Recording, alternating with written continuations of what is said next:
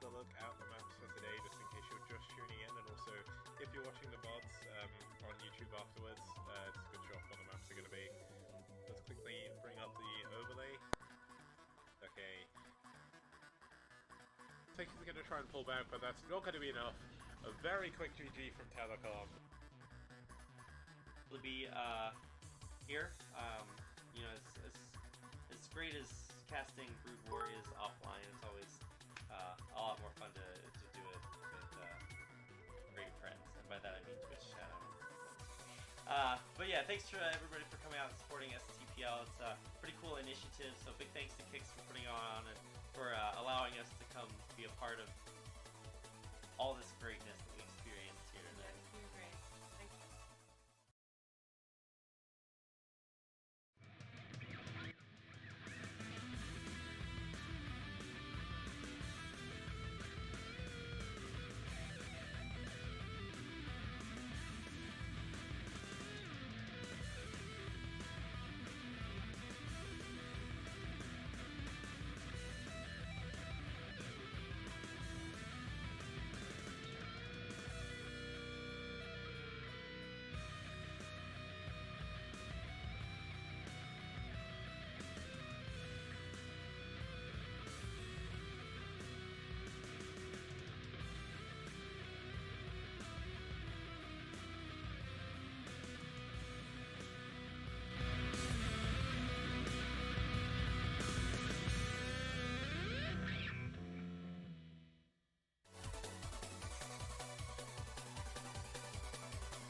Can't even begin to explain how cool that is. Oh my god, we have a mind control on the Dark Archon, but the Dark Archon loses all of its energy, so it's not going to be a mind control chain, but he pulls it back. Let's actually zoom out just a little bit. This is a big engagement. Storm's going down on top of everything. Archons versus Archons, Dragoons versus Dragoons, but the Storm is just not there yet for Favorite, and I think this is going to be the moment that ends the game. The Dark Archon moving forward.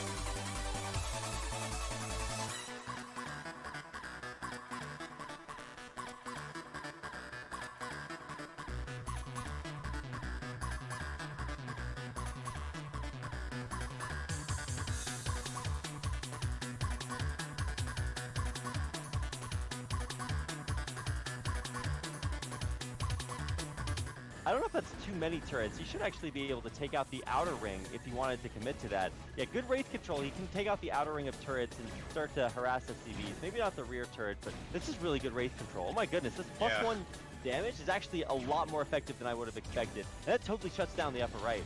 Yeah, it does, but the trouble is Iris has already gotten, oh, here we go, another turret finishes just in time, and another one's going to finish up as well. Radley needs these units to hold on. We see a big army from Iris moving through the middle left, and Radley, because he didn't have any gas, doesn't have any tanks. Yeah, Radley just dies here. Yeah. Wow.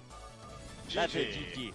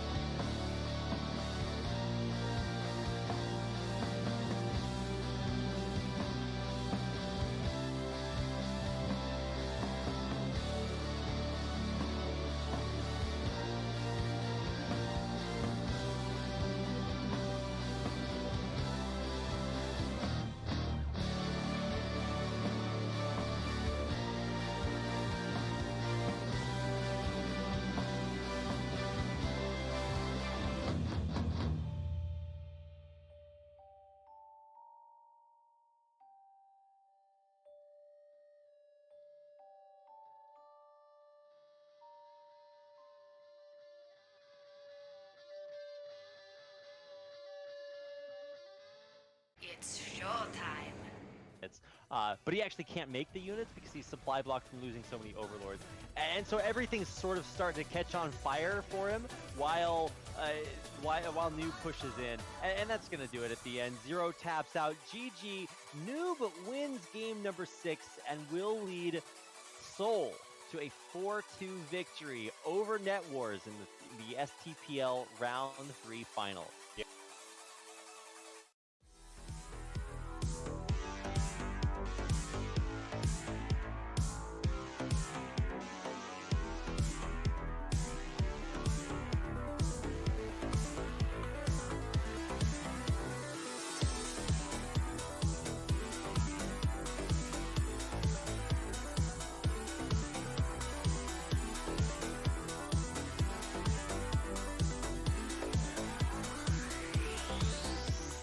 God of Thunder.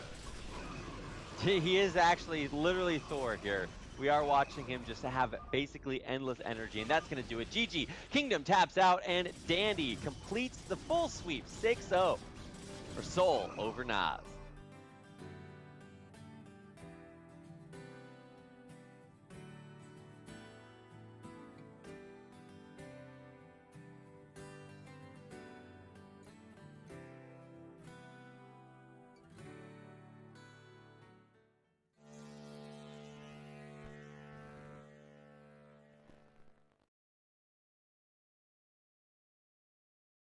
Hello everyone and welcome to the STPL Grand Finals. That's right, Kix. It's finally here. Finally here, because it feels like we've had so many finals. Feels like we've also been casting STPL for, I think, basically almost a year, or maybe even longer. I'm sure for you it feels like it's, been basically a million years, right? Yeah, it's been 15 months. It's kind of crazy. We've had 4 sets of finals, and then obviously 5 sets of semi-finals, and this is the 5th set of actual finals, so it's been a long time. Been a long time, I think, over the course of what has been 15 months for you, and I went back and looked, and I guess it's been a little bit over 9 or 10 months for me, but it's been a very long time for us to do STPL, and even though I wasn't there in the beginning, I'm here at the end, which is what counts. And of course, everybody else watching is here at the very end, so that counts too. So big thanks to everybody that's watched and supported STPL along the way. We couldn't be here without you, but we are happy to be here with you. Yeah, and I mean, we're going to start with the 3rd and 4th place match, just because I want to make sure people actually get to watch the games, and I know a lot of people probably wouldn't watch if I did it after the final. And it's a very important match nevertheless for both teams, just to give a little bit of breakdown of the prize pool. As of the current prize pool on Matcherino, 1st place is going to be $625, 2nd place $391, and then 3rd is $156, and 4th is $78. So there's actually a lot of money in this match. Like, I know realistically, like compared to the massive tournaments, it's not really that much, but still, it's over $75 difference, which is a lot of money. Well, yes. Not only is it a lot of money, but it's also just kind of a lot of pride for these teams. I mean, we kind of joke about, oh, this guy's playing for pride because it's not worth a lot. But I think specifically for these two clans or teams, it actually is worth quite a bit. For White Clan, obviously they have the reputation of literal actual pro gamers, best in mind, who are on the team. And for Seoul, I think you are really the only other team that's really exerted a ton of dominance in STPL. And now you go up against each other. And then for the non-Korean teams, essentially NetWars and IRK, you're basically the two best, non-Korean teams that have played in STPL. And so you got the chance to, finish things off here on a high note, playing against each other in this 4th place match. So there's actually quite a bit on the line. Yeah, just want to say thanks to Creative and Cobalt for the subs there. But let's introduce our first couple of teams. Starting off, we're going to have NetWars. This is the wrong thing. But NetWars, basically, they've had one of the best seasons out of any team. They've been in the finals twice. They came 3rd in round 4, if I remember correctly. And then in the playoffs, they came really close. They took it to the very, very final match against White Clan to lose, unfortunately, in the semi-finals. So to be able to go that far against such an amazing team is really, really good. Yeah, absolutely. You can't take anything away from NetWars. They are still one of the most incredible, I think, are we calling them, clans or teams? Regardless, that they're that. Yeah. And it shouldn't be ignored that NetWars.pl is one of the biggest Star Wars community site or StarCraft community sites. Wow. You can tell it's early here. It's about 4 a.m. So yeah, StarCraft community sites out there, and it supports a very burgeoning Polish StarCraft scene in both StarCraft One and StarCraft Two. So shout outs to them. Even if they didn't have such an amazing team, it would still be an amazing website. Yep. And then IRK, they're a newer team in a way, but they're also an older team. IRK have been around since the vanilla days of StarCraft Brood War, and I mean that's 1998 we're talking about. Aggie sort of came in as the captain, has kind of really rebuilt the team because they were very inactive for a long time. I think even after Brood War came out, a lot of them were still playing vanilla. I know Aggie said he was doing that, but they also did really, really well. I mean, the semi-finals, unfortunately, they didn't do as well against Seoul as NetWars did against White, but Aggie wanted to make sure all of his players got a chance to play. So even though Aggie didn't fight as such to get into the finals, they're in the third and fourth place match, and that is, I mean, that's out of 20 teams overall that we've had, so that's incredibly respectable.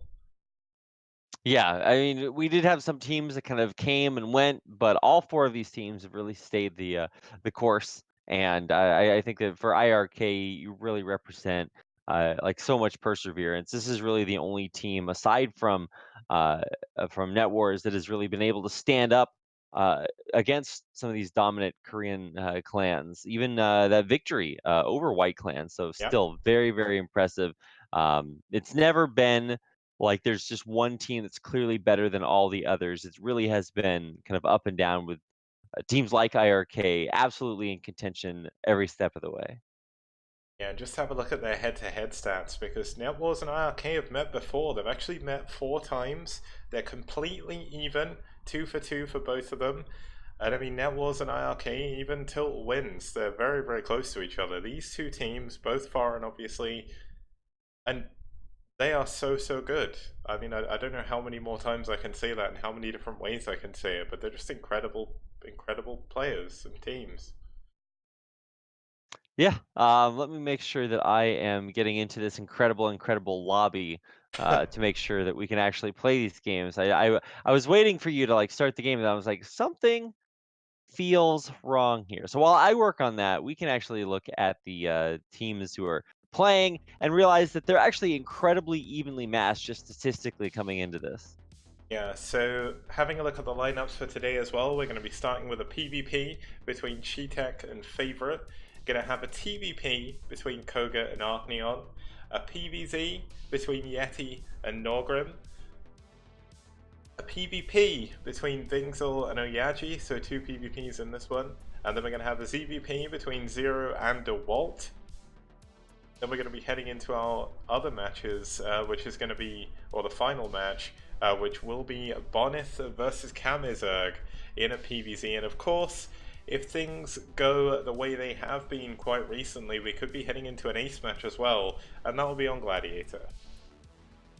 Yes, regardless. And we'll, of course, do some predictions beforehand to figure out which players each team is going to send out, but also some predictions about perhaps the outcome of today's game. Yeah, now I'm going to start, and I'm going to say it's going to be 4-2. I find it hard to say exactly who is going to win, though. It's difficult. I think either team could do it. I think if things had been shuffled around, or if players had been shuffled around, or maybe maps a little bit, then that could support your prediction. I think I'm actually going to say 4-1 in favor of NetWars. I'm not rooting against IRK, but I think that the real strength of IRK's lineup goes up against the real strength of NetWars lineup, and I think that when you look at players like Koget, Yeti, and Bonnet, that really is just it's If it had been maybe mismatched, then I'd say that IRK, might have a chance to bring it like to 4-3 or something. But I'm a big believer in the NW power that is on the screen. So we'll see. And absolutely, I would love to see IRK win this or NetWars win this, as long as it gives us great games of StarCraft. Yeah. So really, that is my prediction, that the games will be amazing. Okay, let's actually quickly have a look at our first couple of players here. So starting off, we're going to have Cheetech for NetWars. He's only actually played once for NetWars the entire tournament. That was actually in the semi-finals where he lost against Yes Man. So not really too much we can say about him. But his opponent is Favorite. Now, Favorite is, I would argue, is the favorite going into this game. He's played a lot of games in the STPL, and he's got a pretty respectable win rate.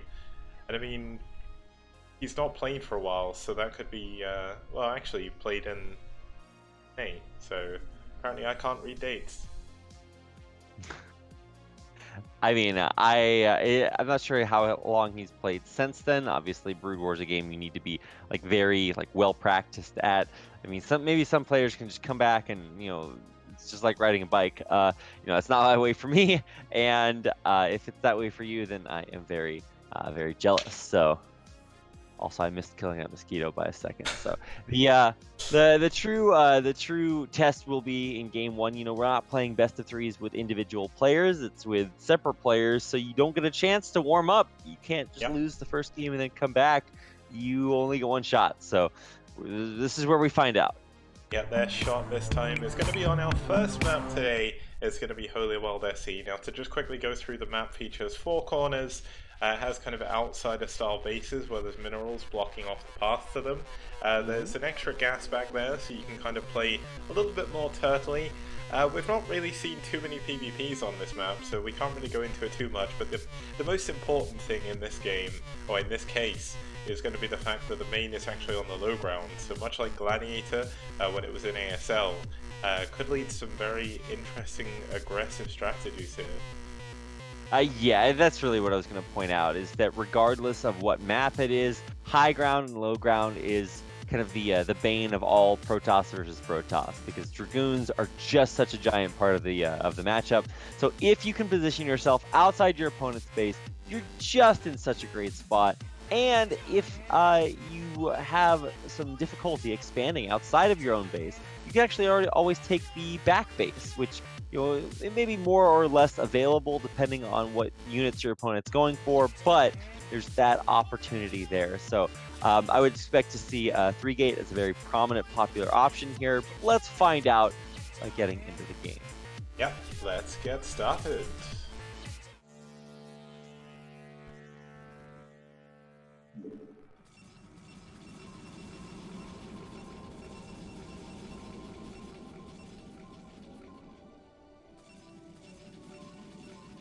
Okay, now starting us off in the top right hand position here, we do have the purple Protoss playing for IRK, its favorite.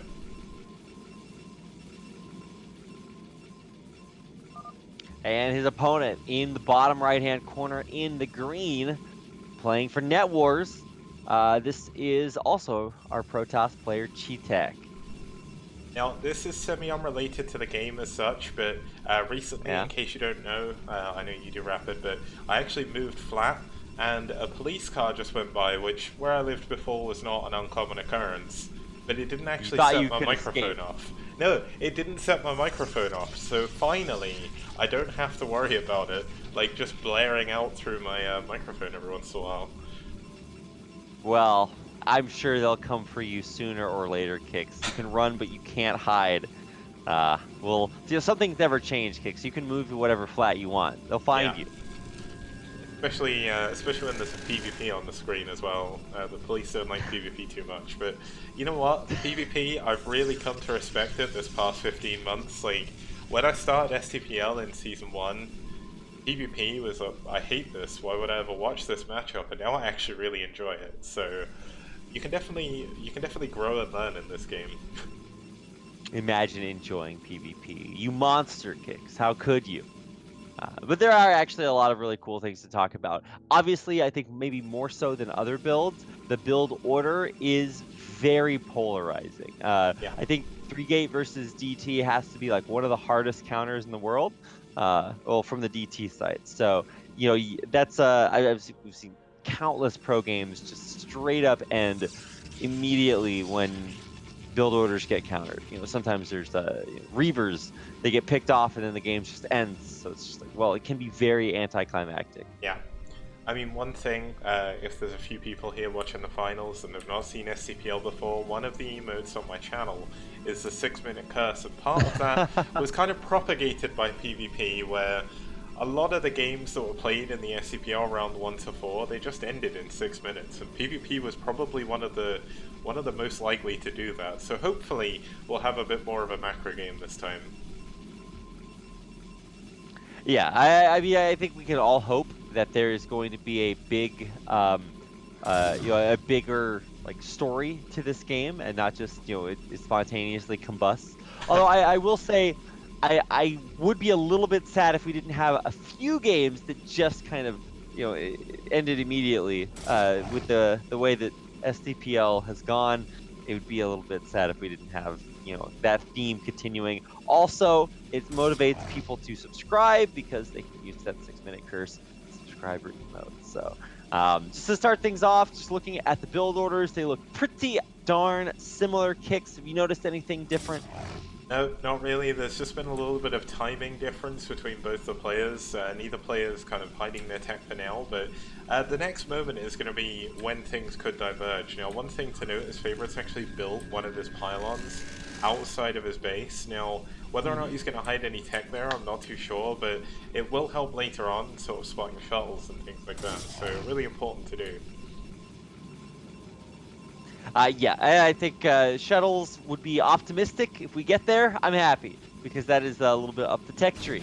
Because now we have Dragoons coming out. It's 1-gate Cyber Core, which is pretty common. This is basically the most standard way to open.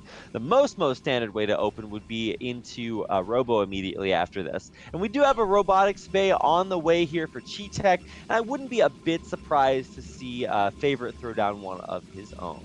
Yeah, now Favorite's actually delaying his tech a ton because he couldn't kill the probe of Cheetech. Cheetech actually did manage to get a kill on his probe as well, so traded a probe for a probe over in his base, but we've seen games before where the tech is delayed so much that a player actually loses a game from it, so it's going to be 3-gate Robo here for Cheetech.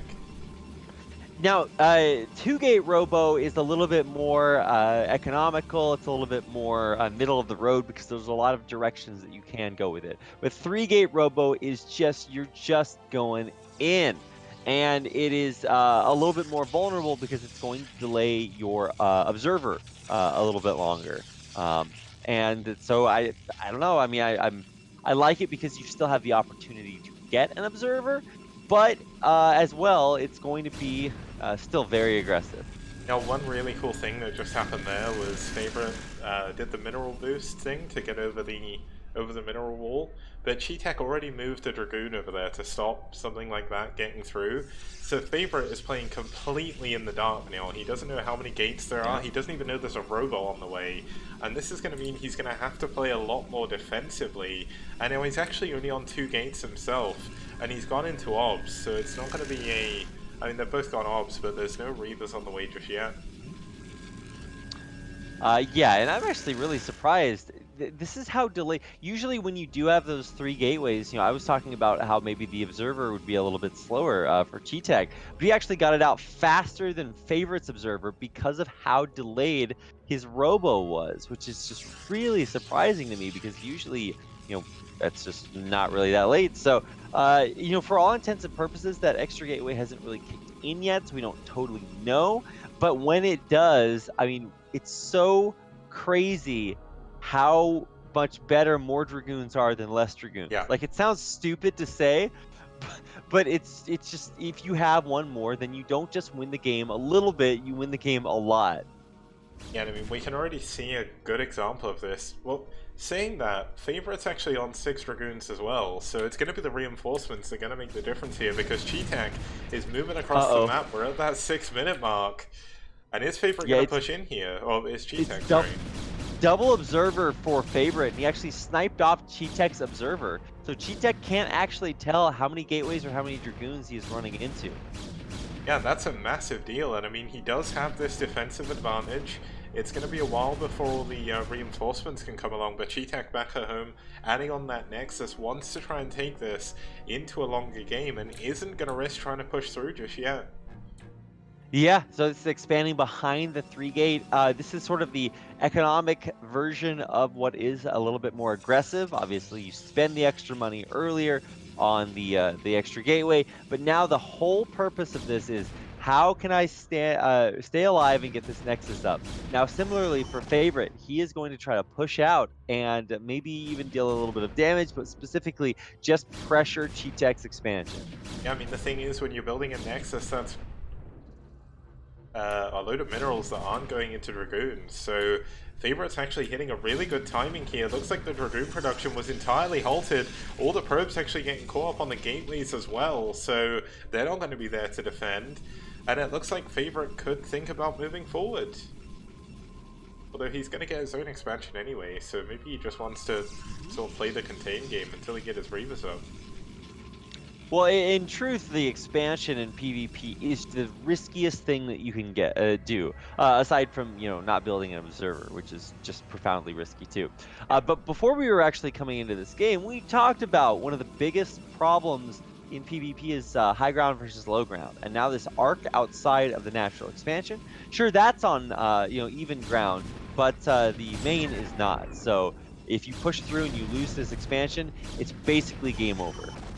Yeah, no, it looks like Favorite did move in. He did lose one of his observers. Cheetech tried to push out with that, but lost a Dragoon in tow to that. So, I mean, Cheetech has his Reavers up, but it's going to be a while before he can get a shuttle here. So, he's not going to be able to play aggressive. And one of the things Favorite did earlier was kind of set up all these pylons around the edge of his base, so there's not really an opening that Cheetech can get into Favorite's base here.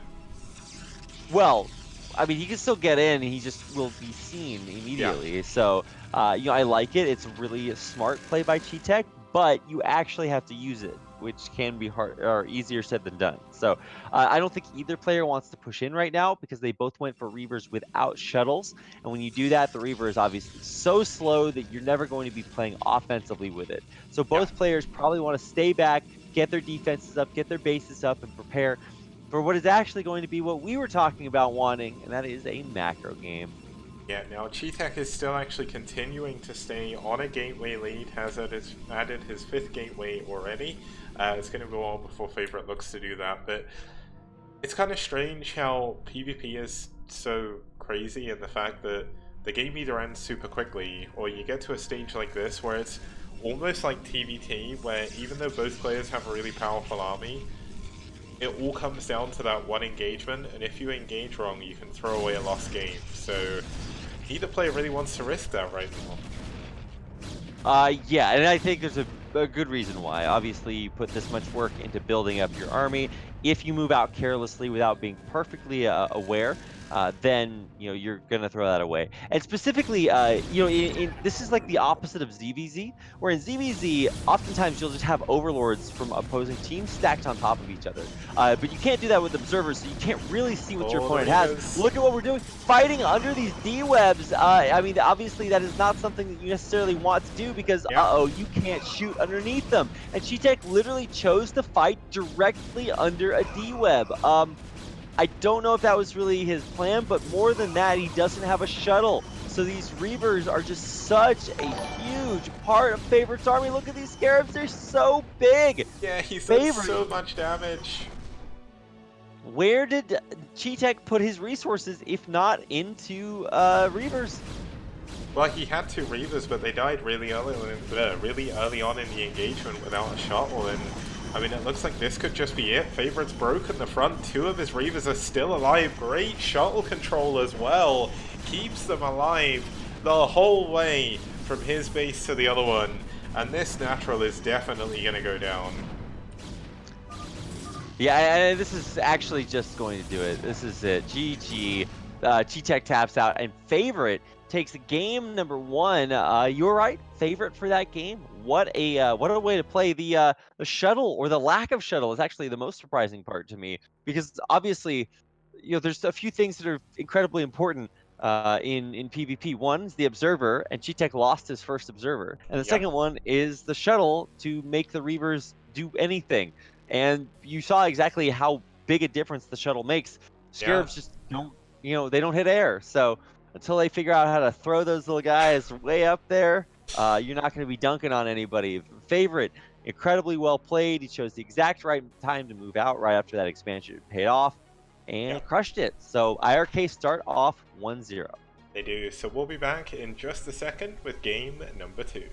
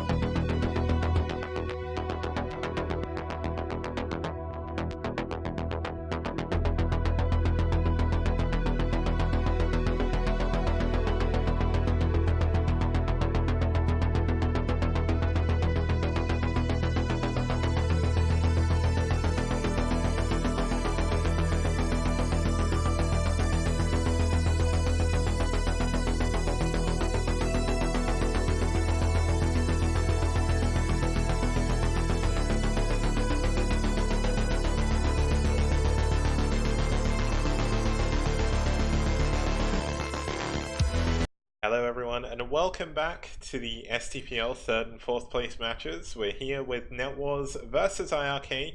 IRK are currently 1-0 in this best of 7, and we're going to head into our second game very shortly. That's right, and I did predict maybe a stronger victory for NetWars, and one of the reasons is because they have a very strong part of their lineup, and that's coming right up. It's Kogut, who will be taking on Arcneon here, and I don't think that you can really vote too hard against Kogut. Yep. I think he's just always been one of the strongest players, not only in STPL but also just as a player. He's won BSLs before. He is just insanely good Terran player. 80% win rate, and this is against some of the best players out there. He beat Noob. Noob is in ASL. Oh wait, did Noob qualify this time? I completely missed that. Oh, that's sick. He plays next week. Yeah. Oh, cool. That's really, really cool as well. And I mean, he did lose to YSC, but that's the only loss he's had in 10 games. And I mean, Kogut's not only a boss in the game, he's also, I believe, a father to 2 children, has like a really demanding job as well. And I don't know how he has time for all of it, but just an amazing, amazing player. He's actually 13 wins, 4 losses against Protoss. What the heck? What a god. I don't know how he does it. And more than that, it's just like consistency. He's just so good. Always the guy you should go to. So, by far one of the best players in STPL. Insane ELO win rate. Badass at everything. How can you stop such a monster? Well, IRK is going to try with Arcneon here. Now, Arcneon hasn't played nearly as many games. He hasn't been nearly as active as Kogut has. But Arcneon, in his prime, was really, really good back in the IC Cup days. And overall, he's just a really good player as well. One of the top players from Finland. His last 6 games were pretty much over the last 13 months, so 14 months even. So it's been a long time for Arcneon. He does spend a lot of his streaming time sort of semi-tipsy, but that is Arcneon. And we'll have to see exactly what kind of power he can bring out here on our second map, which is going to be Pathfinder. And oh boy, Pathfinder, what a map it is. It is truly, I not only just unique as like, you know, a terrible word, but it's kind of like a reverse Holy World. So Holy World has all high ground with low ground bases, and this is all low ground with high ground bases. Yeah, I kind of get what you mean there, but the mains are in like pods in the middle of the map. You have the natural just outside on a ramp. It's not an island map, and you'll obviously have a ground path through the middle. And you can either go straight through the middle in that kind of like Y-shape area, or you can actually go the whole way around the edge. Now, one of the ways Terran and Protoss can abuse this is there's actually a large gap behind where the natural minerals are, where you can kind of either siege tanks or you can use storm drops. And just overall, it's a really fun map in PvT. 2 of the greatest OSL finals of all time, Stork versus Fantasy and Fantasy versus Jangbi, came to nearly a close on these maps, with Jangbi having insane carrier control and Stork having just, I think he had one with carriers on this map as well. So hopefully we get to see some carriers, hopefully we get to see a longer game, but it is Koga, and Koga is a very strong player, so let's not waste any more time. Let's get into game number 2.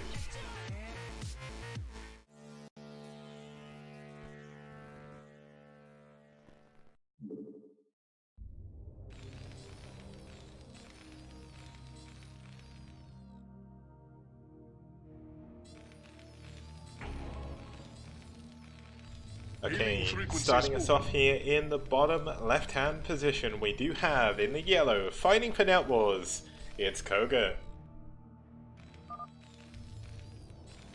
And his opponent in the peach, this is what I'm going to call that, is IRK's Arcneon. And just to say a huge thank you to Iradia for his host there. I know he's just been casting a show match between Krark and Cross, if I remember correctly, so kind of cool to see his viewers here. He's also a member of Seoul now. He's kind of like working as the co-captain, so he'll be here, I guess, ready for the finals, which will be coming up straight after this. Oh, sick. I did not realize that. Well, yes. Welcome, thank you, and truth, it is just good to be here for everyone and anyone. So if you are here, then hey, you picked a good place. Surprise. But aside from that, I think the other things to kind of keep an eye on for this matchup, just before we get too busy, is that you know, TDP is kind of a battle of inevitability. If you allow the Terran player to make just like a massed like 2-1 push, it can be just incredibly difficult to stop it. If you let them get up to, heaven forbid, 3-2 mech or 3-3, it can just be incredibly hard to stop it. But specifically on this map, you know, it's not one of the maps that has a million bases on it either. Yeah. So if you're Protoss, you really have to battle over that third expo sometimes. And so, yeah, definitely something to keep an eye on as the game continues. Yeah, just to give a count, there's actually only 5 other gases that are available on the map. 2 of them are obviously the main and natural on the top in the middle, and then you have the other third base. No, there's no, yeah, that's it. The natural third is actually a mineral only, so there's no gas on there, but there are a few other bases with gas. But this map definitely comes down to airplay for Protoss, whether it be Arbiters or Carriers. It's actually very difficult for Terran to be able to defend against those, because there is just, your whole base is surrounded by air, and that, or by airspace. And that's one of the reasons why Mutalisks are so good on here against Terran, because you can't turret everywhere unless you get super late game, and oftentimes that air comes in earlier. Yeah, I mean, I don't see too many builds where. Why? What are you talking about specifically for like the air coming in earlier? So like shuttles and everything. There's a lot of maps where maybe you would just build a turret ring, like in Fighting Spirit, for example. you can pretty much turret a single line and you'll defend your main natural in third. That's not possible on this map.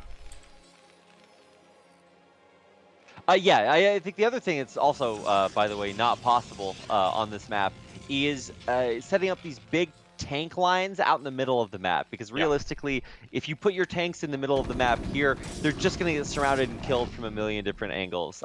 So sometimes going around the side can actually be a better way to do it. Oh, the Zealot although, getting a couple of hits on these Marines. Nicely yeah, done. this is definitely not what you want. Getting killed, I mean, theoretically, Zealots should never hit Marines, but especially not in your base when you have the ability to put the Marine in a spot where Zealots can't hit. Yeah. It looks like Kogat's doing a pretty good job defending against this, but Agnion is really making it difficult for Kogat here, and not only is this causing problems mentally, it also takes away APM from being able to do anything else, and he gets a second Marine, a third Marine, there's a Dragoon in the base, and there's only a single Marine left. What? This is not the way that this is supposed to go. I'm so surprised and confused and amazed all at the same time, Kix. What is happening here? How is he able to deal so much damage? He just ran up. Koga actually didn't opt to wall on this map. You can actually wall off with a barracks and a depot. I think you may need to use 2 depots in certain places, but he didn't opt to wall because that makes it a little bit harder later on to get back in your base. And Agnion just hit at like the perfect timing before the 3 Marines were ready. Well, well, well. It turns out Kogat isn't so honorable after all. He's going to be going for a proxy factory in the upper right-hand corner. And when Protoss is going for a Nexus, man, you do not want to see a factory that close to your base. Yeah, I mean, the other thing is, Agnion is playing incredibly aggressively with his units here. He's got his Dragoons out ready to try and block a possible expansion coming down. And even though he did get his units in earlier, he's not going to be able to do too much, but he does have a couple of Dragoons back at home.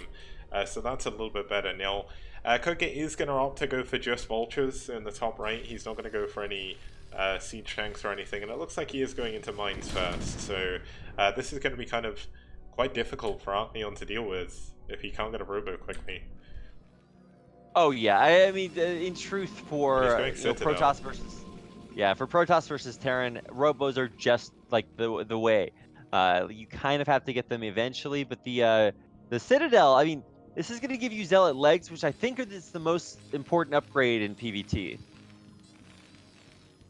Zealot legs is definitely important, but it also gives you the option of going for Templar Archives and DTs. Now, DTs are incredibly strong, but when you're up against mines and you don't have any detection, that's when things could be a little bit worrying. But here we go, looks like we are going to have Agnion move forward, try and get the SCV, and he will do that, but the Vultures are actually just waiting in tow.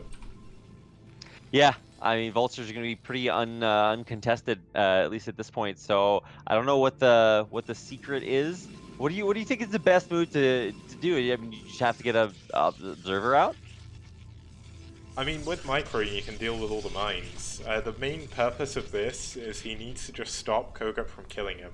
If he can do that, he'll be in a good position, but it's going to be difficult. Now, Agnion's actually got his probe over his possible third base already, but it's not going to see the factory. He's not going to know there's this many units, but the one thing he does know is the fact there's no expansion, and he's gone for proxy double gateway himself and a Templar Archives. There's going to be DTs in Kogat's main.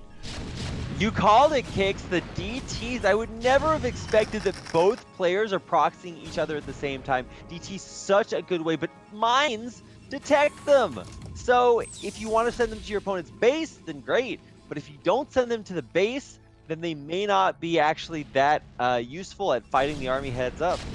I mean, the thing is, like, he's not going to be able to send them back to the army at this point. He knows he's not going to be able to do that. But Koga doesn't know about these gateways, so he isn't really going to have any defense back at home. Like, he doesn't have any mines. He needs to use all his mines for the push.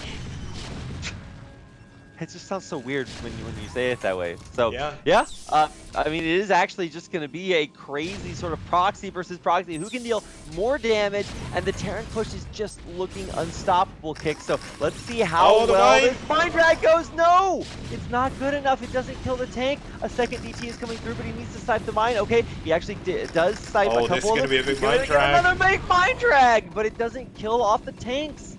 How on earth did that tank survive against all those mines? But the Dragoons are still here. He's still not done critical damage, and there's a DT now in Koget's main. There is a single Wraith here to defend against a shuttle. The engineering bay is not done. And Koget's going to have to do something here. He has no detection at all. He's got no academy, and he's got no turrets. GG! That's going to do it. GG! He has to tap out. That's insane. I can't believe that he was so vulnerable to that sneaky move. You almost never see anything deal that much damage that particular way, unless it's DTs. And he was just so vulnerable to that. He went for that proxy, he went for that push. And the idea was he's going to put on so much pressure that he can take the... damn, missed it. That he can take the win in the end regardless. But, you know, sometimes it just doesn't work out that way. Yep. So, wow. Beautifully perfect. Just such a perfect play. Okay, so that's going to take us into our third game, which, if I remember correctly, is Norgrim versus Yeti, and it's going to be on Judgment Day. So we'll be back in a couple of minutes with game number 3.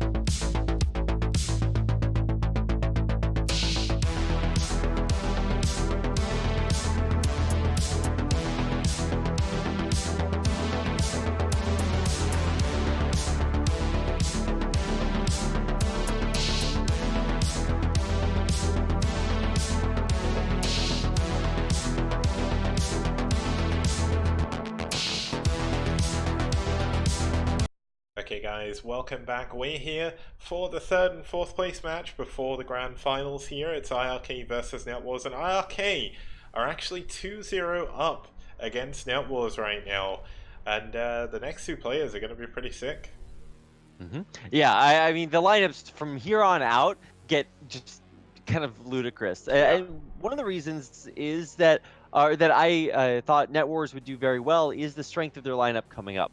Unfortunately, it doesn't seem to be working out for them just yet. So I'm not totally sure what to expect anymore because it appears as if just anything can happen, which makes it an exciting final, but maybe a volatile one too. Yeah, so we just saw Arcneon take down Kogut. Kogut had an 80% win rate, and his teammate here, Yeti, one of the captains of NetWars, has played since round 1, and he is an absolute boss himself. He's actually 75% win rate.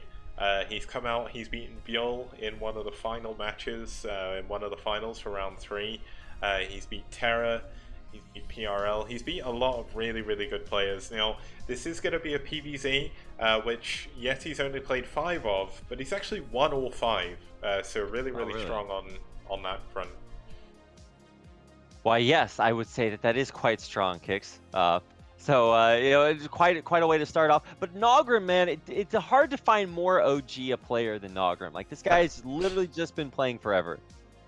Yeah, he's one of like the original players. I believe he was on TOT along with, I don't think Eriador was on there, but Eriador is also one of those players like Zerg who's been around since the dawn of time and kind of seen the game evolve and sort of been there to almost shape it in a way. And Nogrim is also 5-0 against Protoss, so both players completely unbeaten in their respective matchups, but one of them is going to have to lose today, and they'll have to lose on our third map here. It's going to be Judgment Day.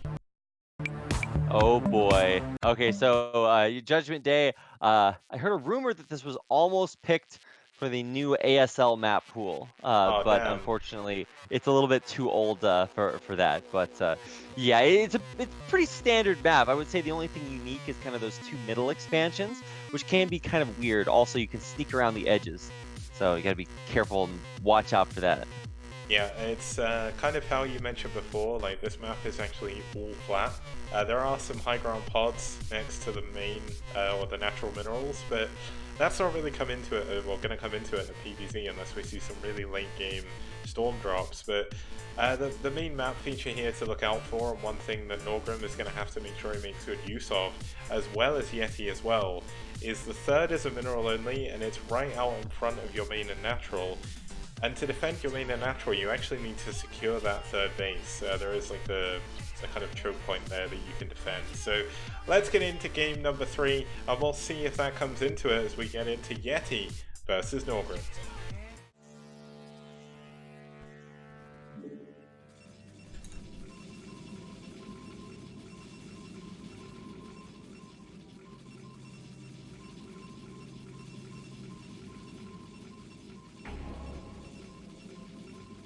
Okay, now starting us off here in the top right hand position, we do have our purple Protoss fighting for NetWars. It's Yeti.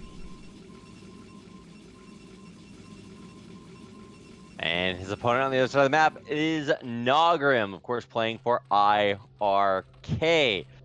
Oh man, this is just starting to get a little bit crazy. I don't know what to predict anymore. I don't feel bad for making mistakes because the games are just so close. But anytime we have games that are this close, I always just think it's not just that the games are going to be volatile, but also it comes down to like these strategies used. I think for Nogrim, he's had so long to think of creative strategies. He might be able to take out a player who is maybe technically stronger on paper like Yeti. Yeah, now one thing I was just quickly showing off is one benefit of both the players spawning in vertical positions is you don't have that super close rush distance here for Nogrim. So Yeti's going to feel a little bit safer against those Hydra busts because there's not 2 locations Nogrim can easily come in from, because when you spawn in horizontally you can kind of loop around that gas third. So both players are going to be feeling pretty confident about that. I think it's going to benefit Yeti a little bit more because it makes it a lot harder for Nogrim to be more aggressive. But as we've seen from Nogrim's games previously, like the last CVP he played was on Fortress SE, and he must have built like 150 drones or something before he actually built a unit. So Norgrim's going to be happy with the long rush distance as well. Okay, well, I mean, he's got a long rush distance, but let's see what kind of strategy he goes for. I think the most classic ZVP would be some sort of Hydra build. If he goes for 3-hatch, obviously it's super aggressive, but I'm not sure he's one of these dirty 3-hatch players. I think he's more of an honorable 5-hatch Hydra player. 5-hatch drone player. Hydras come later.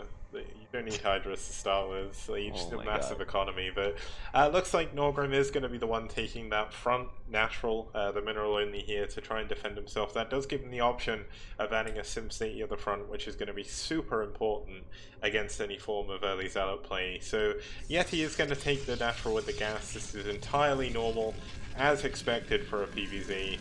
And I'm kind of excited to see exactly how it's going to branch out from here, because Yeti's not actually going to get a scout off. Yeah, and as we have talked about, scouting so important in this matchup, just to figure out what on earth is happening, what is going on, how does it work, what's what's either player doing. If the Zerg player is going for something super aggressive, like you said, like that 3-hatch, then that's what you need to find out about. And Probe is there to kind of tell him that. But on the other side, this poor little Overlord runs through the cannon, and he's gonna see. Is he gonna see the Nexus? Oh well, he needs to. That's like literally the most important thing to scout right now. Zergling's trying to get in. The block is not good enough. The Zerglings sneak through. Wow, Zergling seeing into your base at this point is so annoying. He doesn't have a gateway yet, so there's no Zealot to deal with this. Now he is going to build a cannon in his main. Realistically, he may want to cancel this if he can deal with the Zerglings, but 3 Lings can kill a load of probes if you're not careful, so looks like he will just let the cannon finish. But wow, the Zergling's actually going to try and cancel it. Wow, I can't believe that he's gonna try to make a move like that. Oh, gas steal in the main, by the way, from Oh, really? Yeti, yeah. Well, it definitely means no tech coming, so that's a big deal.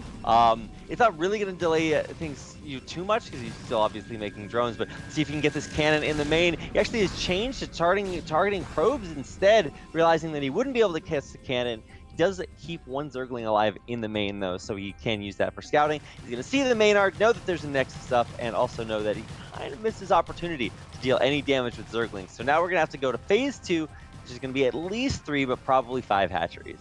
Yeah, especially now the gas steal came in, it makes it very difficult to get up to an early lair, so you can already see an additional 2 Lings were actually forced out to kill this. And the 3rd hatchery, where the gas is only just now finished, so this is going to delay the Zerg's tech a very long time. Now, oh wow, there's actually a probe, a Zergling up on the gas of Yeti as well, just being super annoying. But Probe should be able to deal with that fairly easily.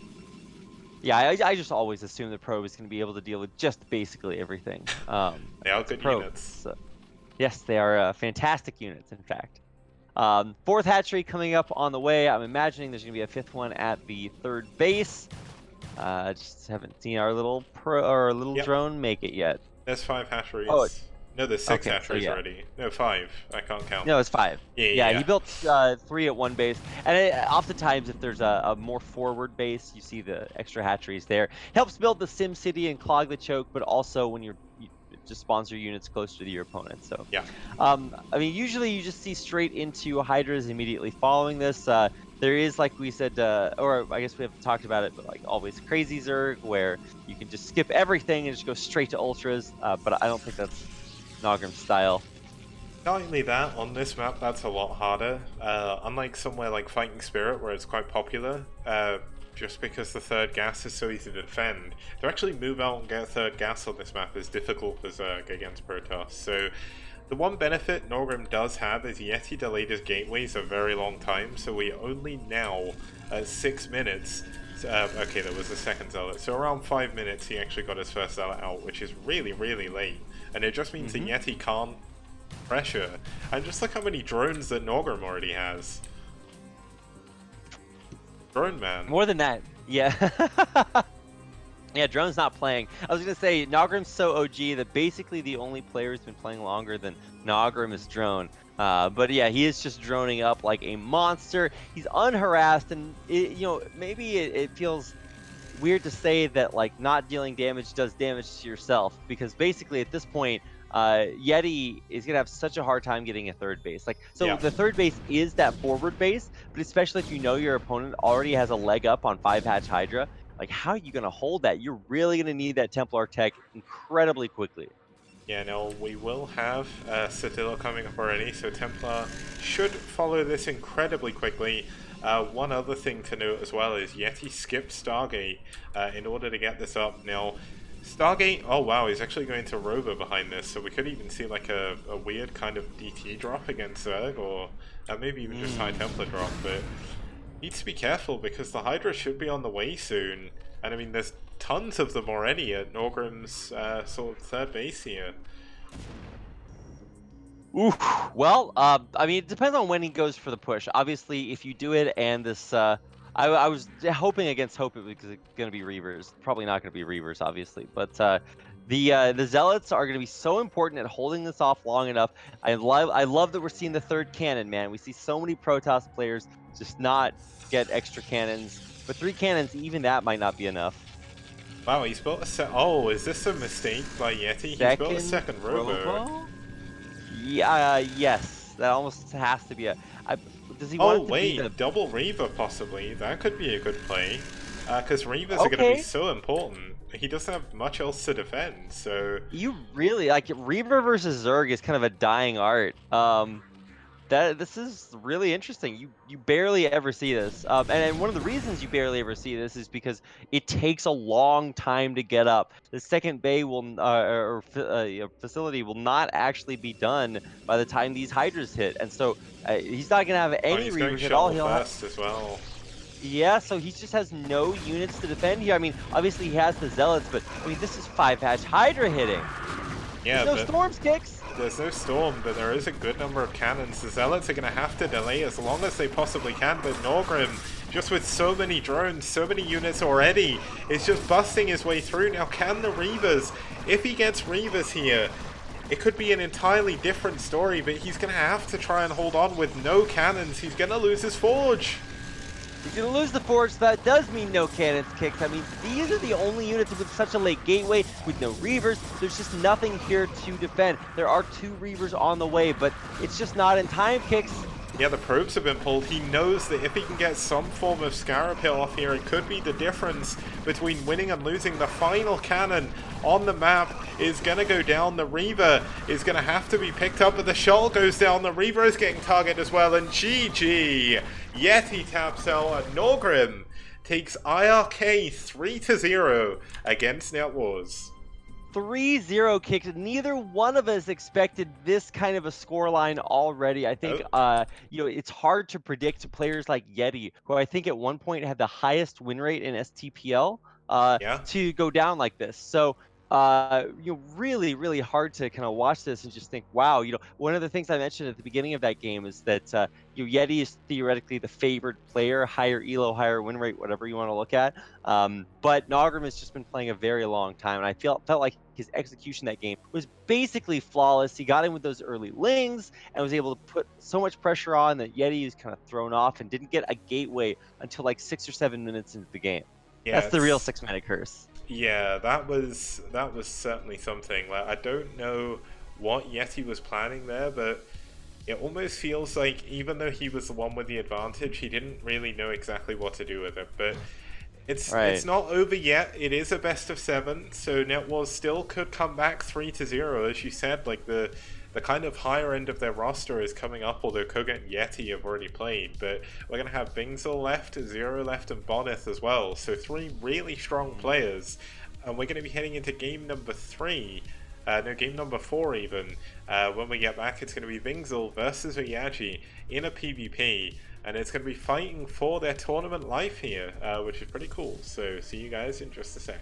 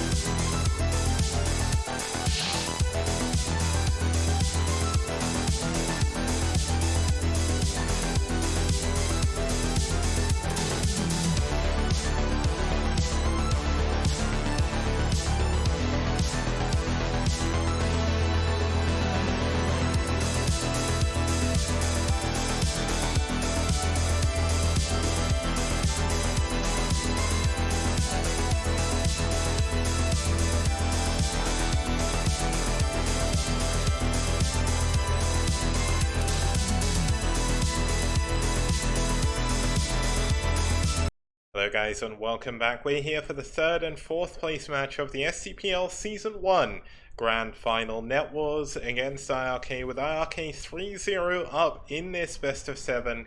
NetWars' third place life is in the line here, and they're a team who went second in 2 of the rounds and third in the 4th round. So this could be a... I hate to say this because IRK is so strong, but in terms of STPL statistics, this would be a huge upset. So let's have a look at game number 4. It's gonna be Vingzel versus Oyaji. So just have a quick look at Vingzel. He's not played too many games. He's only played 3 of them, and he actually does have a 100% win rate, and they were all recent games. He was up against some really strong players as well in Ho and Crush. So cool to see that. And yeah, I think. Well, I was just gonna say the other thing that you can't forget about Vingzel is that 100% win rate doesn't mean everything. Yeah, I mean when you're against good players, it's pretty good. But either way, his opponent is going to be Oya.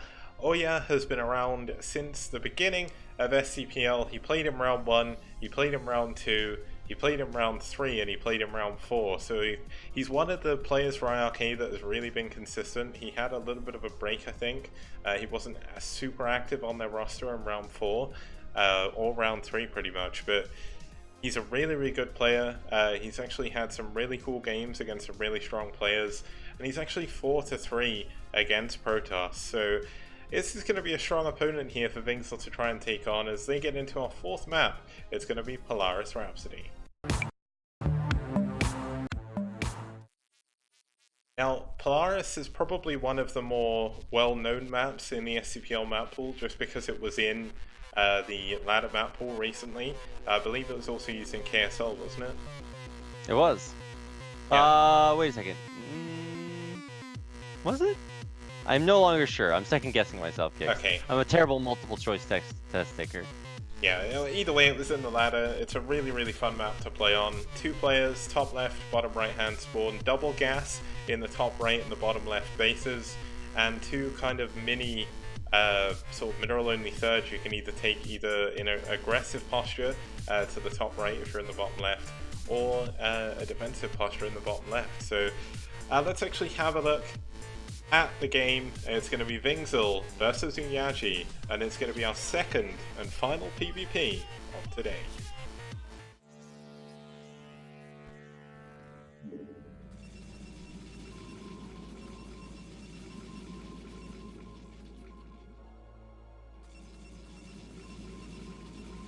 Okay, starting us off here in the top left-hand position, we do have the purple Protoss fighting for NetWars. It's Vingzel. Kix is red-green colorblind. He can't tell the difference between any color, not just red-green. I can't see. He's all colors colorblind. Yeah. You have dog eyes. You look at the world as if it's one great big thing to lick and pee on. I live in his Film opponent. Noir world. That's right. Kix likes to take a long drag off of a cigarette before talking about how downtrodden the world is, how corruption is everywhere. Okay. And his opponent in the bottom right-hand corner in the yellow, playing for IRK, looking for the 4-0, is Oya, or Oyaji. Yeah, I mean, this is not a position I thought I would see NetWars in against IRK. I thought it'd be maybe, I thought up until this point it would be kind of 1-1 in terms of scoring. We'd be on 2-for-2 at the moment, or at least 2-for-1, but I mean, IRK have pulled out some really incredible wins against some really good opponents. I mean, Agneon taking down Koget in the way he did, yeah, it's kind of cheesy, but nobody expects that. Kind of like the Spanish Inquisition in this case. Yeah, I mean, it's hard to... He was also, way late, and he kind of messed up his build. But, I mean, that's neither here nor there. A loss is a loss, so let's kind of move on to this game. And at least for now, we have another PvP. And so to talk about our previous PvP, it was, not necessarily a build order loss, but it certainly does highlight the importance of having a shuttle to accompany your Reavers and not losing your observers early on. So hopefully we get to that point, but we still have to check off the can you survive the early game build orders as Protoss. Yeah, now, interestingly as well, we're once again seeing completely mirrored builds at this stage of the game. It looks like Oya actually decided to wait a little bit longer before going to Scout, so he did get a few extra minerals early on, but that doesn't really amount to too much eventually, because they will kind of end up together. But Oya's actually 8 gas ahead, which, while doesn't seem like much, can actually make a massive difference later on. Oh yeah, no, for sure. I think the early on, it's all about what you use that resource for. So if you're going for DTs, obviously 8 gas means 8 gas faster getting those DTs. It's Yep. incredibly important. If you're going for like a multiple, like a 3-gate build, maybe a little bit less important. But you obviously still need to pump those Dragoons out. So we'll see. Neither player's really telegraphed their build. They're just going for 1 gate to start things off.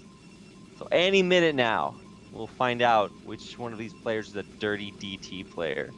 Now, one thing we noticed, or at least I noticed on the camera, is Oya's range on his Dragoons is a little bit further, or a little bit faster, and part of that does come down to that early gas, and also one of the things Oya was doing is he does have quite high EPM, and he was making it work with his probe. He was constantly harassing those gas probes, which really did delay the gas mining of Bingzil.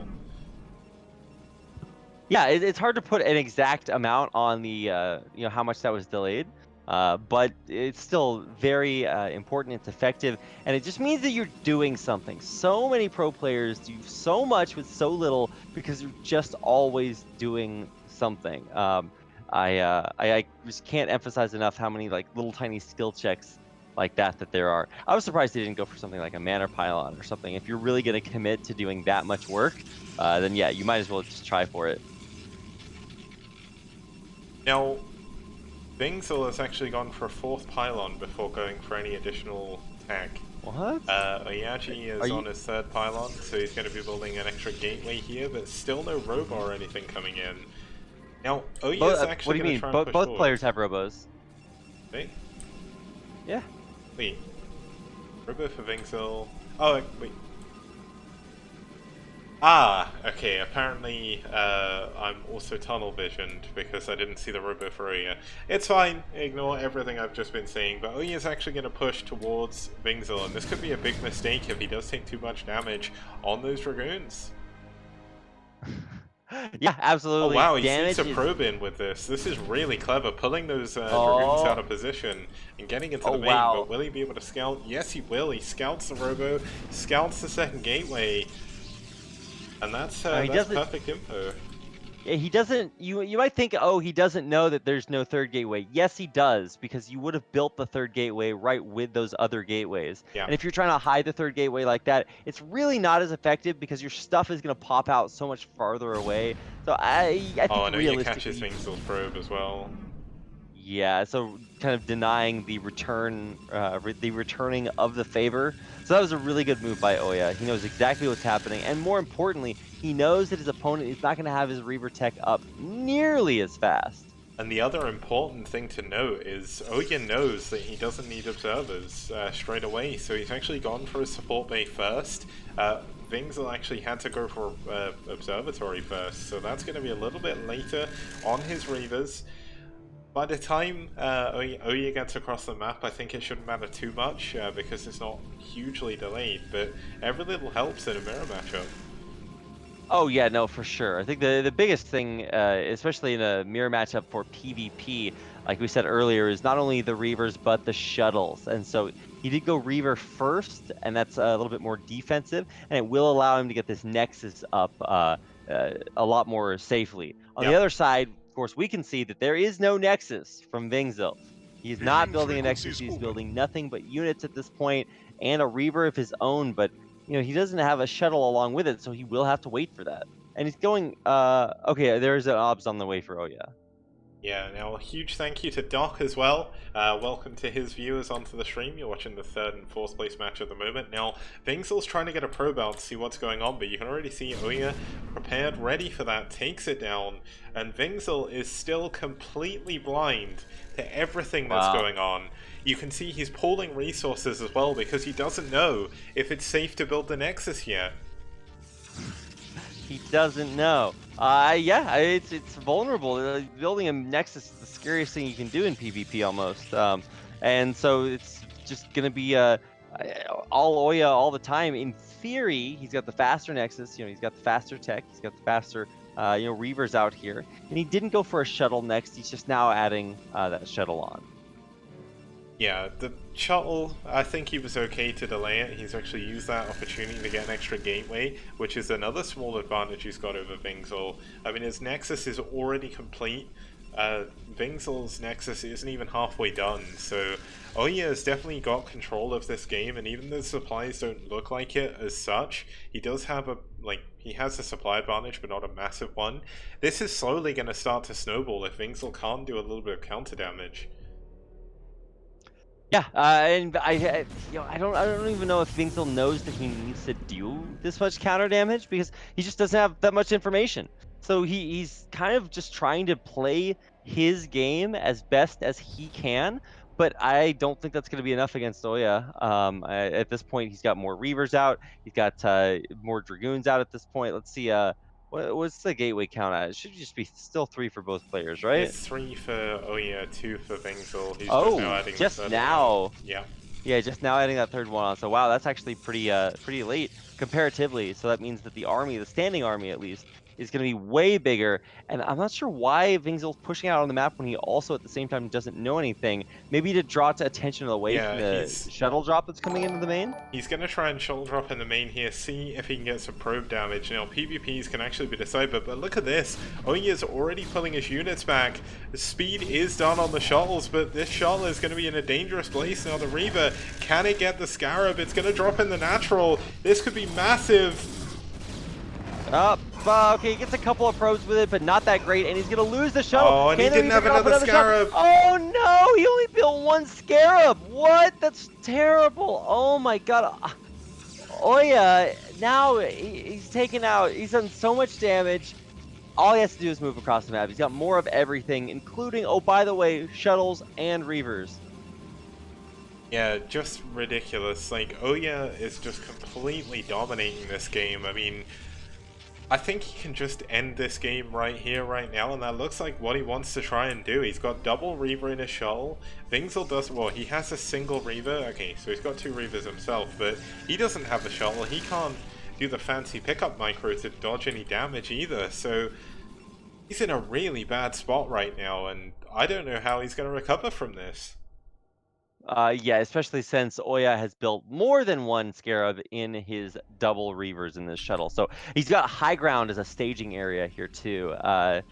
This is just, oh man, gonna go from bad to worse. Now, Reavers giveth and Reavers taketh away, and there have been 2 rebuilt along with a shuttle here. So let's watch these Scarabs. How good are they going to be, Kicks? The answer is pretty darn good. Yeah. We're starting to see blue goo popping everywhere. And Vingzel's Scarabs once again. They have Scarabs, but they can't get in position. And you just saw that Reaver micro there, just absolutely incredible by Oyaji.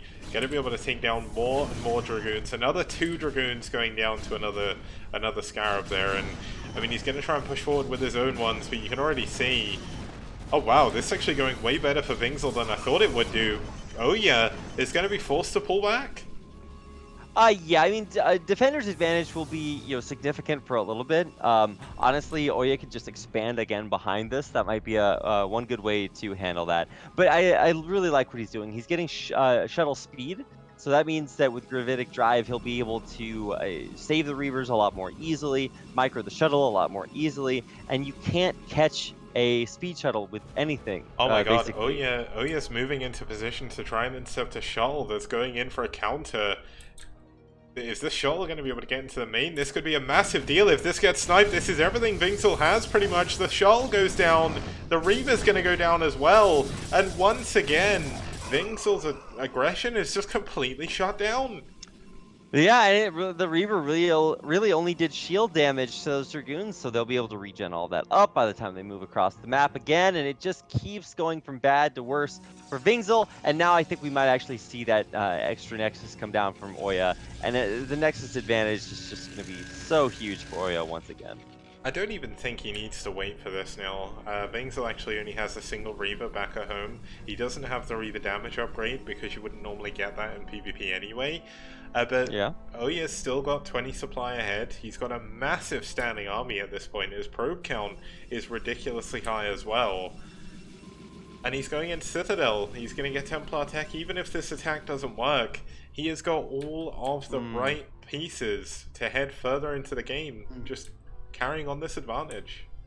Yeah, I'm kind of confused. Look at Vingzel. He's getting +1 weapons upgrade. Like, there's no world in which that ever finishes. Like, I mean, Reavers are still very strong defensive units, but I think especially with shuttle speed, he should be able to just run the shuttle and, oh yeah, here he goes. Here's one shuttle, one Reaver, and he's going to be able to run it right into the main. We're about to witness the end of a human life here, Kicks. Jarab's glitching out though. Wow, that was really this bad. is going to be even worse. Oh no. Oh, 6 kills. Oh my god, immediately just bamboozling the probe line. Just Wait, insanity. oh, he's misclicked. He's killing his own gateway. Okay, he's just realized. Wow.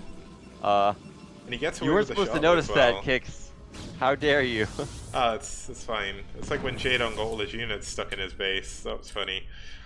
Oh my god. Yeah, I mean, now Oya is actually going to push forward with a single Reaver, just try and, oh no, is the shuttle going to go down again? This is another No Reaver way. that Vingzel needs to defend. He doesn't actually have that much back at home anymore. Oh, I mean, he Oya's does have a moving into squad of position. Dragoons. Oh no, he stopped moving the shuttle. He's actually choosing to bring the shuttle back instead of going in. So, you know, discretion the better part of valor, but not when you need to deal damage across the map. Probably is, so he is completely locked down tight. Now the one benefit is here, if he takes the engagement on this ramp, there's going to be a really small choke against a massive army. But looks like we have, oh my god, double Reaver actually shooting the Reaver, going to take it down. Dragoons coming up from both sides, Reaver doing an incredible amount of damage back here. And it looks like this could be the end. Yeah, I think this is just going to do it. I mean, the Reavers are taken out of the picture, which means it's all macro all the time. That's the only thing that matters, and this is it. So, that was you know, maybe close for a couple of moments, but I think from basically minute 1, Oya really had Vingzel's number. Vingzel never had the scouting information that he needed, and from now it should just be basically all over. IRK poised to take a 4-0. Yeah, I mean, if they win this, they are guaranteed the 3rd place prize, but of course we will play out the final 2 games as well in STPL tradition, and also it will mean we get to see Zero play on Bonus as well, so that should be really cool. But it looks like Oya is going to push in and end this game. Vingzel going to cancel his units. He doesn't want to go up, cancel his buildings. He doesn't want to give up just yet. Obviously, if he can get enough Reavers out to defend, and Oya doesn't go right away, maybe he can make a miracle happen, but oh yeah, up 30 supply, nearly 40 supply at this point, gonna push forward, and gonna be ending this game. Yeah, there's nothing that's going to stop this, no matter how good your Reavers are. Certainly not one Archon is going to stand in this way. Zealots are Zealots, but eventually these Scarabs will clear that up. And there are like 2 supply groups versus basically none. And that's going to do it. GG, Vingzel taps out, and Oyaji takes the 4-0 victory for IRK over NetWars. Incredible. Yeah, NetWars are such an incredibly strong team, but losing 4-0, at least at the moment. They could obviously go 4-2 at the end, but I said 4-2 as my prediction. I still think it's going to be 4-2, but I don't mean anything by this, Aggie. I honestly thought it was going to go to NetWars, just with how strong they've been for so long. Like, I didn't think that IRK would be able to do it. They've struggled in round 3. They did a lot better in round 4, but they never seemed to reach the same form they had in round 1 and 2, and they just did it. They came back, they beat one of the strongest foreign teams with a clean sweep, pretty much. Yeah, this is the IRK that beats White Clan. Like, this is the IRK that I think we all knew they had in them, but it's you know, kind of bittersweet to see it come out in the 3rd and 4th place match. All I will say, Age is truly the big brain here, because both of us predicted NetWars winning in the end, but Age will have the last laugh. Last laugh after this one. So, you know, congratulations to IRK, Heia Sverige, And I guess they get to win the third place match, which gives them that extra part of the prize pool. Yeah, so let's quickly go into our 5th game of this series. It's going to be Zero versus DeWalt, so regardless of if I never used to show all the extra games anyway, I would be showing this one, because Zero is really, really cool. DeWalt is the best foreign Protoss player right now other than Bonneth, so let's take a quick break and we'll be back in just a couple of minutes.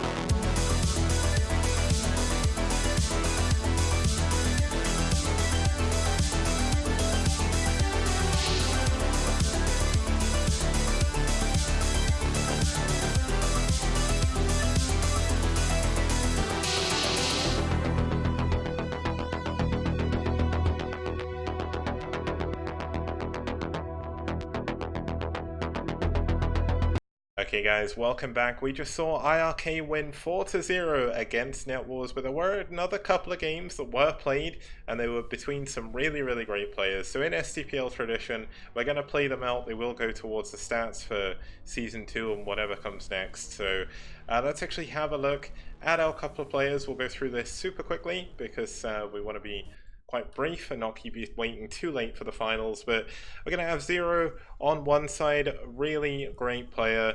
Obviously the king of the BSL, the bombastic man himself, and he is going to be up in a tough match up against the strongest foreign Protoss at the moment. It's going to be DeWalt, and they're going to be heading on to our 5th map, which is going to be on Eye of the Storm. Now, Eye of the Storm joined us for round 4, one of the round 4 maps here. But the 4 corners, 3rd with gas is actually out in the middle of the map, unless you take another natural, which we're likely to see Zero do. But obviously we've still got the chance of seeing some 6-minute curse games. There's still at least... Okay, so at most, sorry, there is another 9 possible games today. So we could still see a possibility of 6-minute games. But let's get into this one, and let's see how it goes at Zero versus DeWalt.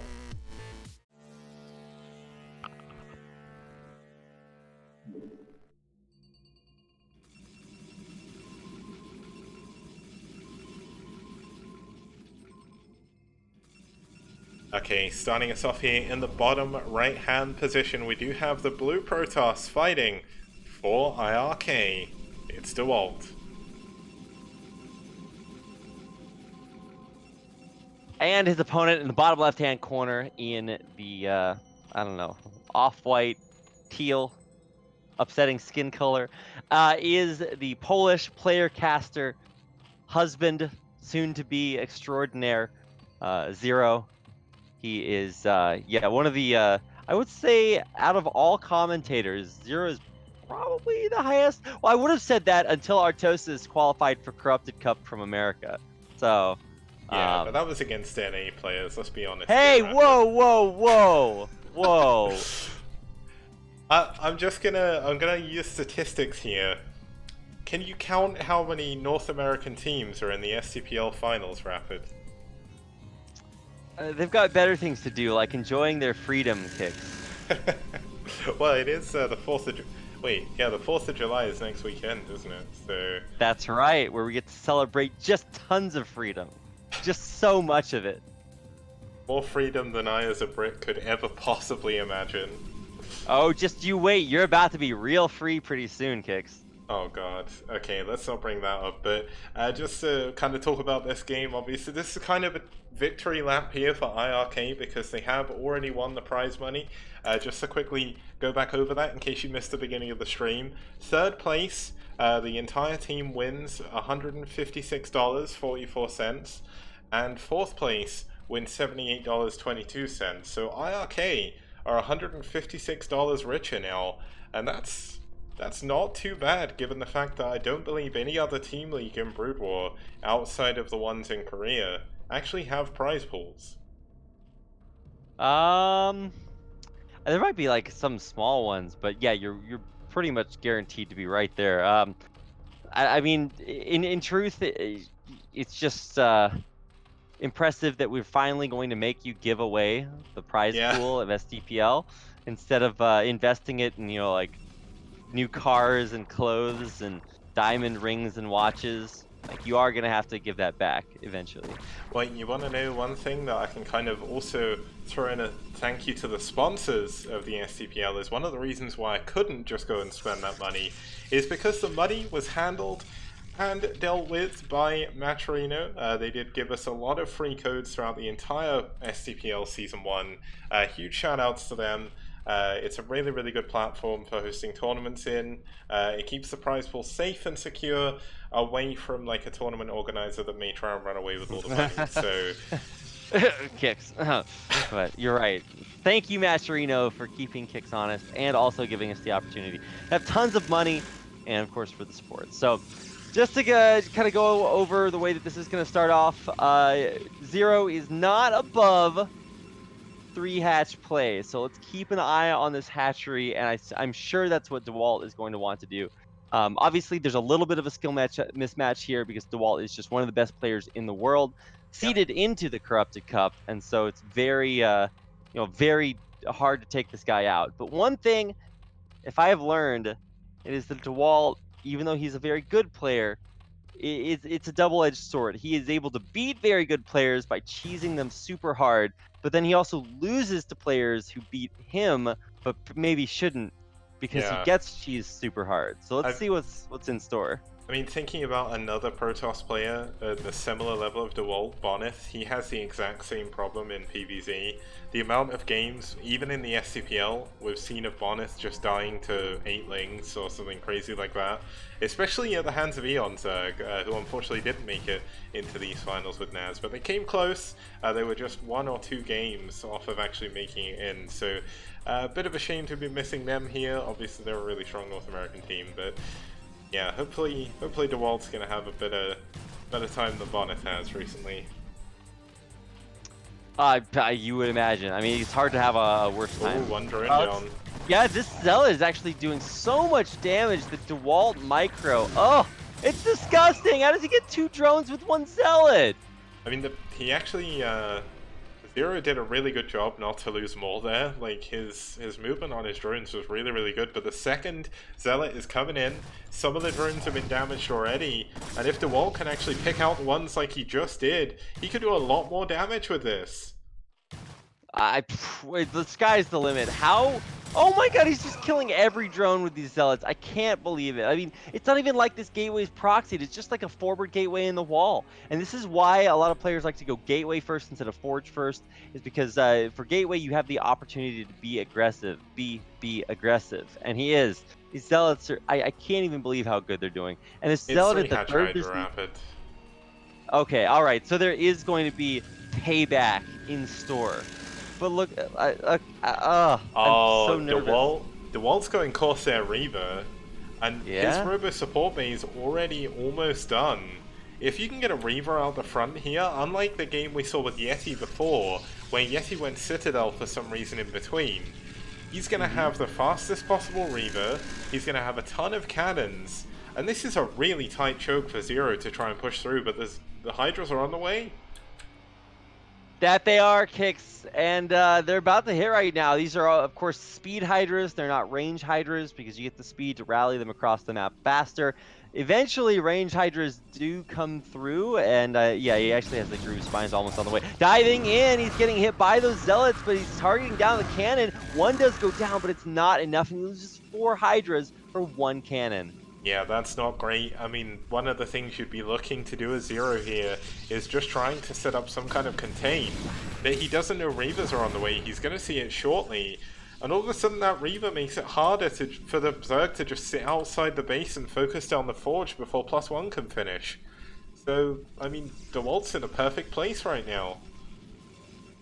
Oh, well, yeah, there's not a whole lot that that Zero can do. As soon as he sees the Reaver, he can no longer pressure the front door. You got to open the door for the Scarab to get through, I believe. But aside from that, yeah, it's just going to be a pretty, I don't want to say easy hold from DeWalt, but very doable. Yeah, and the problem is Zero doesn't have a transition. He's not going for a layer or anything. He actually he's mining gas, but every piece of gas he gets is going into Hydras. And he doesn't know what's going on, but DeWalt has perfect vision. He's got a Corsair going across all 3 bases. I mean, we're going to see a 4th hatchery coming up, but I mean, Zero tries to push forward again. That Scarab is quite possibly the slowest Scarab I've ever seen, hitting where the units were about 10 seconds prior.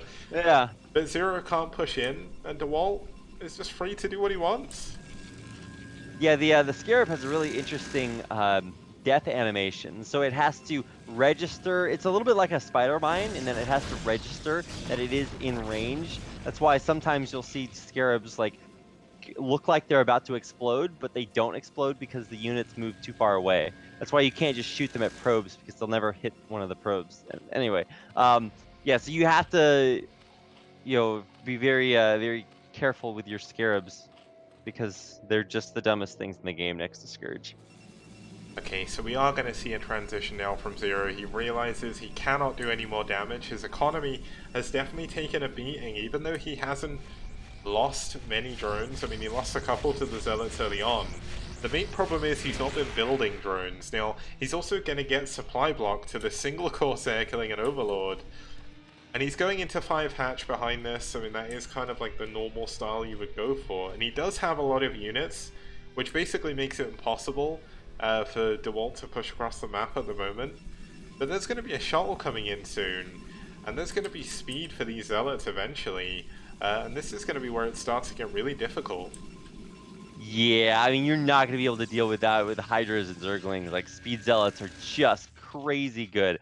There's, what is that, 6, 7? Yeah, 7 Zealots headed out across the map. They're going to catch these Hydras. They're going to be able to wrap all the way around and hit them from the backside. You can't micro against that. Oh my goodness, Hydras just pop so quickly. But there are a lot of them here, Kicks. That is, wow, just quite a few Hydras. Yeah, not only that, because +1 was so far delayed by Zero sitting outside the Forge, there's no +1 attack on these Zealots, so this is going to be a little bit easier for Zero to be able to defend. Now he is going to be able to block the Zealots from doing any damage. Okay, 1 drone goes down. Oh, 2 drones go down, but 2 drones for 7 Zealots? That's not a good trade. Like, that almost makes up for the amount of damage that Zero did to himself. But, oh, there was actually a Reaver drop in the main too. Oh, Reavers. Four Reaver! kills. 4, 5 5. kills now.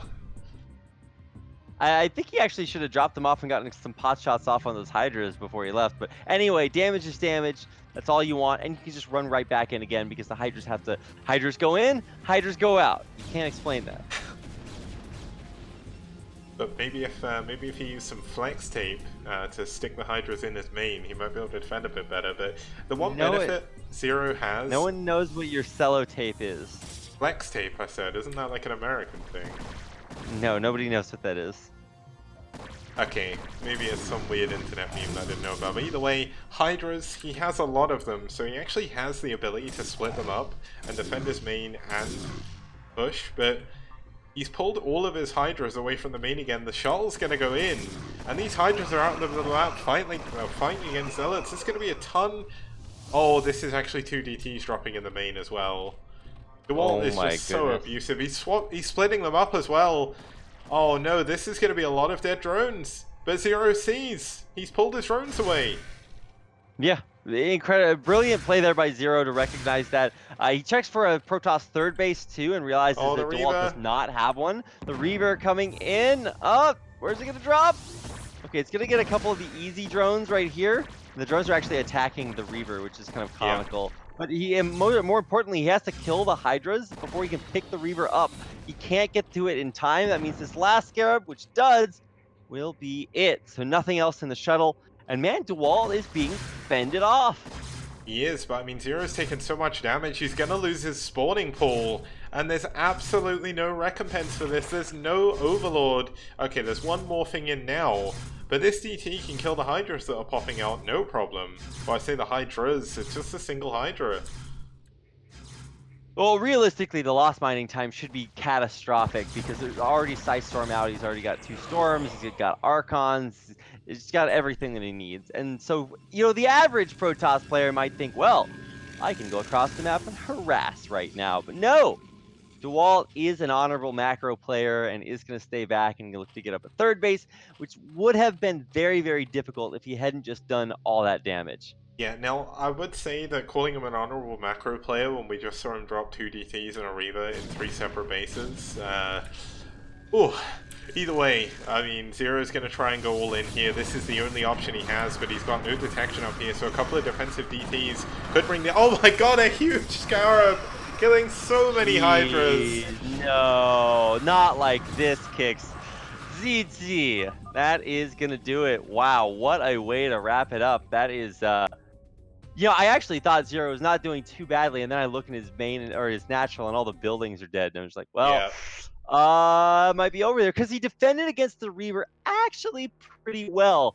He lost some drones early on to the Zealots, and I was like, well, I mean, you know, maybe you just have to take that loss. But, you know, he kind of kept DeWalt from getting a third base for a while. I was like, you know, there were some good things going on there, but I think in the end, you know, DeWalt's DeWalt, killing it. Those, when he split those DTs up, just like, oh, so good. And DeWalt is going to make that a 5-0 for IRK. Yeah, there's only a single game left in this series now. It's going to be Bonith versus Kamizerg. They're going to be playing it over on Neo Aztec. Now, we're just going to show this one as well. This is kind of like the final game that NetWars have to gain a little bit of pride back in this 3rd and 4th place match. But this is bound to feel good for IRK. One of their first ever really important matches, the finals against White Clan. They lost 6-0. And they have a chance to go 6-0 against NetWars. So this is kind of their revenge almost on the STPL. So let's take a quick break. Very shortly we'll be back with game number 6. It is Bonith versus Kingpin.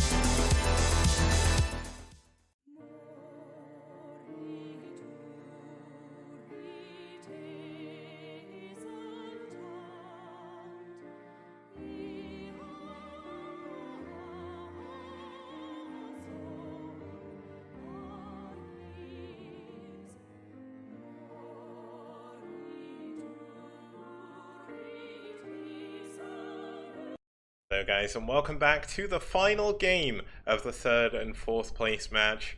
IRK are actually winning 5-0. If they can win this final game, they will be in a completely clean sweep.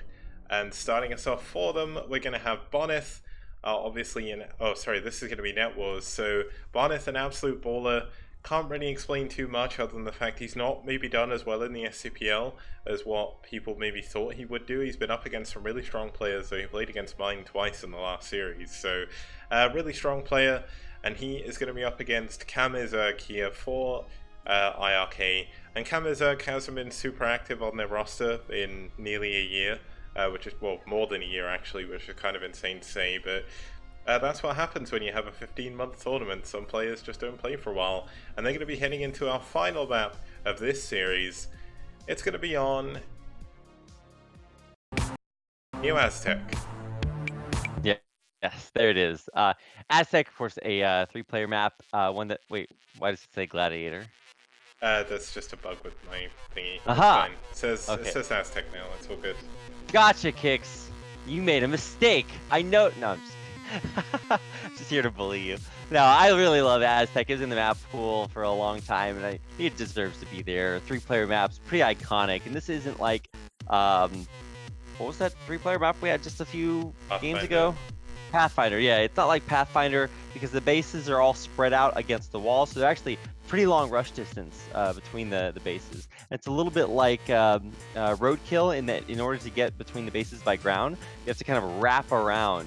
So it can be deceptively long rush distances. Yeah. More importantly, the bases are not created equal, so Zerg players can get some really good muta harass if you spawn on the top, which is exactly where Bonneth is spawned. So Kame does have the opportunity if he wants to go for mutas. Obviously, it's not common, but it is something that can happen, especially if you snipe the first Corsair. Yep, so let's get into our game. We know where this players are spawned, so let's show everyone else. It's Bonneth versus Kamizerg in this game of pride here for NetWars.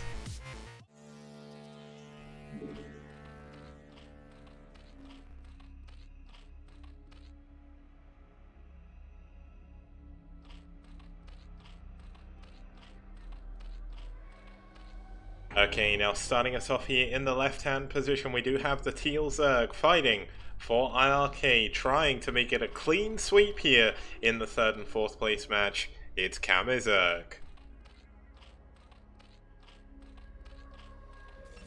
And his opponent on the other side of the map in the okay, man, why do we have this awkward skin color all the time? Peach. Yeah. Whatever this is. Opaque. Yeah, that one. Hold on, what's the reset the camera button? F6. Yeah. This is Bonneth. Of course, one of, if not the greatest Polish player in the current world.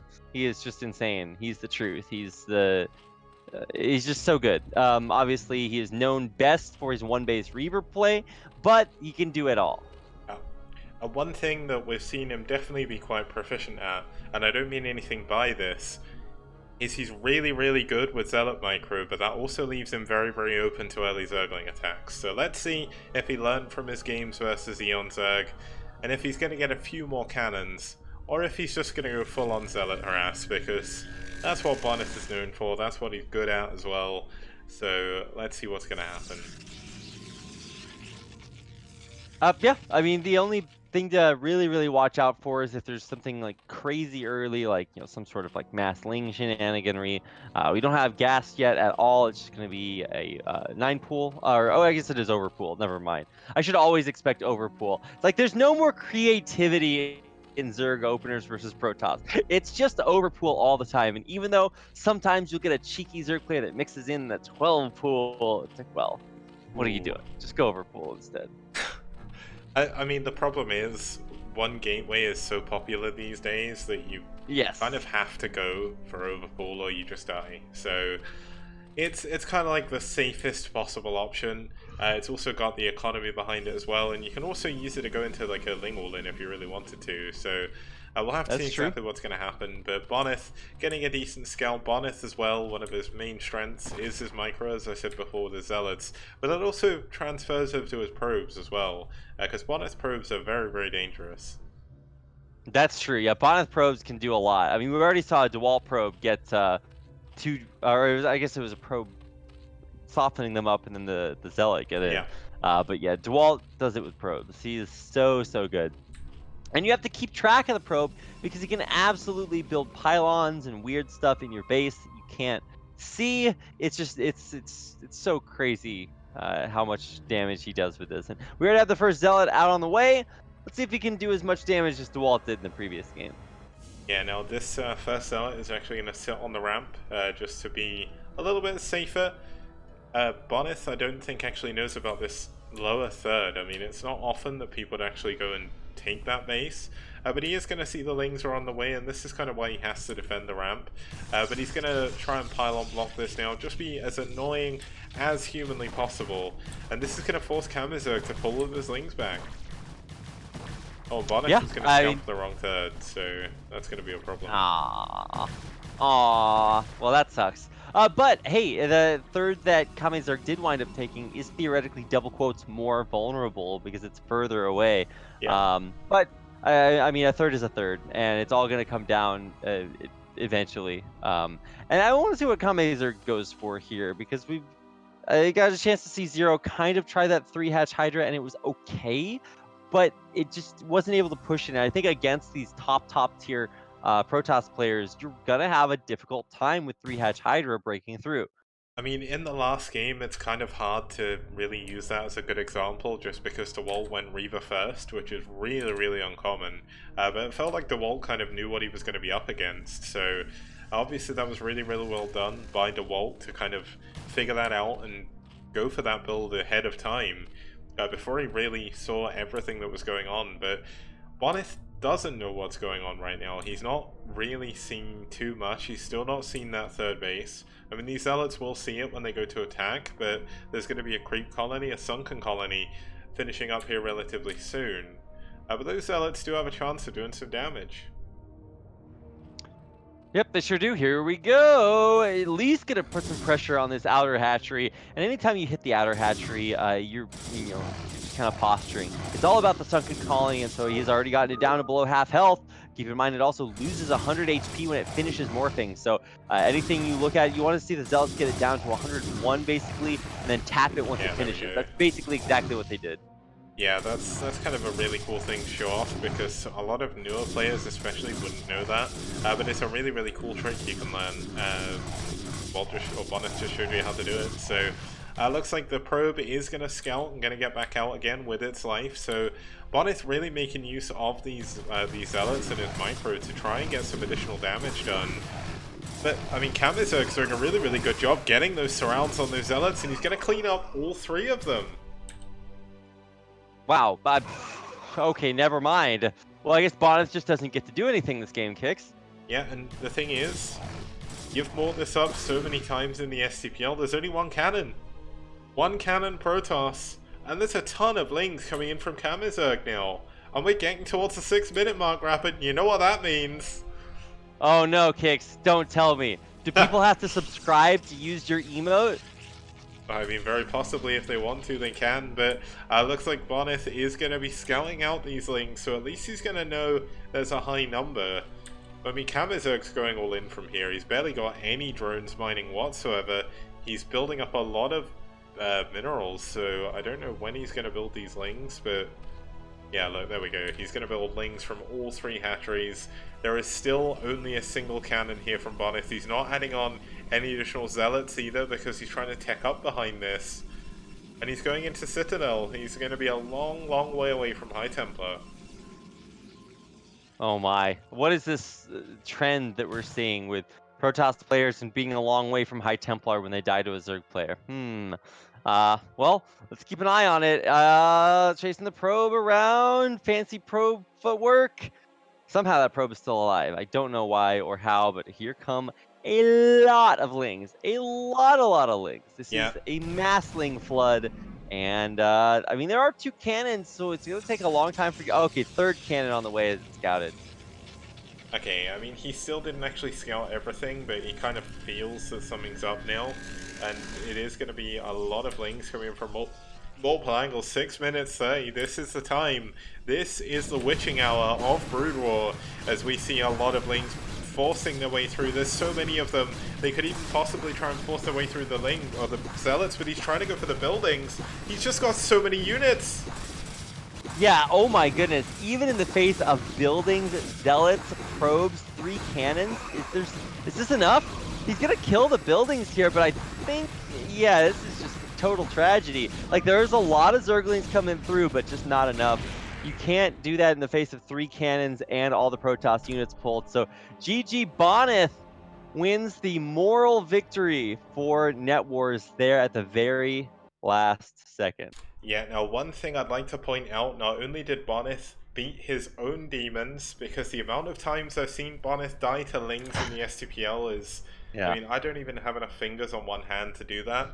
But he also beat the 6-minute curse, and you want to know why? Because that game lasted 7 minutes. Exactly. Exactly. That's Nice. how. The curse didn't activate, it was all planned, everything was fine. But Bonneth, as you say, getting that win for Pride in that final game. But let's actually quickly go through the results before we take a quick break and go into the grand finals. So just have a quick look, just in case anyone has been missing what we've been saying. I mean, the first 5 games, all won by IRK. Favorite taking down Cheetek, Arkneon taking down Koga, Norgrim taking down Yeti, Oyaji taking down Vingzil, DeWalt taking down Zero, and then finally we actually had Kamizerg losing to Bonneth. So Bonneth kind of doing what no one else on his team actually managed to do and gets that win there. But overall, a really cool series. There were some really, really close games. And, I mean, congratulations to both our teams. They both go home with something. The biggest thing for me is I did not expect IRK to be this dominant. Congratulations to them for really coming out and proving that they, have been in STPL for a very long time for a reason.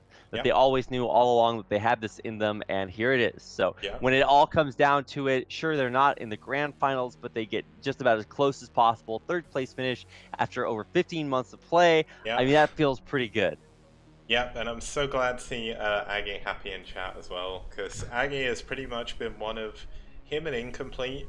Like, no matter when I've been casting, they've always turned up and always watched, regardless of if it was their team or not. So, huge shout outs to both of them, but we're going to go into a quick 5-minute break so I can get some additional water and set up for the next games. And we'll be back for the grand finals. It's Seoul versus White Clan.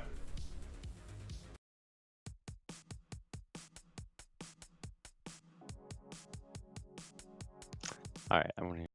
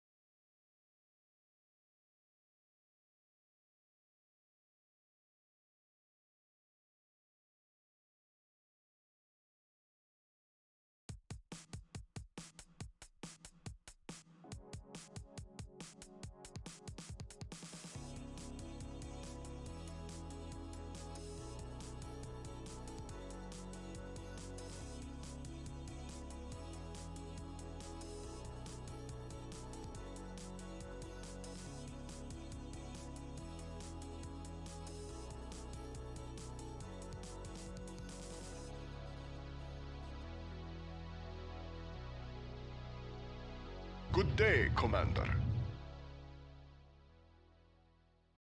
The middle of the map. Letting Radley take position now. Obviously Cold not taking a fourth base yet, does have his Nidus Canal up. But this could be a fairly important moment in the game. Oh, and that sound was blind on the Overlord. Wow. Radley with the plays. Oh no, the stop lurkers! The stop lurkers didn't fire! Oh, that is such a huge mistake by Cold. Cold could have killed so many Marines there. But Radley trying to move in against the lurkers. Here we go, D-Matrix Marine moving forward, eating so many shots, but Consume finished, Dark Swarm finished as well. Remain of Cold, but this is a lot of units by Cold moving out onto the middle of the map. There's not really that much here to defend from Radley, but here we go. Marines, Medics, and Ghosts have been dropped. Where is the nuke going to go down? He's only cloaked one of them, but nuclear launch has been detected. Where has he put the nuke, though? Oh man, I know it's somewhere in this location, but where? Where is the nuke? It's definitely, there we go, it's on top of the sunken dome. Boom! And the nuke goes down, and so does all the drones. What a nuke right there. The ghost gets out as well, so does his buddy, and that is huge. But the lair, and here we go, he's dropped back into the other main. This is going to be a lot of damage. You can actually go down and snipe this. But we have, I thought this was going to be a ghost coming in for a nuke at the other angle, but it's not. Here we go, Radley moving in for the kill on this base. Only 3 lurkers are actually here to defend.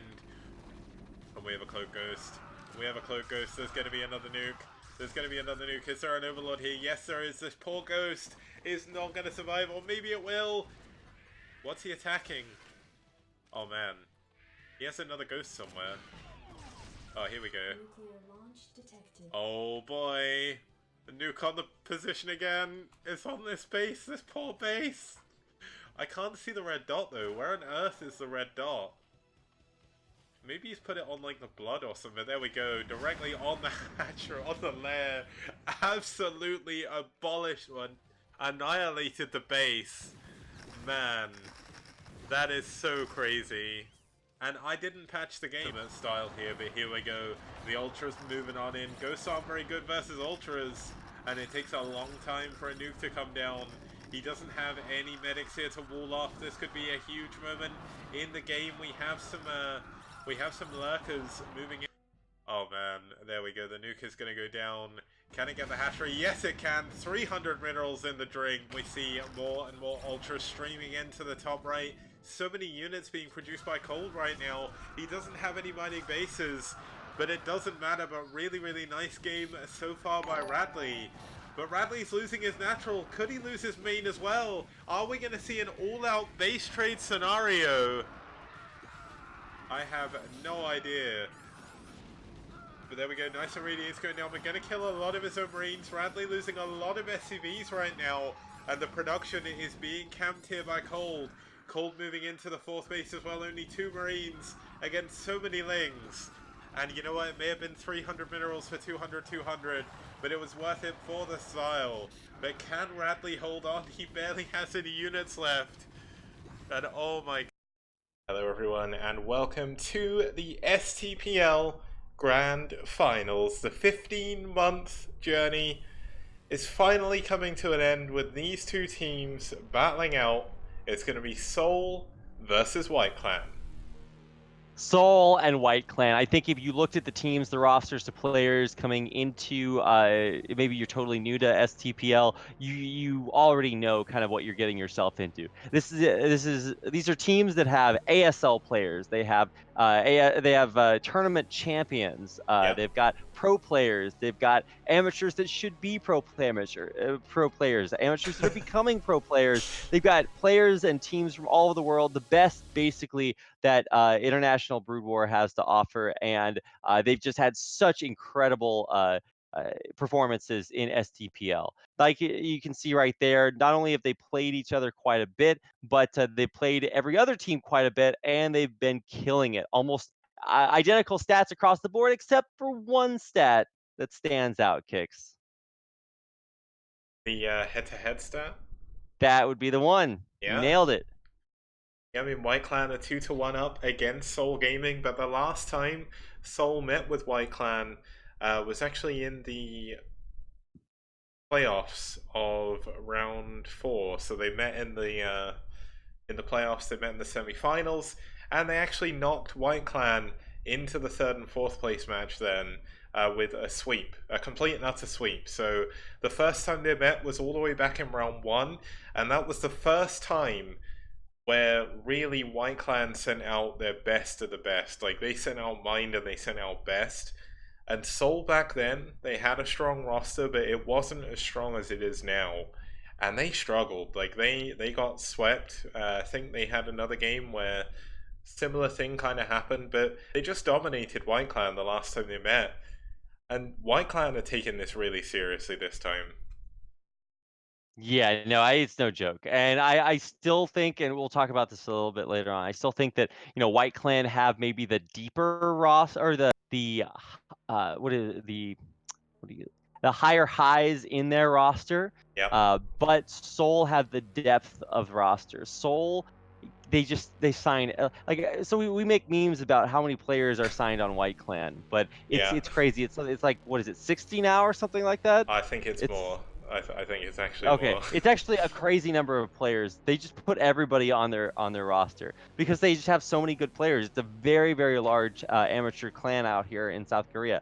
But for Seoul, they're a little bit different. They're more like a clan slash gaming organization, but they include some of the best players from around the world, some American players, some South American players. We're really a lot more diverse there. Yeah. But they have some of the strongest emerging talent that there is out there in the amateur and semi-pro Brood War scene. And so you're just going to see a who's who of top amateur talent. In South Korea, they had a tournament called the ACS, or Africa Challenger Series, which is basically the predecessor to ASL. And if you won that, you got seeded into ASL.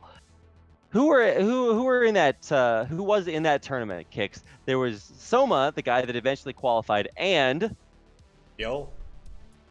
No. yeah, Zealot. Soma, Biel.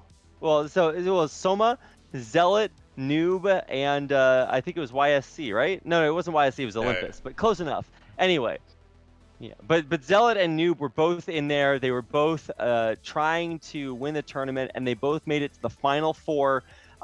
Two of the strongest players out there when it comes to the Korean amateur scene, and I can't wait to watch them represent Seoul here today. Yeah, now just to go through the matchups very, very quickly, we're starting off with Prime versus Killer. Prime is one of the top amateurs in Korea at the moment. Killer is the old Oz player, Mini Jaedong, as he's known in Korea, at least during the Proleague days. That was his whole shtick. Also known as Baxter, and also known in this game as Juno. I'm not sure why he's got so many different IDs, but still, Killer is here. This is how serious White Clan are taking this. Second game is Zealot versus Jae Hyuk. Obviously, Zealot, one of the top amateurs in Korea, has done really, really well. Qualified for ASL, I think, is it 3 or 2 seasons in a row?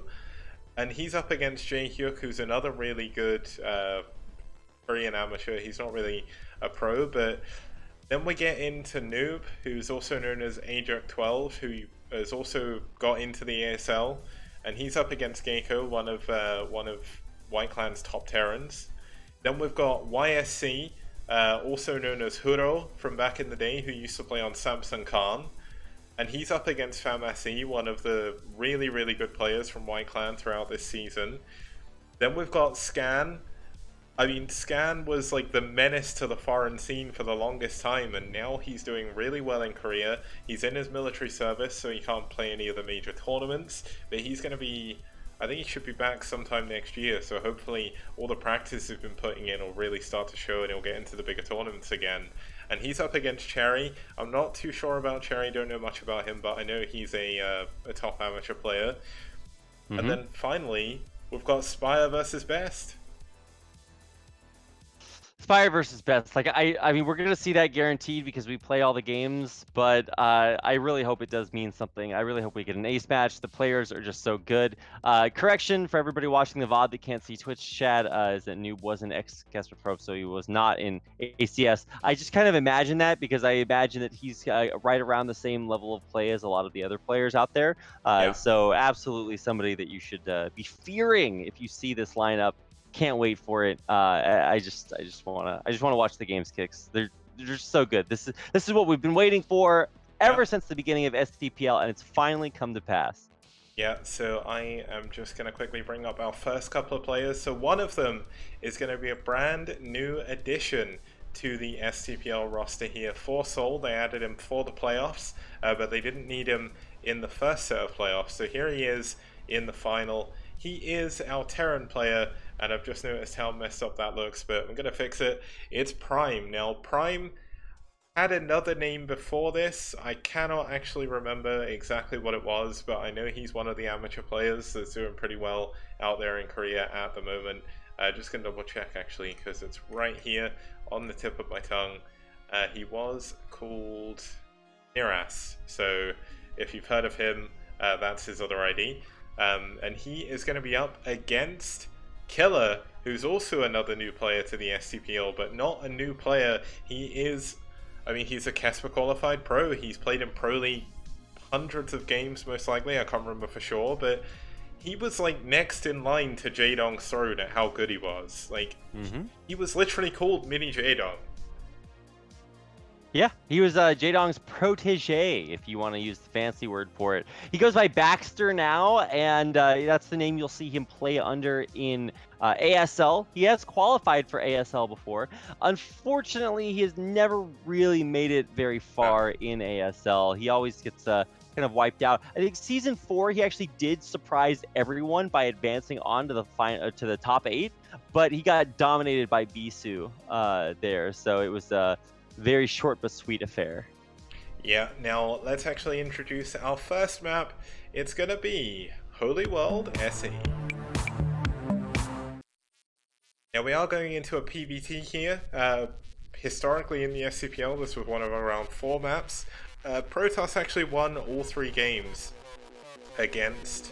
Oh, sorry, it's a PBZ. I don't know why I keep thinking of the name Baxter and thinking it's Protoss. So, TBZ is actually 2 for 7 in favor of Zerg. So Killer has certainly got the statistical advantage here, but whether or not he can pull that through into the game is another thing with how shaky his play has been a little bit recently.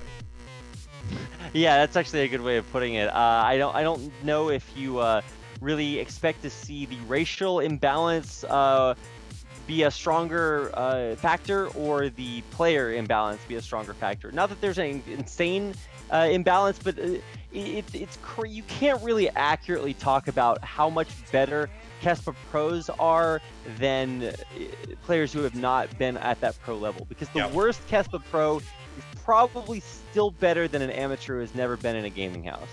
Yeah, like, I don't want to throw any shade at anyone who's like 1,000 times better than me, but you look at a player like Gwemchi, who wasn't like the best Protoss at any point, but he still like consistently gets into ASL every single time. Like, he is just amazingly consistent, and that's one of the things that kind of the Casper really bred in these players. Just the ability to play enough games that every game you will always be able to pull out your best. And the problem when you get to the highest level, which is where Killer's struggled a little bit, is his best at the moment is not as good as the best as others, but he's still an incredible player, and to see him come out here in the SCPL is so exciting for me, because we're actually getting to see a literal pro, someone who used to play hundreds of Pro League games, here, right now, in the STPL. So it's just, yeah, the privilege is truly ours, so get ready, guys. Buckle up, buckaroos, let's get into game number 1.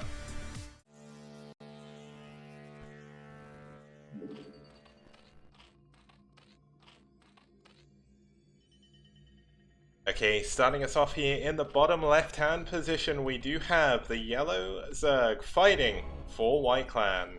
It's Killer or Juno. and its opponent in the upper left-hand corner in the red, playing for Seoul. This is Prime. Now, one important thing to note about this series is every single player in this series is Korean, so there's no chance of any lag. Obviously, we're casting from replays as well, just to make the situation better for the players overall. So this should be turn rate 24, and there shouldn't be any problems for our players, which is the best possible outcome. Sorry, I was busy. Ah. Sneezing. Oh man, I don't know what's come over me. I'm allergic to good games, Kicks. Oh This man. is tragedy. How am I gonna make it through this series? Yeah, I'm really good. I'm gonna have needle marks all over me. I'm just stabbing myself with my EpiPen everywhere. I desperately have to enjoy this series. It's like somebody who's lactose intolerant finding themselves like in the middle of like a dairy farm, or like in the middle of a lake full of yogurt. In Charlie and the Chocolate Factory. Exactly. Oh man, the struggles. I can't even. I'm gonna need some help here. But yeah, the games should actually be super sick. So basically, take your expectation for any game, for any standard of play, and just level it up a lot. So this is an insane skill level that we're going to be watching, and specifically Juno or Killer or Baxter or whatever you want to call him is just a very, very strong player. So lots to learn from watching him play.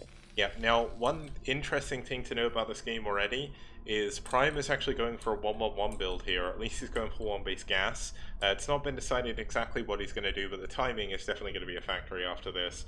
And Killer actually went for 12 pull into a 12 gas, so Killer is already preparing to deal with early tech. This is his perfect build he can do against this. And out in Korea right now, 1-1-1, it's gone through phases of being not vogue and all of a sudden everyone using it, and then when you look at Flash, like, it's one of the only builds Flash is doing again, and yeah, it's super popular, so this is going to be something he plays against on a daily basis.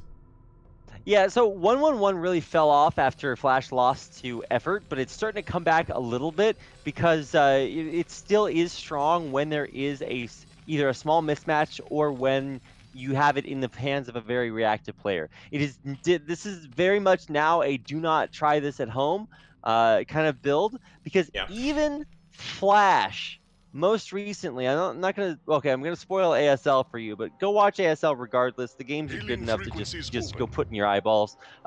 Flash plays 1-1-1 now because he is the best, and even he says the build is too hard. Because one of the problems with the 1-1-1 does is it gives you so many options, but it doesn't give you any like real power in the game. Yeah. The power is your decision making. The power is your versatility, not your actual units. Because you're gonna have like a Wraith, you're gonna have like a dropship, you're gonna have like a Vulture, and it's like, well, that doesn't really kill anything, but it does give you a whole lot of options. So Flash actually died to that in ASL because he's going for all this tech stuff, and he just has nothing to stop any sort of early game aggression. Yeah, now just to say a huge thank you to DeWalt and a huge welcome to all of his viewers. You're tuning in now to the grand finals of the 15-month-long season of STPL. And just a quick note as well, I know there's now over 200 of you in the chat, which is wonderful. But if you want to help some more people see these amazing games, you can check out the Twitter link under the stream and share that out and just get as many people watching as possible, because we have some incredibly good players up against each other here in this grand final. It doesn't even make sense how good these guys are. We could just not even talk about the game and just talk about how good the players are. So there's a sunken at the front. So this is pretty defensive. Honestly, if you're a pro player, you really want to cut as many corners as possible. But one thing that having that sunken at the front does do is it helps you block against vultures running by, and it really does keep a lot of information out of the hands of the Terran player. And Flash's biggest weapon is not how good he is at the game, but it's how much he knows at any given point in time. Perfect defense by Killer. Now, the important thing to note about this Sunken is if you don't go for this Sunken in a TVZ or in a ZVT and they go Vultures, you die. And that could still happen. You can see that Prime is going to move around the top of the map, going to be able to get into the mineral line of the main if he's not careful. But Killer putting his drones, seeing if he can get us around here. Yeah, Baxter's a pro player, but we didn't tell him about the STPL curse kicks. Yeah, it's almost 6 minutes and he's taking a ton of damage here. This could be the quickest game we've had so far. There's only 3 drones available, but there is some... Oh no, there's not. There's actually a load more in the main. But you can already see the first muteless are in fact out. It was a 2-hatch build, and that's going to help him a little bit here because he is going to be able to defend. And Prime is only on 1 base, and you know what he doesn't have much of right now? It's anti-air. He's only got a single Goliath building. His engineering bay isn't done. He's building a bunker. Okay, so he's actually got 2 Goliaths, but Goliaths don't deal with Muteless that well, but another Vulture actually manages to sneak into the main and gets another drone. I can't believe it. This is catastrophic damage. The Zerg player now has, what is that, 7 drones total. That's just it. He's not mining any gas, and he's going for a muta build. So, realistically, this is it. 5 mutas. How much damage can this do? There's a bunker with only 1 Marine in it, so that's not going to stop this. There's only 3 Goliaths, which really is not going to stop this either. I think there's maybe 4 Goliaths now, but a couple of them aren't actually firing. So he dives in past the Goliaths, past the, oh, by the way, no turrets. So he is really hitting at a vulnerable time, but the problem is that, man, 5 mutas really aren't incredibly threatening because you're going to be able to build more Goliaths. He's up to 5 or 6 Goliaths now, and that is just going to be more than enough to stop 5 mutas. Yeah, not only that, Killer is actually trying to add on a load of Lings to try and kind of supplement this push. Obviously, the Lings are going to soak up a lot of damage from those Goliaths, and the mutas by themselves are quite strong, but you can see Killer is already droning up behind this. He knows that he's not done kind of catastrophic damage, but he's not quite out of it yet either, because if he can drone up, if he can start getting those, or that gas back in, he can really start to pump those mutas, but he's going to have to be careful. Yeah, absolutely. I know the mutas are really, kind of the only thing keeping Baxter in this game. Killer, Baxter, Juno, he's got a million IDs, but the Zerg player in this game, if he, for example, didn't have a mutas right now, well, not only would Prime probably not have built the Goliath, but also he would be pretty dead. Yeah. So he's desperately trying to redrone behind this, and he actually isn't doing a terrible job at it. The problem is he doesn't have a 3rd base in sight. He doesn't have a 3rd hatchery in sight. And more importantly, he's not dealing any damage with this Zerg army, which gives Prime the ability to macro up a bunch of tanks, a bunch of Goliaths, and all of that beats everything that Baxter has. Yeah, now it looks like what we're going to see is pretty much what Soma did earlier, not to spoil anything, but we're going to see a load of creep colonies come in. He's going to try and use Sunkens to delay this as much as possible, because while he's able to rebuild his economy, when he's building those drones, he's not building attacking units, and you can see this is when it starts to hurt, because Prime, heading across the map here, could find himself in a very strong position. Getting some of these reinforcements, though, going to be incredibly important here for Killer. Oh man, this is just going to be basically the moment, right? He does pick off one as it comes across the map, but this is going to start to get entrenched. We're going to see the siege tanks siege up and siege down. It's weird that the siege tanks can both siege up and siege down, but they're taking out the sunken colonies. Realistically, these sunkens are just here to buy time. Yeah, the Sunkens are basically there to stop the tanks from being able to move straight in. And we actually have an additional 4 mutless here, so it's actually 9 mutas overall. And there's only about 9 Goliaths on the field as well, so Killer can actually clean this up, and if he can keep doing what he's doing, keeping the reinforcements away from these units, Killer could hold on to this. It's still going to be hard though. Yeah, you can't hemorrhage units carelessly. You have to use your 9 mutas to snipe off these Goliaths, but oh wow, taking a bunch of missile fire. He is doing a great job helping keep these tanks off of his actual building. And with a remacroed group of 4 mutas, he can actually start to maybe deal a little bit of damage to them. And you can see another Sunken Colony actually coming in here, really starting to help out. And the Natural Hatchery is still not under fire yet from Prime. He's going to be able to take down the gas, but you can already see a huge number of Mutalists flying in here over the top of the Goliaths. Let's see exactly how much damage you can do. No plating is done yet for these Goliaths. The tanks are cleaned up, but there's no Sunkens left. And the Mutas are absolutely getting annihilated. GG! Killer taps out and Prime takes game number 1. Wow, I did not see that coming. Prime, an amateur player we haven't seen before, taking out Baxter or Killer or Juno, an ex-pro, a present pro, a guy that might not make it deep into ASL, but this is a round of 8 ASL Season 4 player. Like, this is a guy that got out of a group with Flash in it, okay? So let's just not, put too many caveats on this. That was an incredible win by Prime. Honestly, it sucks to lose so many drones early, so there's only so much that Killer could have done there, but that is still a very solid win.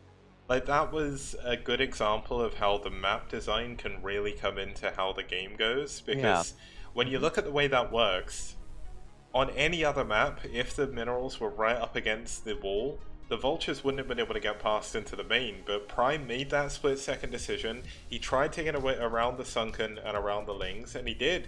And he did really, really good damage. Now, Prime just had and rode that advantage from the very beginning, and he did a great job macroing up behind that. But that's going to take us into game number 2. It's going to be another ZBT. It's going to be Zealot versus J-Hyuk, amateur versus amateur, when we get back after this very short break. See you guys very soon.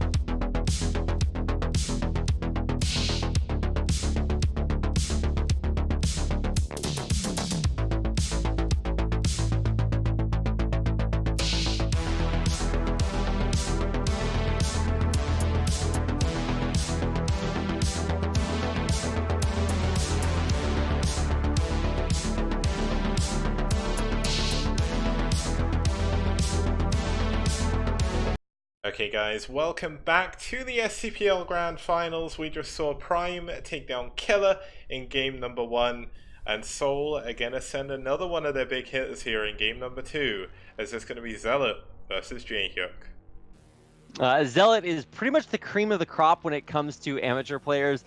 People are going to say Soma, but I think it's not unfair to count Soma as an amateur player, but he's kind of on a different level right now. But for all intents and purposes, for players that are in STPL, Zealot is one of the best that you can get, really. Like Zealot, Noob, Spire, all these kids, they're just right up the top. So for Zealot, it's a guy that had the opportunity to take the train down with him to the ACS qualifiers down in Busan, and he is very soft-spoken, actually speaks pretty decent English as well. He's a teacher who also happens to be really good at Brood War, but very, very strong player. And so for right now, I don't know exactly what to expect from his opponent, but I know what to expect from Zealot, and that is like just absolute badassery. Yeah, I mean, J-Hyuk, he's going to be pretty much an unknown factor. One of the things to really mention is throughout the entire STPL, the 4 rounds that we had, White Clan, they were taking it seriously, but they thought to themselves, we don't need to send out our absolute best of the best, because this is a foreign tournament. there's not really going to be too many people that can stand in our way. But then in round 3 and round 4, they kind of overestimated how good their rosters were when they were sending them out, and they actually didn't. They barely made it into the playoffs in round 4, but didn't even come anywhere close in round 3. So when the playoffs actually started for the overall STPL, Gyro, the clan leader, said to me that we're not going to hold back anymore, and this is it. They're sending out their absolute best roster. We would have seen mine today as well, but unfortunately he wasn't available on game day. But Jaehyuk, he's bound to be a really good Terran player for them, otherwise he wouldn't be here. So it's really cool to kind of figure out exactly how it's going to go. As we get into our second map of this series, it's going to be Pathfinder. You know, Pathfinder is that sort of reverse Holy World map that we were talking about earlier. It's got these high ground platforms that you can start on. Also, depending on the way that you spawn, you can expand to these mineral onlys that are on the far side away from your opponents that make them a little bit safer. But for all intents and purposes, you're going to expand to your natural. But this is a very low base count map, so this is not a giant macro map by any means. Yeah, I mean, it's kind of strange to see that kind of game in TVZ anyway these days, because TVZ is usually over, it either goes over really quickly or like it ends quite early into the late game, just because we don't really see that mech transition anymore. But Jaehyuk's a player, we don't really know what his style's going to be like, and Zealot is, if I remember rightly, isn't Zealot the guy who came into the last ASL and just cheesed both of his round of 24 games? Because Zealot's really aggressive, right? Yes, he is very aggressive. I think he plays differently versus pro players than he does against amateur players. But yes, he is. He's got one speed go. Well, speaking of going, let's get into game number 2. Let's see if Zealot can take this kid back to school. Let's get into Zealot versus Jaehyuk.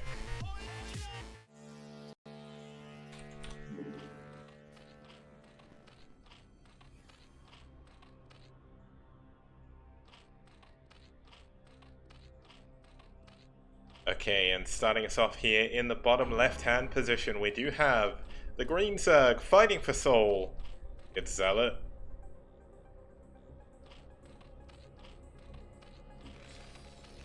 That's right, and his opponent in the bottom left-hand or bottom right-hand corner in the blue, playing for White Clan. This is Jaehyuk. Now, I was worried I was saying his name wrong, and then you said it, and you said it the same as me, so I feel validated. Yeah, there's no mystery there. It's just Jaehyuk. Yeah, okay, cool. It's always worrying when you're saying a name in a foreign tongue you don't like understand, because am I getting this right? But the good thing is we are. Now, last game we did see a 1-1-1 coming out from Prime. He actually stayed on one base to do that as well, and then went for a really strong 1 base 3 factory push, which is really, really rare. It's not... I can't remember the last time I actually saw that, but other than that, Killer tried to go for 2 hatcheries. Let's see if we can get to that point, because Zealot has a thing for building a lot of lings very early. Yeah, you're actually really right there, Kix. Zealot is absolutely capable of putting the pedal, as they say, to the metal. So let's keep an eye on that. I wonder if we're going to see speed here. Probably not. But I mean, eventually you're going to get the gas anyway. But I think especially because the distance by air between these bases is so short, absolutely great Muta map. Yep, very good Muta map, and you can see already that Jaehyuk's actually going in for his gas. So one of the popular builds back in the day on this map, now I saw a Radiar in the chat before saying Pathfinder very old school. Now, not many things can make me feel old because I'm not 30 yet, but calling a map from 2010 old school is... ooh, that hurt me a bit. But back in 2010, when this map was in the proper rotation of both the Bacchus OSL and I don't think it was in Pro League, but it came back in 2011 for the final Pro League, the TVing OSL. TVZ, 2-hatch, Muta was pretty much the main go-to for Zergs. But Terran actually went mech quite a bit on this map, so it'll be kind of cool to see if that's what Jaehyuk's going to do, especially after we just saw Prime go for mech as well. Yeah, that's actually really true. I think mech is becoming a little bit more popular now just because so many Zergs are going for small numbers of early mutas, stuff like 2-hatch muta. And Goliaths, even in small numbers, actually do pretty well against that. But especially because a lot of the modern maps offer close by air positions, then it just makes mutas a little bit better in that regard. So I think bio is still kind of the double quote standard way to play versus Zerg, but especially if you're a 1-1-1 player, yeah, mech is something you have to keep on the board. Yeah, now it is going to be a 2-factory play coming in here for J-Hyuk off of 1 base. Now, just to go into the history of 2-hatch Muta a little bit, and how it interacts with mech, ironically, 2-hatch Muta kind of became a really powerful tool against Fantasy because all he did was go mech, and 2-hatch Muta is actually surprisingly effective. But these days, it seems to have kind of flipped on its head, where players have got a little bit more efficient. But the Creep Colony coming up here, going to make it a little bit harder for Vultures to get in. And you can see, unlike on Holy World, this does have a ramp going into the main. So we're not going to see Zealot fall for the same trap that the Killer did in the last game. Okay, thankfully, the game gets to go on past the 6-minute curse. I'm excited. And realistically, that last game was over at the 6-minute mark. But, it didn't know it was dead. It's one of those, like, zombies with the brain bug in it that keeps it thinking it's human when it's really a zombie. It was pretty dead. But, yeah, this game actually should go on a little bit longer, although I would say that, Zealot probably will dictate the pace of this game. And I wouldn't be surprised to see him do it with mutas, Spire, most of the way done. And just to confirm, this isn't in fact Hyuk the Zerg pro gamer. I believe Hyuk is actually a very common name in Korea, kind of like Biel is, so it's actually a different guy entirely. So I believe, if I remember correctly, Gyro told me he was an amateur, so yeah. Mm-hmm. Yeah, this is not Hyuk. Hyuk's got different IDs and also different, race. So that would also, yeah. Anyway, back to the game. We haven't had anything sneaky happen, but the 2-factory, like you said, a little bit rare, but it is coming in here. And with the mutas coming up, there's a big timer on these vultures. They need to get in and deal damage now, like they were able to, like you said, in that game against Killer. Yeah, no, you can already see there's 6 vultures here with speed. They're going to try and break their way up the ramp. This could actually be a very dangerous time, but you can see the drones being drilled, doing their best to block for these Zerglings. The Sunken doing an insane amount of work. 4 of the vultures have gone down, and not nearly as much damage has been done in this game. But a little bit of time has been bought. Charon boosters is almost done. And but there's no Goliaths on the map just yet. Okay, there's a double Goliaths against 5 mutas. This could be difficult. Yes, I actually think Zealot just kills the Goliaths one by one here if he wants to. He can really stop that critical mass. Actually, a third one popped out just in the nick of time. So probably not critical damage will be dealt, but it's still annoying. It's still damage, and there's still nothing that J-Hyuk can do across the map to deal damage to Zealot. Yeah, J-Hyuk is kind of stuck at this point because he's stuck on 2 base. I don't know if anyone here has played mech in the chat, but when you've only got Goliaths, it's really difficult to build another command center because they can just keep killing it over and over again, and there's pretty much nothing you can do. So J-Hyuk's going to try and hold on here, build up a critical mass of Goliaths, and then go for a big push off the back of this. He's also going into a starport. Dropships in this position would actually be very, very good as well, just to allow you to be a little bit more aggressive. Okay, for a second I was like, wow, the drones actually went out and killed the vulture, but it must have been someone else. No, yeah, I think it was Spare Muta, but either way, we're setting up for SimCity. We're setting up for I keep looking at this and I expect there to be a 3rd hatchery somewhere, but this is just the standard 3-hatch. Wait, oh yeah, macro hatch in the front. Okay, yeah. Sorry, we've had too many ZVPs and I just lose my bearings a little bit. But oh man, so the Hydra Dead is coming down at the front. I think we're kind of moving past the Muta stage. They're still out there, but I don't think you're really going to build a lot of them. This is the same situation that Soma did versus Flash in ASL today, where you realize, look, the guys built a ton of Goliaths. Goliaths are okay versus Mutas, but they're much worse versus basically anything else that I build. So you're going to switch up the tech, look to get more Hydras out here. And this big Hydra swell is actually something that killed Flash very surprisingly. This game is a little bit different, though. Damage coming in at the natural now. Finally, 2 drones going down immediately synchronized. And these vultures are going to be in a really annoying position. He hasn't had the time to get mines just yet, so he can't do that, but he's delaying a lot of mining. Yeah, really surprising how much damage that did. I definitely did not expect those vultures to be able to like swoop in like that. But that sunken is maybe 1 hex too far to the north. Although I guess you need it there for the coverage in the Sim City. I don't know. I'm just nitpicking because the vultures were able to swoop in there and deal so much damage.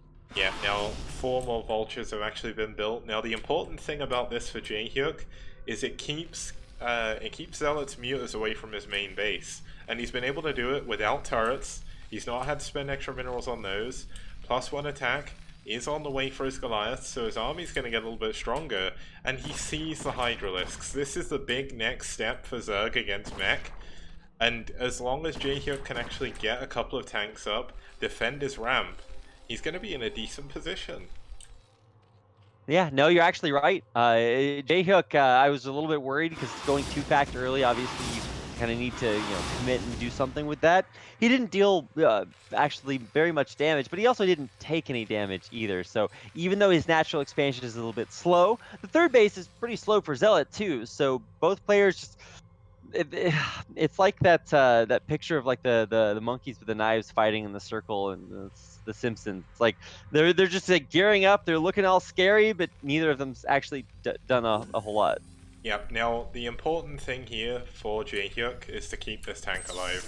If this tank goes down, so does his hopes in this game, because if you don't have those tanks against Hydra Muta, you will just die. Goliaths, they're strong, but they're not that strong on the ground unless you've got like an obscene number of them. And I mean, Irradiate's coming on, so he will eventually be able to get that. He'll have enough for a D-Matrix on his vessel if the case calls for it. And you can see he's slowly starting to creep forward to see if he can take this natural expansion. But you can see how long it's taken him to do it. Yeah. Man, so one thing that's happening right now is that there's about to be a big attack. So Zealot wants to hit right before Irradiate's done. I don't think he's going to hit that timing, but he's going to be very strong when he does hit because he'll have +1 done for Mutas, he'll have range and speed done for Hydras, and there's a lot of both of those units headed across the map in here right as the SCVs are maneuvering down. Where's that the first tank gets taken down, the second tank gets taken as well. There's no mines on the vultures just yet. And the SCVs are just bugging out the Goliaths, they can't do anything. Yeah, it's actually glitching out Jaehyuk's own units. The Irradiate is way late. It just doesn't even come in as a factor at all. Yeah, this is massive. He's going to possibly even lose this command center. Okay, he is going to be able to repair this. He's got a tank at the back, but he's going to have to keep this alive. The turrets at the top did not finish in time. The Irradiate coming in on one of the bottom units. No. This could be massive. Crazy good Irradiate. It took so long to split from that, but he just doesn't have any units anymore. There's nothing Terran on the ground. Yeah, and he's been building tanks and vultures to help against the Hydras, but he doesn't have anything against the Mutas anymore. There's no Valkyrie. There's a vessel. It doesn't have enough for another Irradiate. I mean, the only thing that's keeping him in this game right now is these turrets.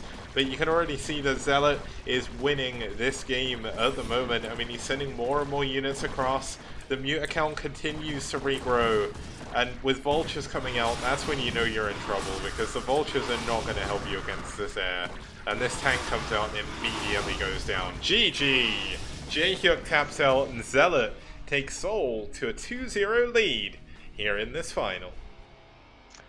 Damn, Seoul really killing it. Honestly, they've sent some pretty strong players out, but taking out Killer, I didn't expect that. I didn't know what to expect from Jaehyuk. Maybe he was this hidden Gosu, but even he could make it happen. So, yeah.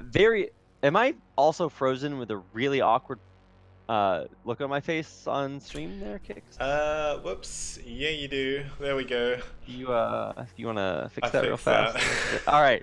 Sick. Thank you very much there, Kix. You really killed that one I'm for showing me. you, showing you good side. That's what it is.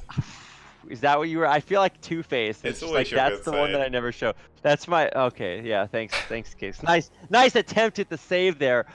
Much like J-Hook attempted to save himself from all those mutas that did so much damage. That was really impressive play by Zella. I think we expected him to win, but now Soul's up 2-0 in the series. Are we gonna get our second 4-0 of the day, Kix? I really hope not. Now, I know I didn't mention this before, but my prediction is that we'll go to an ace match here. Now, I don't know if that's going to happen. I haven't even checked the replays to see if that's a thing, but I think we're going to see 4-3, and I think the White Clan are going to win it, but I don't know. Like, what would your predictions be, just because I forgot to bring them up before?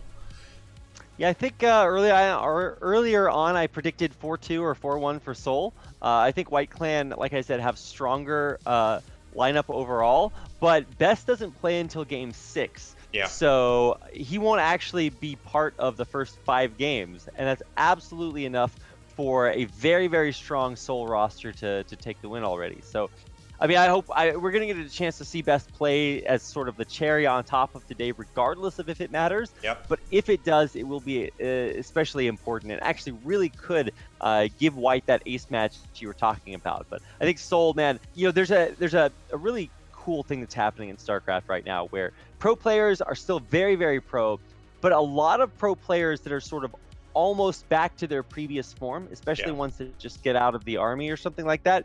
They're not on the level of these amateur players right now that are just starting to really, really power up. It's something that we never really got in StarCraft 2, where amateur players didn't really ever arise to the same level as the pro players. Now you have amateur players who are really starting to contest a lot of the actually very, very strong pro players, and most of them are on Soul. Yeah, I mean, that's what you can say. A lot of them appeared in these foreign tournaments, and Fujikura picked them up, added them to his roster, and he's just made an incredible team. So let's actually head into game number 3 as we load up the next replay. I'll just quickly sort that out. We'll be back in just a minute. See you guys super soon.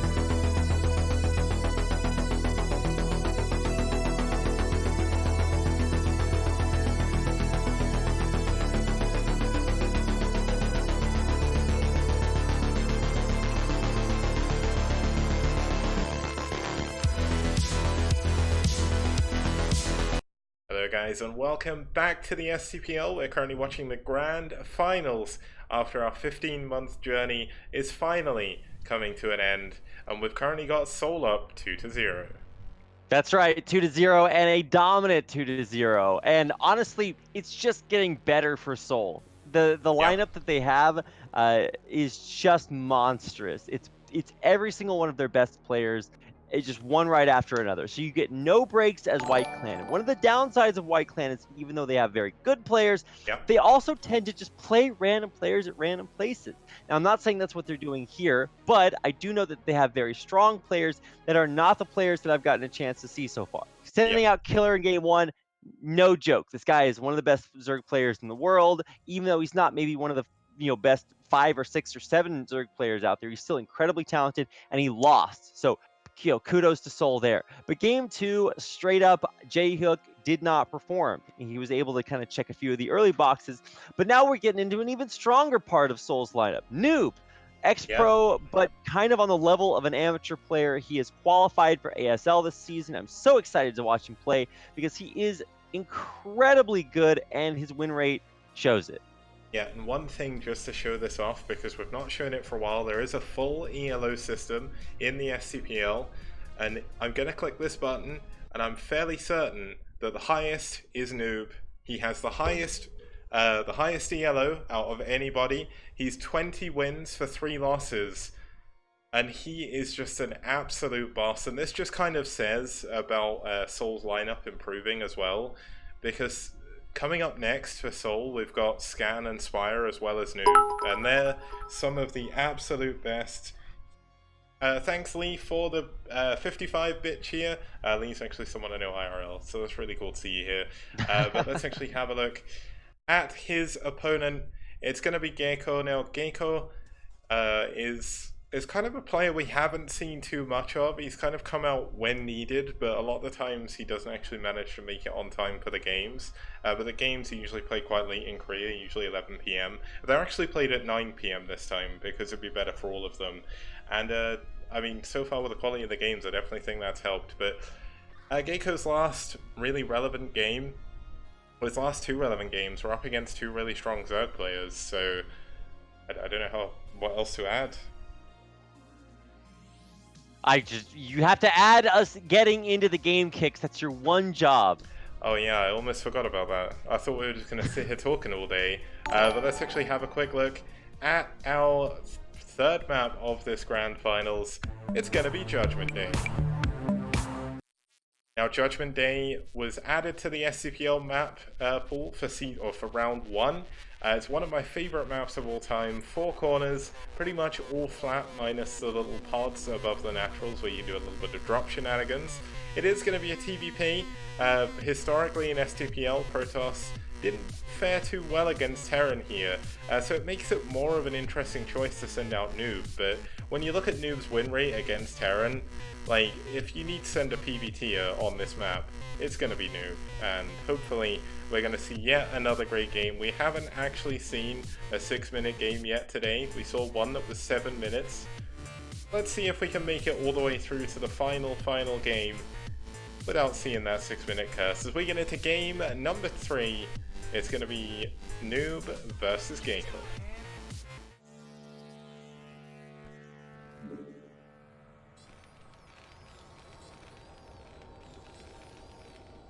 Oh, and just to quickly go into it before I introduce the players, Dazen, who is Fujikura, the Soul captain, says that Noob always gets the leftover map that no one else wanted to pick, so there we go.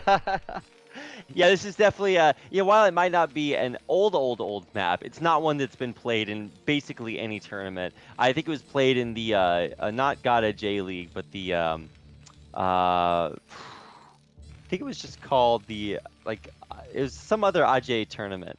But it's basically for like older players. It was played in that like a while ago, but yet not in any modern tournament for all intents and purposes. So even though it's not like these players go into this map totally blind, they're not as familiar with this map as they would be for other maps. Yeah, obviously it depends when they sort of first started playing or when they started watching Brood War as well. But starting us off here in the bottom right-hand corner, we do have the green Terran fighting for white. It's going to be Gecko. And his opponent in the bottom left-hand corner, the player unable to shed its tail in a sign of danger. This is Noob. And there may be another name that you could be familiar with him. If you've seen the player who qualified for the ASL, I know we went into this a bit before, but AJUK12, that's Noob as well. So a lot of these Korean players have a lot of different IDs. I guess maybe trying to qualify to the ASL with the name Noob is a little bit weird. I don't know if there's rules against that kind of thing, but... No. They actually changed. We got him to change his name on the English stream to Noob, because that's what he's actually known as. Yeah. It was showing up as AJUK12 for a long time, but it was like, no, this guy's actual English ID is Noob. It's what he plays at in tournaments, and they changed it on the overlay. So, cool. yeah, Noob is playing in one day in ASL. So it's going to be really exciting. you know, I've gotten a chance to cast him in a lot of online tournaments, but coming up, I think Cadenzi is going to be casting him in ASL, and it's going to be a really exciting opportunity because it's both of their first times at ASL, so lots in common here. But whoa, we had a depot canceling the main. Not sure that's part of the build order. Yeah, I think he was kind of wondering whether or not he could skip the wall in and go for that with his third depot, but he scouts and he saw the fact there was no forward buildings, and he kind of just thought, well, it's better to be safe than sorry. So he did go for that depot. It's going to help because there is a zealot on the way, and that's exactly what you want that SimCity for. So can't really get any worse or any better than that. Ginkgo did go in for a gas, so he's not going for one Rax double or anything. Factory is on the way. Very, very forward factory. This is kind of important on this map especially, just because you kind of need to defend that area as soon as possible. Yeah, absolutely. Yeah, so important. If you lose like this choke point into your natural, it's like, well, I mean, where do you even go from there? Like, you can't really get to your third or just out of your main at all. Yeah. So, yeah, very, very important to secure that. And it is actually a pretty easy position to secure. The only downside is that siege tanks are just very, very good at busting through into that the outer base. So, you know, good luck defending against that. Although it is just a mineral only, so chances are you're not really going to prioritize that base over, you know, something like taking the 3 or 9. Yeah, now one interesting fact, while we don't really have a huge amount going on in this game, I mean, we do have a little bit of aggression, but Judgment Day is kind of like I mean, back then it was a modern interpretation of a more vintage map called Guillotine and Neo Guillotine as well, and it made it a little bit easier to get a second gas, because on Guillotine it was a similar setup, but the natural was way further away, so it's kind of cool to see that when you think of kind of like modern reimaginings these days, you think of Sylphid and Athena, but I mean this is like old school reimagining. This was an awesome map when it first came out. Can't wait. This is just going to be, I like you said, a reimagining of that map, but I think both of our players are going to have to use their imaginations, just, you know, not extremely familiar with this. This is really cool. A 5 Marine push. This is not the 6 Marine 2 tank push that we're going to see. This is just to, oh, actually, is it that? No, it's Vulture. Yeah, he's Vulture. Yeah, but it's the second tank is the big deal. If you have 6 Marines and 2 tanks, then you can actually come out and put a lot of pressure on this Nexus. Oh, the Marines are falling as well. This is really dangerous here for Ginkgo. He's going to have to pull back. Yeah, more than pulling back. Vulture. Yeah, this is actually tragedy, because Noob is doing with 3 Dragoons what he should need 5 or 6 Dragoons to do. And now you've got to pull SCVs, you've got to block, you've got to repair. Oh no! Oh, the tank survives with 1 HP. This is crazy. He's going to have to repair the tank, and it might still even die. You could focus that tank down, but he can't move in because of the mines. He is certainly going to stop this command center, though. Yeah, now the funny thing about this is as well, he's got mines to defend now. But if Noob just sends a single Dragoon up, he could kill a ton of SCVs and that tank with that mine. So this is dangerous. Oh no, the tank is... Oh my god, how is he keeping this tank alive? No idea. I mean, at this point, this tank is just a... It's got angel wings on it. This tank is an angel thump. Yeah, he just does not want to die. I mean, the CC is cancelled. Nothing he can do about that. The Nexus is finished up. And Noob is in an incredible position in this game. And you know what? It's going to be hard for White Clan if they go down 3-0. They're going to have to win every single game. But, oh, the first mine. That's a big old mine getting a ton of damage on those front True Dragoons. One of them going down. And the second one very close to death. And siege mode is almost done. Oh man, this is very, very close. I would say that you know, a Terran player with siege mode is a Terran player that can win the game at some point. It just might take a while. But like we said, if you lose this natural expansion, you can't. Or oh my god, the mineral only. How does that tank still? Oh my gosh. 17 health again. 1 hit away from death every single time. Did he turn on power overwhelming or something? Is that what we got in this game? It just never dies. I mean, it's got repair. That's a useful cheat code to have. But we were talking about how important it is to control that choke point because it controls both of your bases outside your main. And Noob controlled it for a little bit, but wisely enough, he's recognizing, look, Dragoons can't do anything against siege mode, so it's probably best to pull back and not overextend and Yeah, lose everything. now the scary thing for Noob now is Gecko is actually going out with 3 factories behind this. This isn't something you normally do on 2 base. But Gecko knows he needs to make something happen. He's taken so much damage early on. His build order is so far behind. No timing attack is ever going to work in this game, other than this specific handbang timing here. He's pushing forward, he's killed so many Dragoons, and he gets the other one as well. And all of a sudden, Noob is in crisis. He has no units back to defend. Okay, he's got the 3 Dragoons, but that's not enough. He has 3 Dragoons, but like I was saying, he overextended just a little bit, and he didn't respect 3 factories. Granted, he didn't have a ton of information, but he will need everything that he can get. Vulture getting into the main, though, is still a little bit risky because of the mines that it can lay. Some of the mines do get picked off here, but he's going to have to sack a Dragoon. Oh, no, he actually has an Observer. Yeah, Never mind. I didn't see that out. And more importantly, he's going to have the Reaver coming out. And, well, he's going Shuttle before Reaver, so that's actually... the mines! Maybe not what he wants. Whoa! That is not the mine he wants. He's going to try to get on my top god! Look at all the blue goo. Oh, man, the tragedy.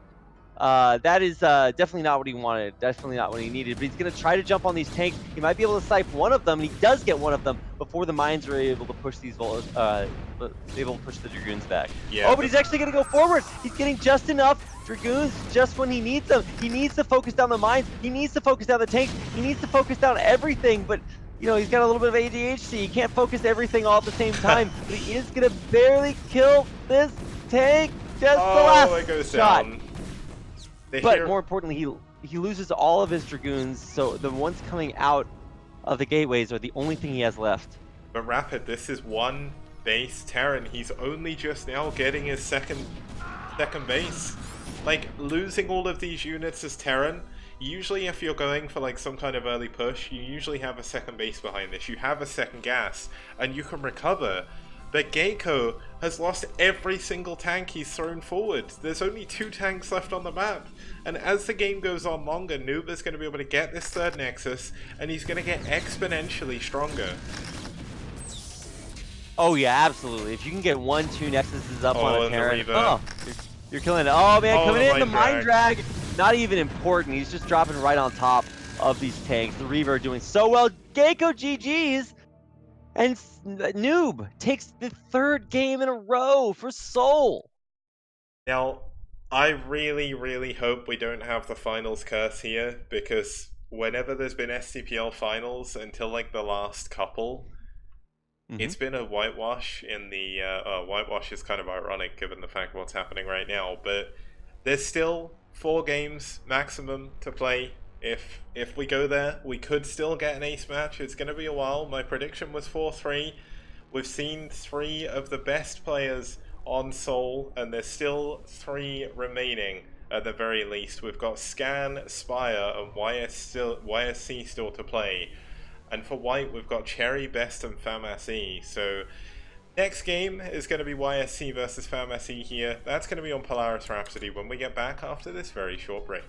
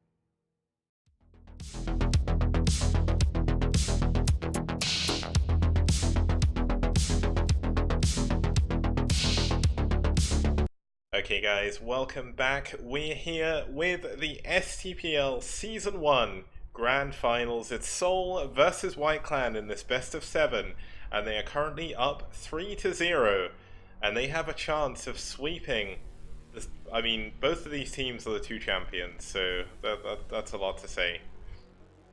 Yeah, I mean, beyond that, there's a lot else to say here too. Coming up Yep. next, we've got 2 of the best players on either team, and if any team can come back, it's White Clan, but they would have to have a reverse all kill or reverse sweep to do it, and that is basically unheard of.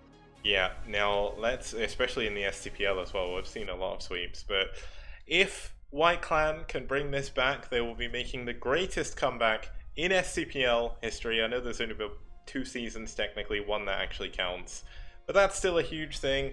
And if you guys know someone who watches Brood War and they're not here right now, they could watch the greatest comeback, so you should get them in. Just bring them over. It's what you gotta do. You make a compelling case there, Kicks. So absolutely, get them in there, and even like to have them watch the VOD. You know, maybe they're not like a tech savvy person. Just put them in the VOD and tell them it's live. Like, it's actually just good enough to go back and watch some of these games. But in truth, the best games to watch have yet to be played. So very, very exciting to see. And I honestly do think that White Clan can bring this back. Because coming up, I mean, we should probably talk about the players a little bit here, Kicks. YSC, he's an ex-pro player from Samsung, and he is one of the more dominant amateur, I don't want to say amateur, but like pros that haven't qualified for a major offline tournament. Yeah. He used to go under the name Huro, and his opponent for White Clan has been their best like contender in STPL. He's played not every week, but nearly every week since round 1. That's 15 months of games from Pharmacy.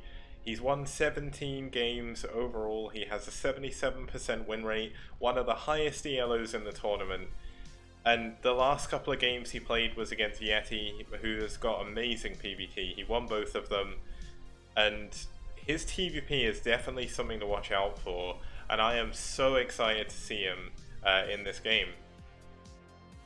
Yeah, I mean, Famasi is just so good. I mean, he's got maybe a spotty win-loss record there, but a lot of his losses are against Zergs, not against Protosses. He actually has beaten Yeti twice there most recently, and several other, Terran and Protoss players there. Well, he did lose to TT1, so we're gonna pretend that didn't happen. Yeah, that was a weird game. But let's have a look at our next map. It's going to be Polaris Rhapsody, our 2-player map of today. Top left, bottom right hand spawns. You may have seen it recently in Season 2 of the ladder. It was also, I believe, in KSL Season 1, but it was a while ago now, so I can't be 100% sure. I'm sure there's some cool guy in the chat that can confirm whether or not it was in KSL for me, because I know a lot of Brood War people are very passionate about the game and watch all the all the major tournaments. So huge thanks to all of you guys for being there, being support throughout the entire 15 months as well. But really cool map for PvT. Actually, in the SCPL, it's 5-4 in favor of Terran in TVP, but very balanced actually. And you can even see that the last 2 games Pharmacy played were against Yeti, and it was on this map, so he's got 4. Hey, close enough. Well, you don't need that much help, right? Yeah. I mean, I actually just looking at the map straight up when it comes to PVT, if I can say that correctly.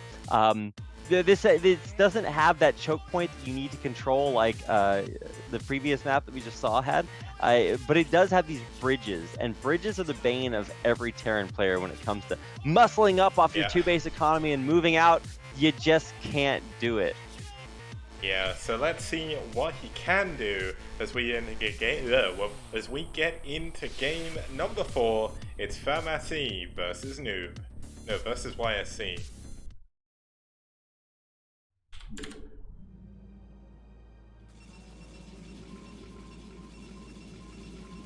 Okay, starting us off here in the top left-hand position, we do have the Protoss player fighting for Seoul. It's YSC.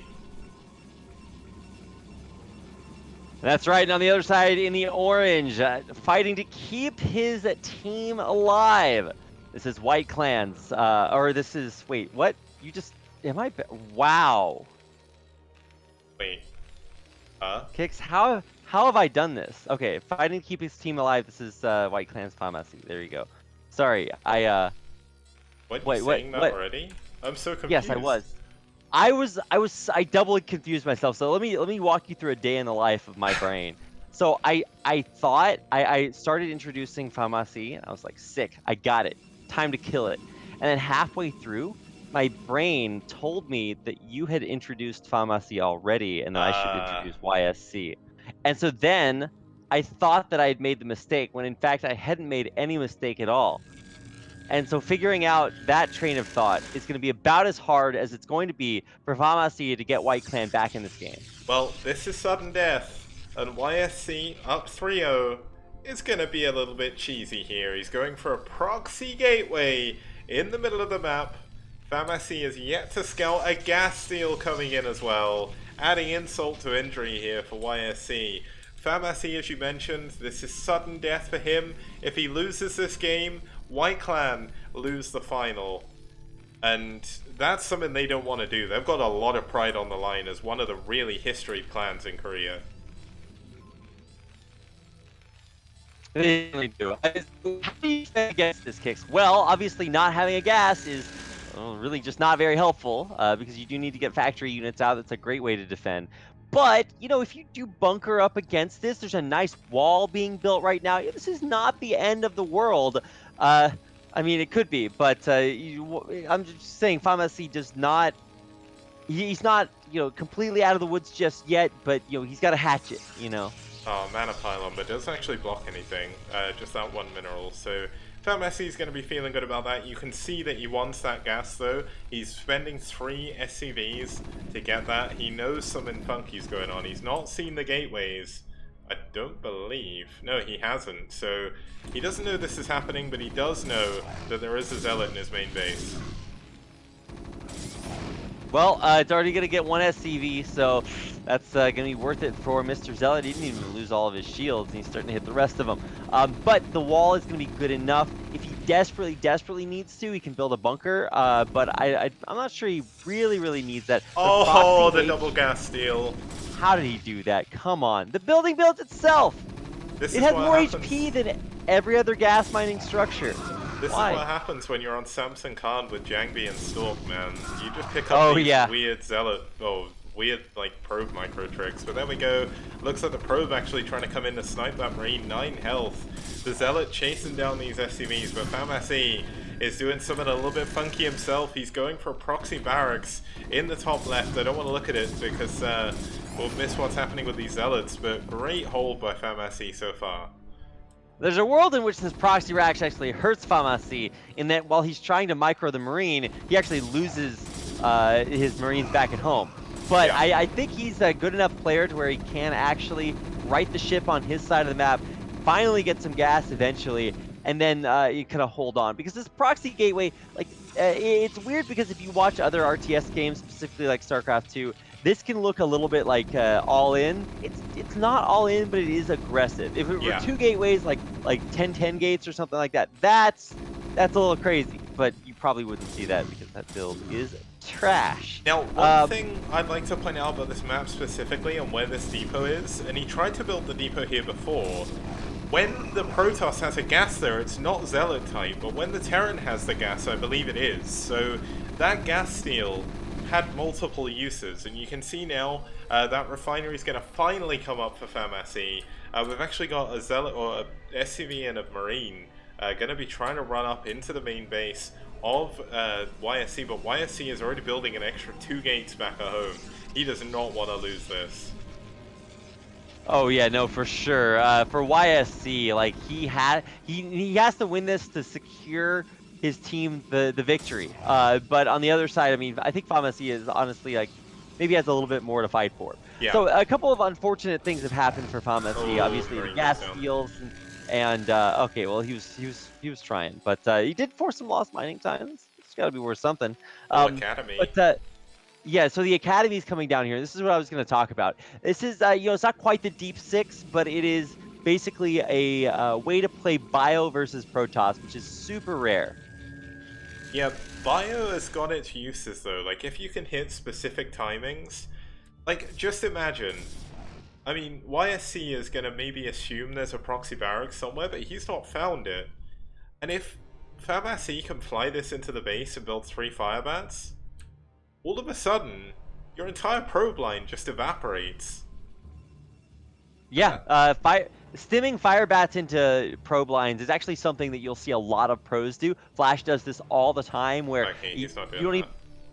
yeah, you don't actually even have to commit that much. You're going to have an academy and maybe you just get it randomly. And you can actually kill like several probes. It's crazy how much damage it can do.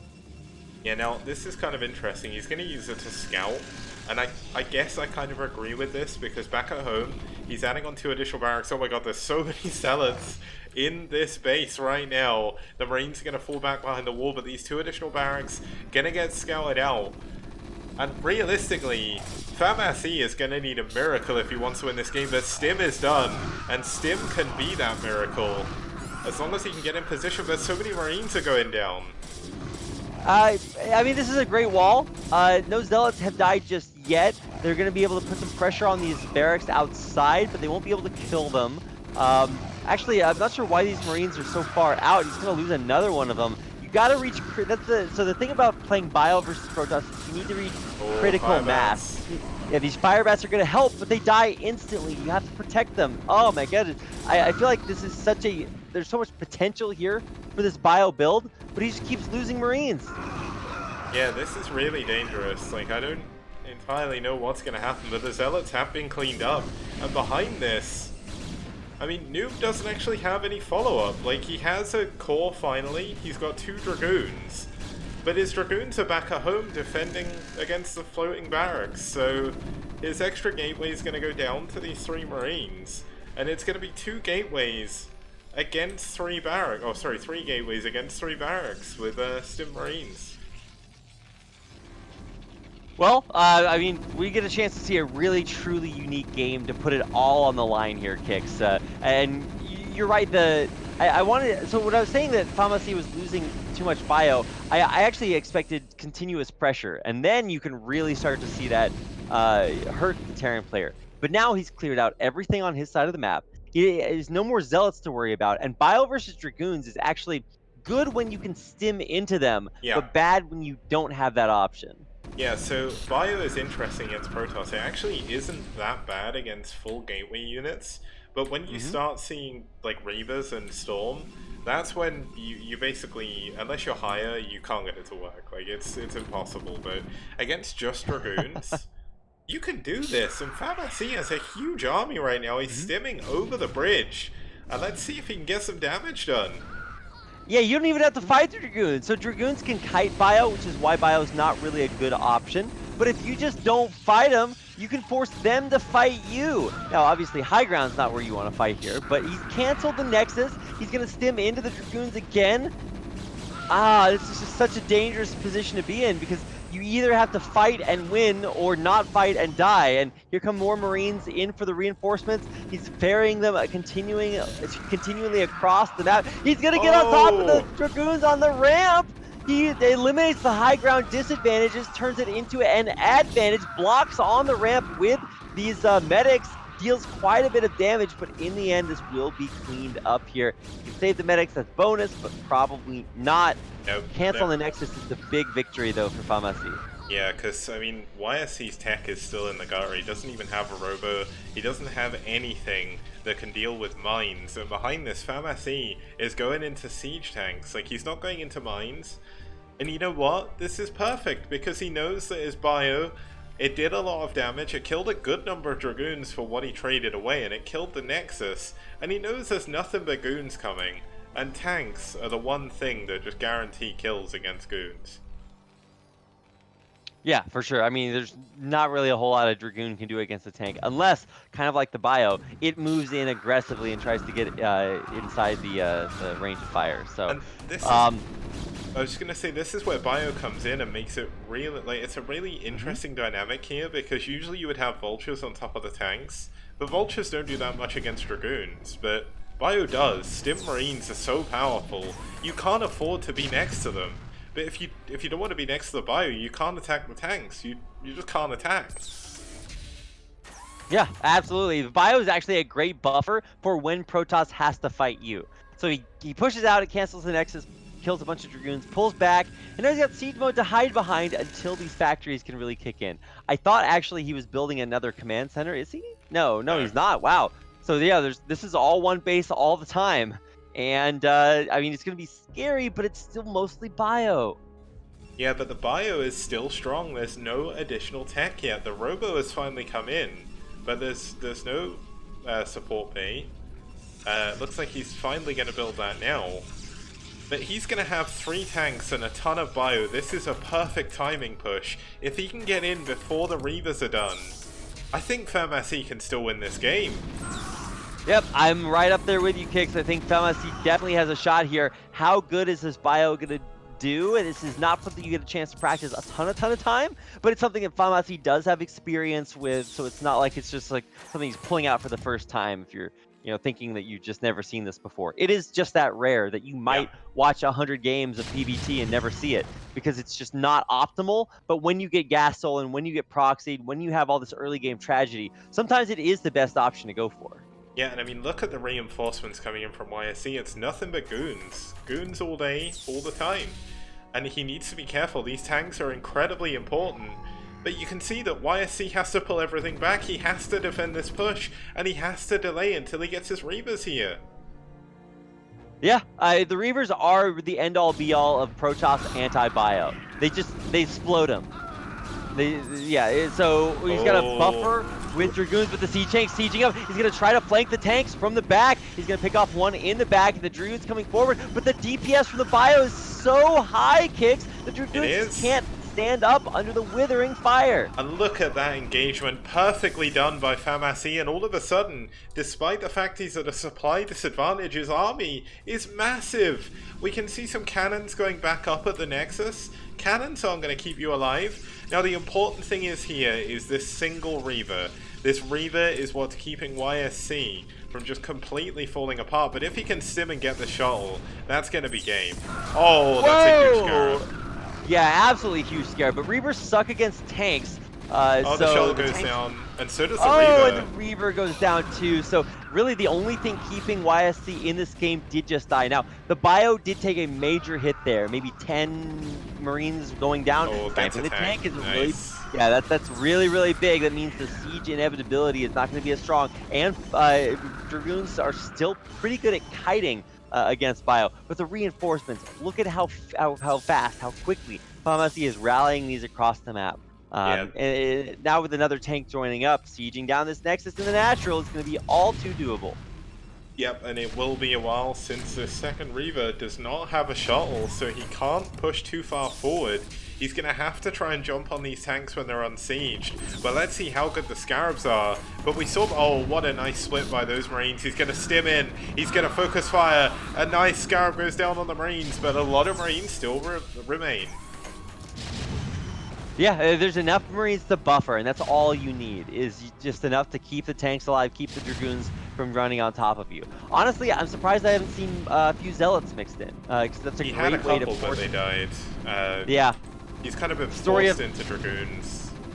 Yeah, the story of a Zealot in YSC's army.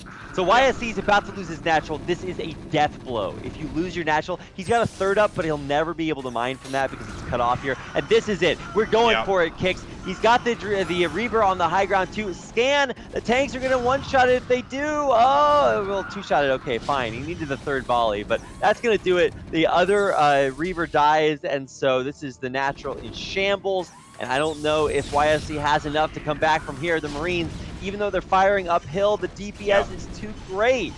So good. FAMASI to come back in this situation. This is almost magical to be down 3-0 in the series. You play a game like this and you keep your team's dreams alive. And you know what? He deserves it. He depowers 2 of the gateways. That's even less units. Another Reaver comes in, a great Scarab going down, but the tanks still remain. And more units just keep streaming over the map for FAMASI. Best fanboys are more and more hopeful by the second, Kix, because we might get a chance to see his game really count in this series. YSC, you know, he's not completely dead, but he's almost there. He's only maybe 2 or 3 deads, not the full 5 deads, Yeah. you know? He's building a bunker in his base. I love it. Oh, Yeah. the I number mean, of times you get to see this at the 10-minute, 15-minute mark, basically never. yeah, this is just such a great game. If I would have thought we'd have a TVP like this in the finals, like I would have just told you to go away because it's just it's not possible, right? But here it is. He doesn't have that much bio remaining. He's still on 1 base. He's absolutely all in.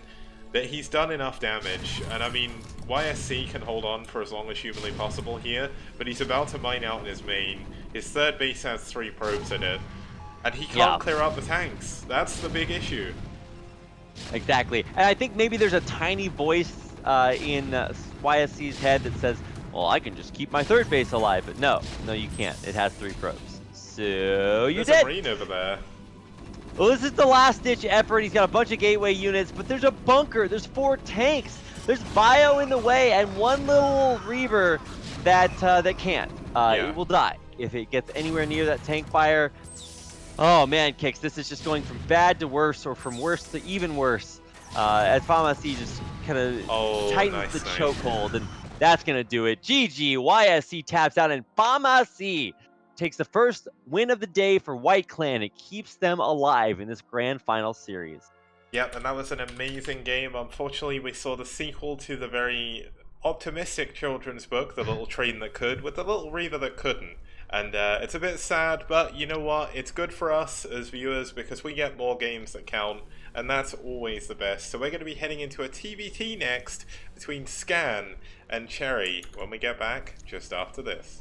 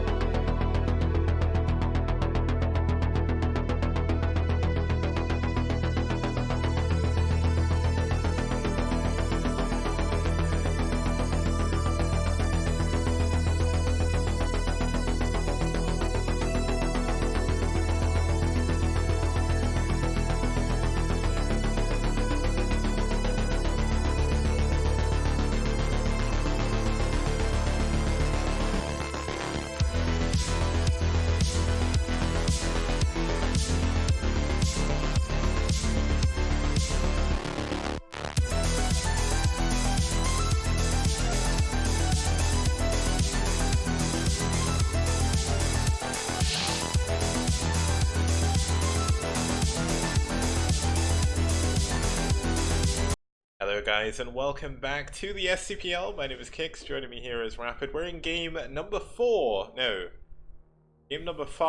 between White Clan and Seoul, and it's 3-1 currently to Seoul. White Clan are still in a dangerous position, but they still have some very heavy hitters, they have some heavy hitters left, and so does Seoul, so it still could go either way. That's right. And coming up next, we've got a continuation of just the strongest part of Seoul's roster.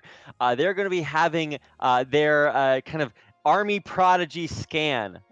This guy is bilingual. He's super cool to hang out with. He's got great taste in sushi. And oh, by the way, He's an incredibly good player. He interacts a lot with the foreign community and shares a lot of like tips. He's great Terran player to learn from, and he's so incredibly consistent. He plays a lot like Flash in that his playstyle is very slow and methodical, but Yeah. it's fighting a war of attrition. Like you just can't.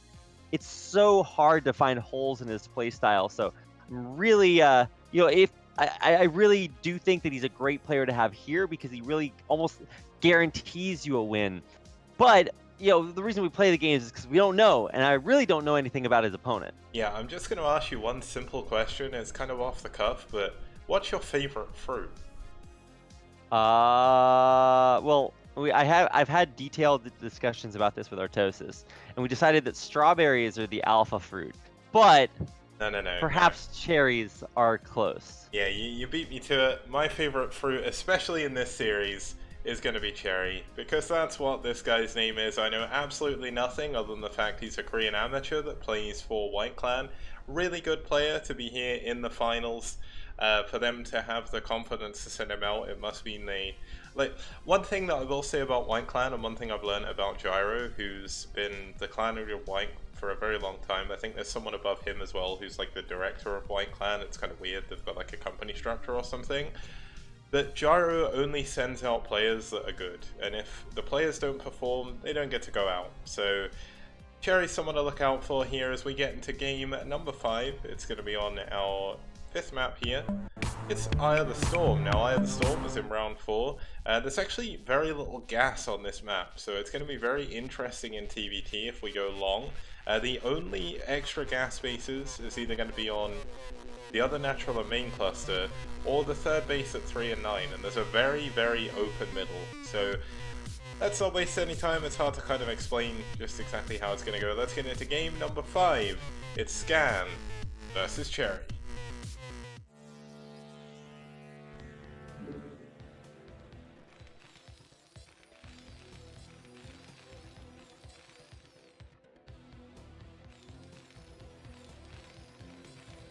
Okay, and speaking of Cherry, over here in the top left-hand position, we do have him in the peach.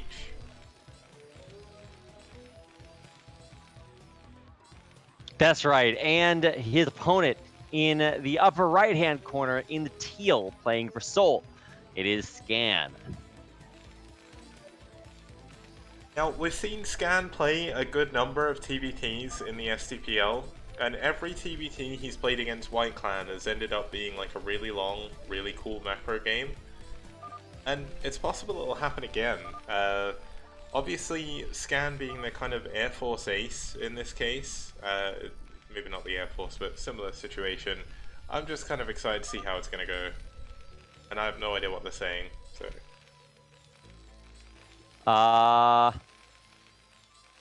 I didn't catch it either.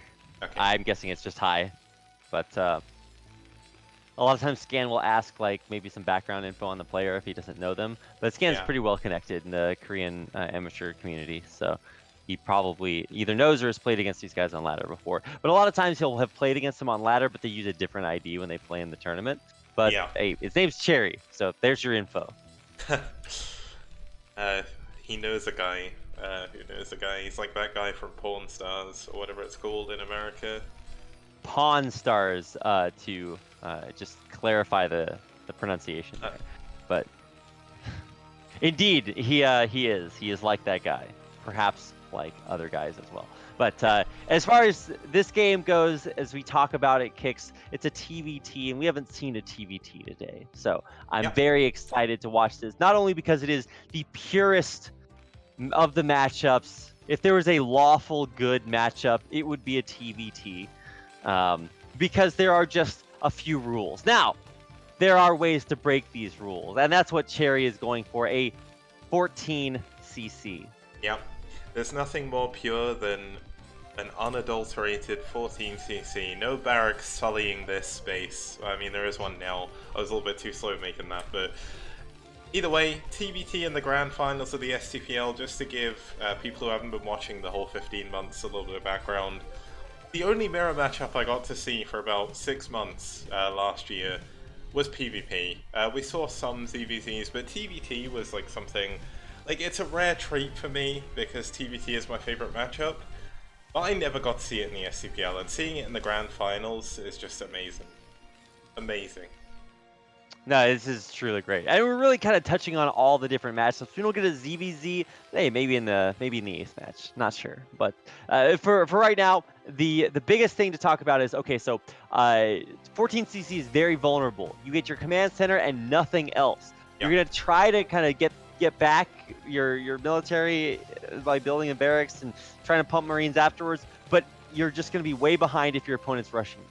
Thankfully, Scan actually scouted Cherry last, so this is the best case scenario for going for this economy. It's kind of an eco cheese, if you want to look at it that way. And so when Scan finds out about it, it won't be in time to really do anything. And on the other side, Scan's got a decently fast command center, so it's not like he's going to be behind very much, just a little bit. Yeah, and the fact that Scan had to build 3 Marines even is actually a massive problem. It looks like Cherry is also going to go for the 3 Marines. Now, this is kind of something you wouldn't normally do when you're going 14cc. One of the things Flash actually said was, if you're going for either a 1-ranks double or a 14cc, if you can force your opponent to make 3 Marines and you can get away with 2 because you'll always get the bunker, you're going to be in a really big advantage. Now, Cherry didn't know what was going on in Scan's base because he also scouted last, so that's how the builds have kind of changed based on information, or lack thereof. Yeah, it's actually really interesting because, 15 years ago, this matchup looked totally differently. I've been casting for OGN a little bit, and one of the coolest parts about working for OGN is that every time you go in, you see the Hall of Fame, and they play reruns in the makeup room of all the old games. And so there's a game between Boxer and Sky High from a million years ago. And I was watching, I was just like, this looks nothing like modern TVT. They're like having like some Vulture Wars and then Marines come in. I'm like, wait, what? No, that's not what you do. Those things don't exist after like 2 minutes into the game. Yeah, but they did. Doing? But they did. It was weird. It was whack, but it's a crazy game that we play here. So all that to say is that things do change a lot. So thanks for kind of brushing us up on the modern aspect of TVT. We're going to get into a little bit more of the slow, boring part here in just a second, where both of the players push out but can't really do anything. But it's all about just real estate. It's free real estate. And it's about how much free real estate you can take in the middle of the map. Yeah, now we're going to see Cherry is actually going up into 4 factories already. Scan is up to 3, not added his 4th just yet, but he will have the unit advantage for the time being. But you can see the 4 Marines, 1 Vulture, 1 tank push could actually do a lot of damage here against Scan's army, but good micro, gonna be able to clean this up. Mines gonna help clear out this tank as well, and Cherry's gonna be forced to go back, or at least stay where he is. Yeah, he'll be forced back, and it's not like it's a huge mystery that he's forced back there. He knew he was going to be pushing up high ground, so he really did over push there. That's definitely on him. But he didn't lose the tank, which is, I think, the most valuable part. Vultures are basically free and have a build time of 0, so you can get some more of those later. Yeah, now the interest and divergence in the build here is Scan is on 3 factories going up to a starport already. Cherry is 4 factories into a starport. Cherry had a much faster armory, but you don't really do anything with the armory for at least the first bit of the game, because +1 attack isn't too influential. It's more when you get into +2 that is a big thing. But Scan is still in a really good position. I mean, he's a little bit down on supply, but that doesn't really matter too much in TVT. Yeah, exactly. It's weird to say, though, right? Because supply in PvP, insane. Supply in ZVZ, also very, very powerful indicator of success. Yeah. Supply in TVT, your stuff's just kind of gonna die. Maybe you got some mines, maybe you don't got some mines. Like, you're gonna be good for a little bit until there's like an overwhelming advantage or an overwhelming economic advantage because you couldn't secure places out on the map.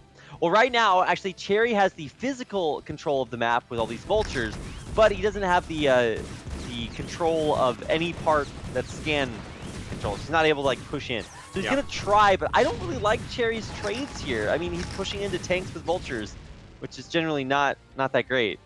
Yeah, and the thing is, he's using a lot of mines to try and secure the middle of the map, but the way they're both spawned, like that middle pod doesn't really help either player. Like, I don't think we'll see anyone going into that for a while. Obviously, the important base to secure is going to be this 9 o'clock for Scan, and the 3 o'clock and the 4 and 5 o'clock as well. So, Cherry is just going to kind of use those mines for vision. Scan, continuing to add on a load of vultures as well. And, I mean, things are looking pretty cool so far. We've got raids coming in for Scan, though, and same for Cherry. Yeah, but you know, raise wars can be something that's very volatile, right? Because you need to have the right amount, and then Goliaths start getting added in, and then the raids are not that powerful anymore. But hey, actually, this is really one of the first big fights that Cherry's won. He completely pushes Scan's vultures back. He prevents them from laying almost any mines out on the map. And he, you know, he's really kind of dwindled that count down to maybe like one, maybe two control groups of vultures. That's not a lot. I mean, even when I just flick the vision on and off there for Cherry and Scan, you can already see how much of a vision advantage Cherry actually has. Now, in like the other mirror matchups, vision is a thing. Like in CBZ, it's not a massive problem other than the super early game. But oh my god, great micro on his wraiths, gonna take down one of Scan's wraiths, Man. and not get the other one. But in TVT, units move around so slowly that seeing units coming to you like a while before they get to you means you can go and defend. Like you can just pull all your tanks if you need to. You know, you can, but it's always it's a lot harder to do that than it seems. And now with the air advantage, man, oh, this is gonna be so painful because now Scan's gonna have to get Goliaths out. He's gonna have to get Charon boosters. He's gonna have to go into all this production of units that isn't gonna be helpful against, you know, really anything but raids. Goliaths are not really what you want against tanks or vultures. I mean, they're okay, but it's, you know, obviously you want more tanks and vultures. But wow, you know, Scan is a little bit on the back foot here, not going to lie. He's got a little bit less of everything. He's down about 20, 25 supply. And while we talked about supply not being insanely valuable, what is valuable is that real estate that I talked about. Yeah. So look, because of this position in the middle of the map, you can see on the mini-map, Cherry's position controls it, and it allows him to take this third base, which gives him that economic advantage I was talking about. Yeah, no, the important... Oh my god, Scan is going to go for it. This is a very difficult engagement to take. He's going to try and push forward with all of his vultures, all of his tanks as well, seeing if he can trade away the best he can. But that's definitely a small victory here for Cherry. Yeah, that's right. The for Cherry, he keeps winning these small victories. It's not like, and that's the thing about TVT is it's death by 1,000 cuts.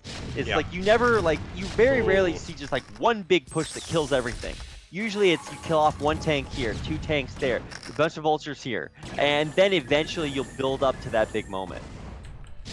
Now, the important thing for Scan, at the very least, is Cherry doesn't have a stranglehold on him yet. He still has the option of going for that third command center in the bottom left, bottom right even. And it's going to be very, very important to do that. You can see he's trying to move forward. He's going to push some tanks further forward because even though Cherry has a unit advantage, he can't actually push in. Like, that's the amazing thing about TVT. So few units can defend against so many that oftentimes being aggressive just isn't worth it. It's better to just mass expand everywhere. Yeah, that's actually really true. Killing someone in Brood War, name a less iconic duo. That's just very, very hard. In fact, it's so easy to lose by trying to win, which is really counterintuitive, but it's the way the comeback mechanics work. But you can absolutely really hurt yourself by trying to be too aggressive.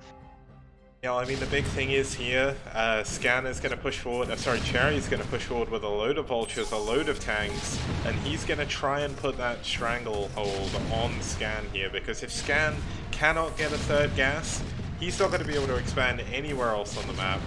And you can see a good engagement here, actually, from Scan, killing a lot of free vultures, but still his supply is in such a problematic situation. Yep, it's just little bit by little bit. First it was a 10 supply advantage, then it was 20, now it's 25, now it's 30. So really a good methodical play by Cherry. And Cherry is playing methodically against a very methodical player in Scan. So while the game isn't over yet, it's just little bit by little bit slipping out of Scan's fingers. Yeah, and you can already see there's a spider mine underneath that command center, so he cannot take it. It's going to force another scan.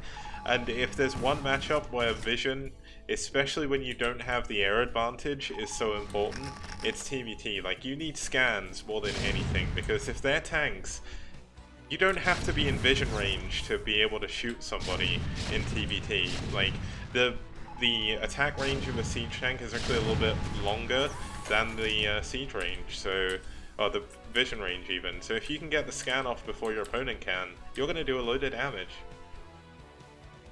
Yeah, that's a great point. Yeah, scan's very important. That's why if you have air control, you can kind of use that to supplement a lack of scans, but it'll never be good enough because Charon boosters shoot the entire length of the screen, basically. Yeah. So, man, control of the map. We talked about how important it was, and finally Scan is able to get this third base up. That means he gets to play the game. But he is still behind in supply. Like I said, 20, 30, 40, now 50 supply down. Yeah, and Cherry just seems to be on top of everything. All those mines that you put down earlier, like I showed his vision again, and he just has pretty much overlord vision over the entire map. Like, he knows whenever Scan sends something out, he goes to kill it. The Wraiths are immediately turned around. The Vultures immediately turned around as well. And Scan is just finding himself further and further trapped. It's going to be so difficult to get out. +1 attack, done for both players now. We'll actually check the armories in just a sec, but it looks like we could have an engagement at the top as Scan tries to push forward to take this mineral only. Scan's going to try to push on the top. Meanwhile, Cherry's pushing on the bottom. He has a bunch of rays to break through. He's got Cloak on them as well. Or no, actually, Scan has Cloak. So that's a really good way of taking out these rays, but it's not in time. It's not fast enough. That means that Scan is going to lose his most important base at the 3 o'clock location. Yeah. Meanwhile, there's a Vulture run by that's trying to get into the natural expansion of Cherry to deal a little bit of damage, but not enough.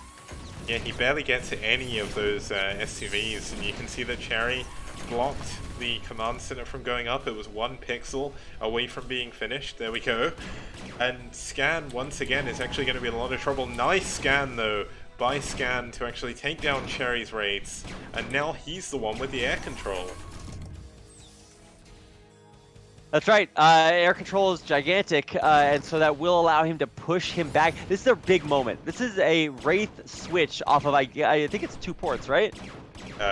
Let's have a check. No, I think it's Yeah, only one. actually one. Oh no, 2 star ports. No, it's yeah. 2. Yeah, 2 ports. So yeah, 2-port Wraith is a big tech switch because the inevitable end of every TVT is battle cruisers and raids. But oh man, okay, well, That's something you can't afford to lose. But Scan's going to try and secure the bottom left. You can already see Cherry adding on a ton of missile turrets. There's like 1 turret just scared away 8 raids, and it even killed 1. Like, that's how thin, like how paper thin raids are. It's insane. Yeah, raids basically die to everything. Okay, but they're air units. So those mines killed 1 tank and killed like 5 of his own Vultures, but you can see the Goliaths coming in here. Tanks, Goliaths, Vultures just really putting on the pain. But you can see Scan is going to try and move into a position where he can block them getting back. He is doing a great job with the raids, not fighting the Goliaths, but picking off the siege line in the middle of the map. And if he can retake control of the middle of the map, that's actually going to be really big for Scan. He's also dancing around these turrets very, very well. His raids actually do deal quite a bit of damage, but now the Valkyrie counter switch. Oh my goodness, it's so back and forth. I actually really love this. Even though Cherry is still in a very strong position, he can't win the game from right here. He has to get stronger, power up a little bit more in order to make that happen. Well, because neither player...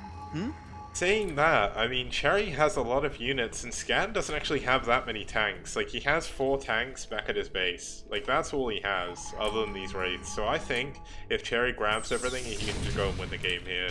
And it looks like he's going to try and do that. He's going to push towards this 3rd base. The raids from Scan are going to come in, but look how many Goliaths there are. Yeah, there are actually quite a few Goliaths here, and especially with the Valkyrie, that's really what turns it around.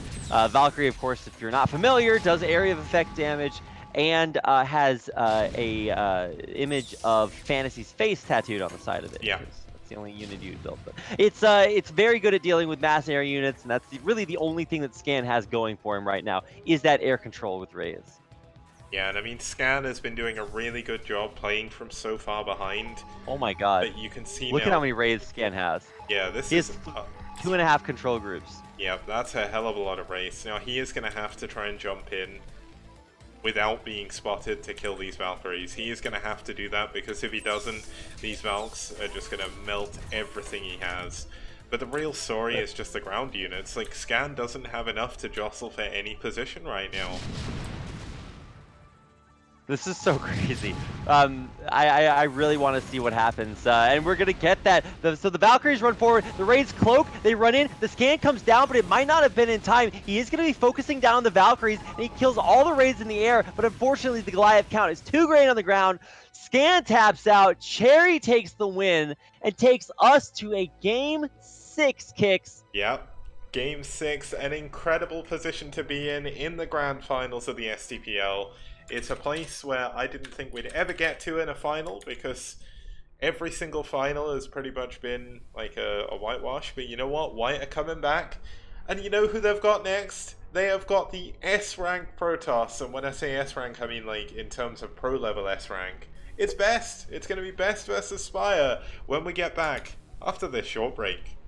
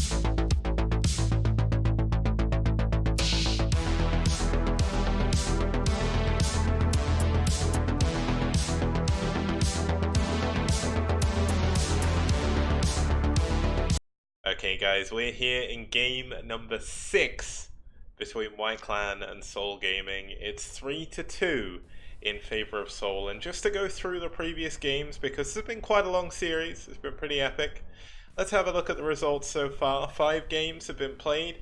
Prime took down Killer, and that is the pro player Killer, aka Baxter Mini J-Dot.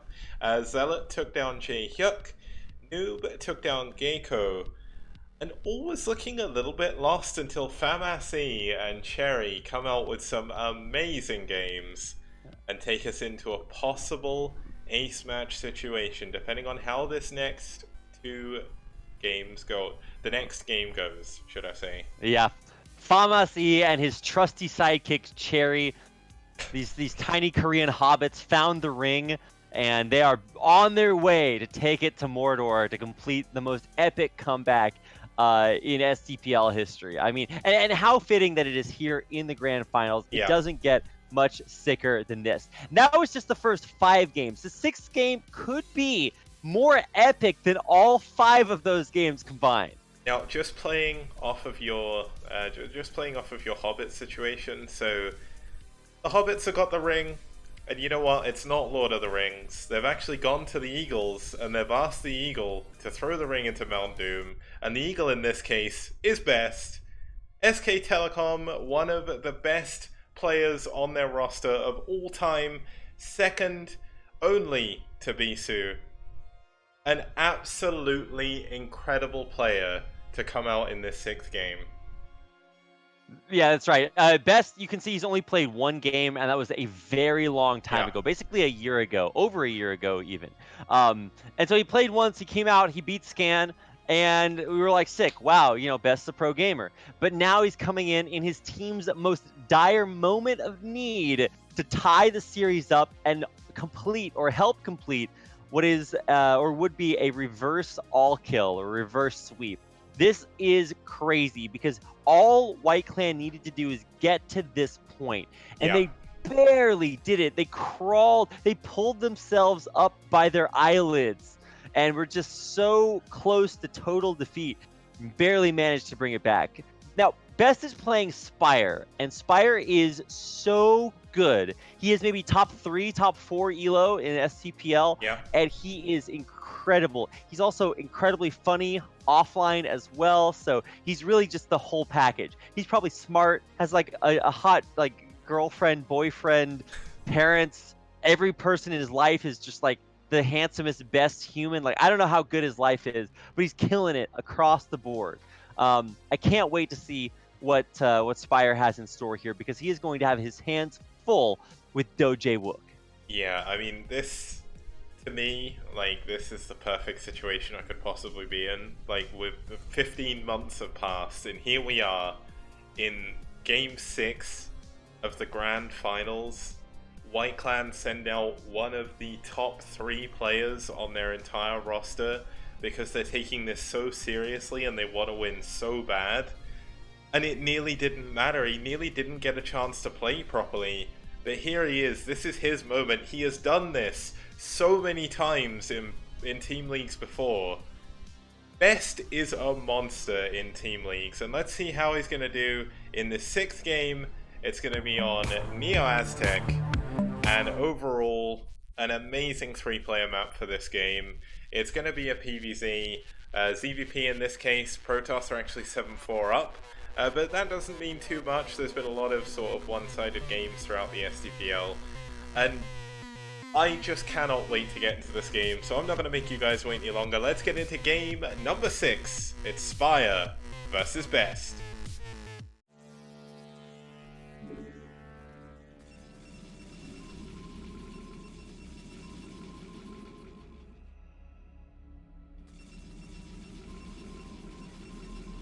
Okay, and speaking of the man himself, in the bottom left-hand position, we do have Doje Wook, aka Best, spawning for White Clan in this weird skin color again. That's right. And his opponent, one of the best amateur players in South Korea right now, playing for Seoul, it is our Green Zerg player in the bottom right, Spire. Oh man, this is so epic. For context, 15, 20 years ago, in the fledgling days of Brood War, to possess this replay, like you would be able to sell this for hundreds of dollars, because it was so hard to find information about why these Korean players like Best were so good. Yeah. And then eventually you'd figure it out, or you'd be able to write it down or copy it off of a broadcast, and your mind would explode. These things are so good. This is like, I don't know, it's so crazy that now in the common era, we are able to watch these games play. So truly we are the privileged one. And truly you out there, viewer watching STPL, picked the best decision you could make with your day. But yeah, that's neither here nor there. Let's actually get into the game and talk about why Best is so badass. What's he doing, Kix? He's doing a 1-gate, at least possible expand, very likely. He's not going to go into 2-gate, I wouldn't imagine. Best was known as a macro beast back in the day. He's even known as a macro beast now. He's done incredibly good in all of the ASLs he's played in. Well, I say incredibly good. He's at least qualified for all of them, if I remember correctly. And that's a hard enough job on its own. Yeah, top 8 or top 4 every single ASL, and basically no other player's done that. Yeah, that's insane. I mean, I think there was one ASL where he lost to the eventual winner, so I can't really go into it too much, but one thing I will say is, just in case you're there, you're talking about, I know you mentioned about the replays. If you want to get your hands on these replays, you can. If you go onto the Patreon, which is actually below the stream, you can actually sign up on the $5 tier on Patreon to get access to every single STPL replay that's already been played and every single STPL replay that ever will be played. That's all available through the Discord. So if you want to support the STPL, if you want to get hold of some pro gamer replays, that's a good way of doing it. Yeah, that's insane.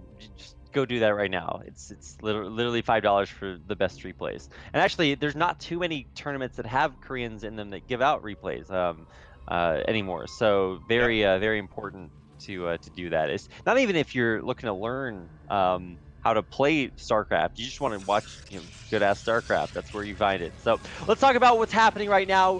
The Gateway Opener allows you to be a little bit more proactive and aggressive out on the map with this Zealot Probe combo.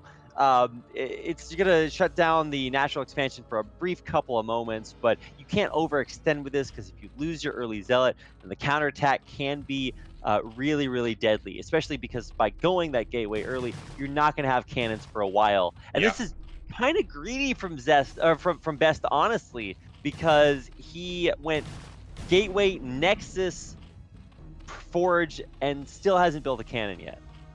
Yeah, now funny you mentioned, I know you said Zest by accident. Zest is obviously one of the best StarCraft 2 gamers at the moment, but he as well, at the time Best was at his absolute prime, Zest was doing an incredible job for KT, and Best was on SKT. So, great player, shout outs to him as well for playing so many amazing games across few games.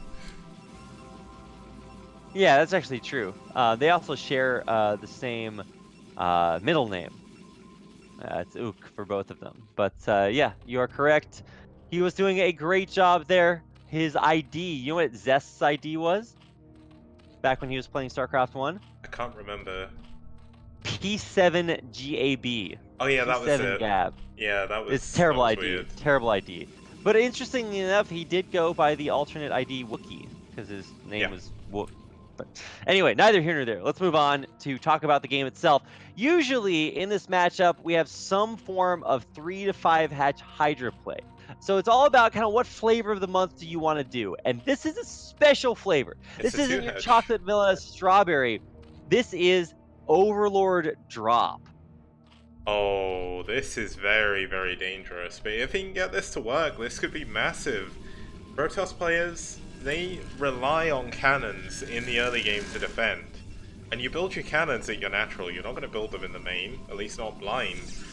And Spire has done an incredible job of keeping Best completely in the dark. Like, if we actually have a look at Best's vision, he doesn't see anything. It's a cold, dark world out there. And he's not going to know this lair's coming, and he's not going to know there's going to be drops coming either. Yeah, now one of the vulnerabilities about this is that the drop doesn't hit until the first Corsair is out. Yeah. So you're hoping that your Protoss opponent sends the first Corsair to scout instead of to pick off Overlords. Because if they know to pick off Overlords, then all of a sudden, your drop is totally useless, you can't do anything. Consequently, you do need to save your Overlords back at home with a couple of Hydras back there. Those have been built, and they should be okay. But when the Corsair scouts is going to wonder, where are all the Overlords at? Not only that, but he's also going to be like, hey, wait a second, you don't have a third hatchery yet. And he's going to know there's drop coming. Like, yeah, and this is so cool because you have to build cannons at the front as a Protoss, but then you just drop somewhere else and totally circumvent all of these resources. Yeah, so there's no more cannons that can even be built. Yeah, he's already got 2 cannons in his main though. Look at Best. Best knows exactly what's going on. Wow. Support Bay on the way as well. Sense. Like, this is ridiculous. Like, Damn, Best is in a perfect position. You hate to see him do it to him. So just to explain that a little bit, usually as a Protoss player or as a pro player, you want to cut as many corners, and that means building as few cannons as possible because cannons don't move. They don't really go do anything. But Best is so big brain that he immediately knew from the lack of overlords and the lack of a third base that drop was coming in. What you need to be against drop, because the drop circumvents the defense at the natural expansion. But if you build the defense in your main as well, you're just gonna be fine. So he's got the 2 cannons. He He's also got another forge Reavers as on well. the way. Oh, And yeah, he's the rebuilding the overlords are forge getting for more caught. cannons. Oh no! Oh no! Oh man, this is going from bad to worse here. And the timing on this is so important. This is not a long-term Zerg build. It's a build that you do to try to go get damage done. And Fire hasn't been able to do anything. Yeah, you know what it's going to be? It's going to be an Overlord drop if he eventually does go for it. Against 5 Corsairs already. He's getting his 6th as well, that's just about to spawn. Best is throwing up another cannon in his main. He's just playing this perfectly. This is like to the book PvZ against a non-standard build. Almost gets another Overlord. Now, you know, Best isn't... He's playing overly defensively, which it turns out is correct, but there is a too much aspect to this. Yeah. If he just turtles, he doesn't actually have a ground army, keep in mind. He has 1 Reaver. That's it. So, Corsairs can't go kill your opponent. They can kill his Overlords, can't kill his units. So, thankfully, Overlords are very important, and he's going to catch out a bunch of more Overlords. Oh, this is so painful. He needs So many of these low health or he Overlords. can't drop, and the trouble is, like, if he can't deal with the Corsairs, he doesn't have a Spire, he doesn't have Scourge. And yeah, he's getting the Spire now, but by the time he gets them, the Corsairs are gonna they've already got +1 attack. And he's getting +1 ground as well. And look at the amount of cannons in Best main now, there's 5 of them!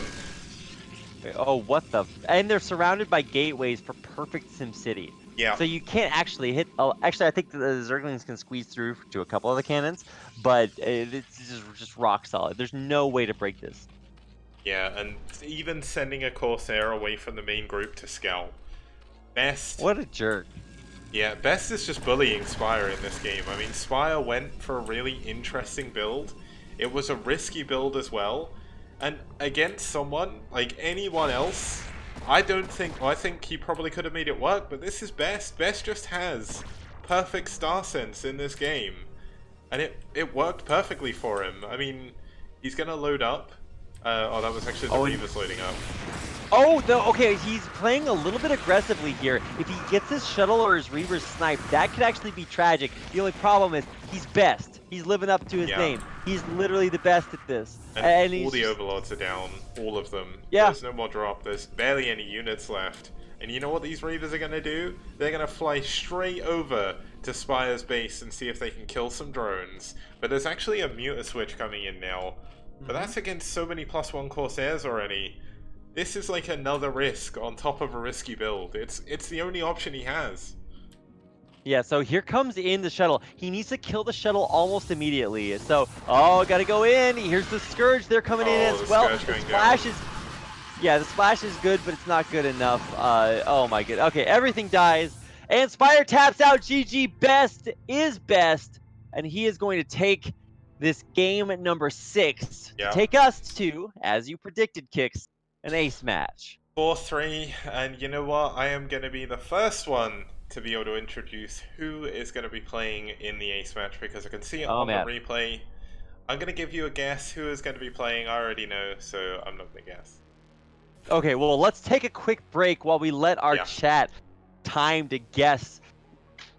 Little do they know. And then when we come back from this break, we'll reveal after a short drum roll who is going to be playing in the epic ace match to end the STPL. We're finally here, and we're going the distance, so don't go anywhere. I'll be right back after this short non-commercial break. See you guys soon.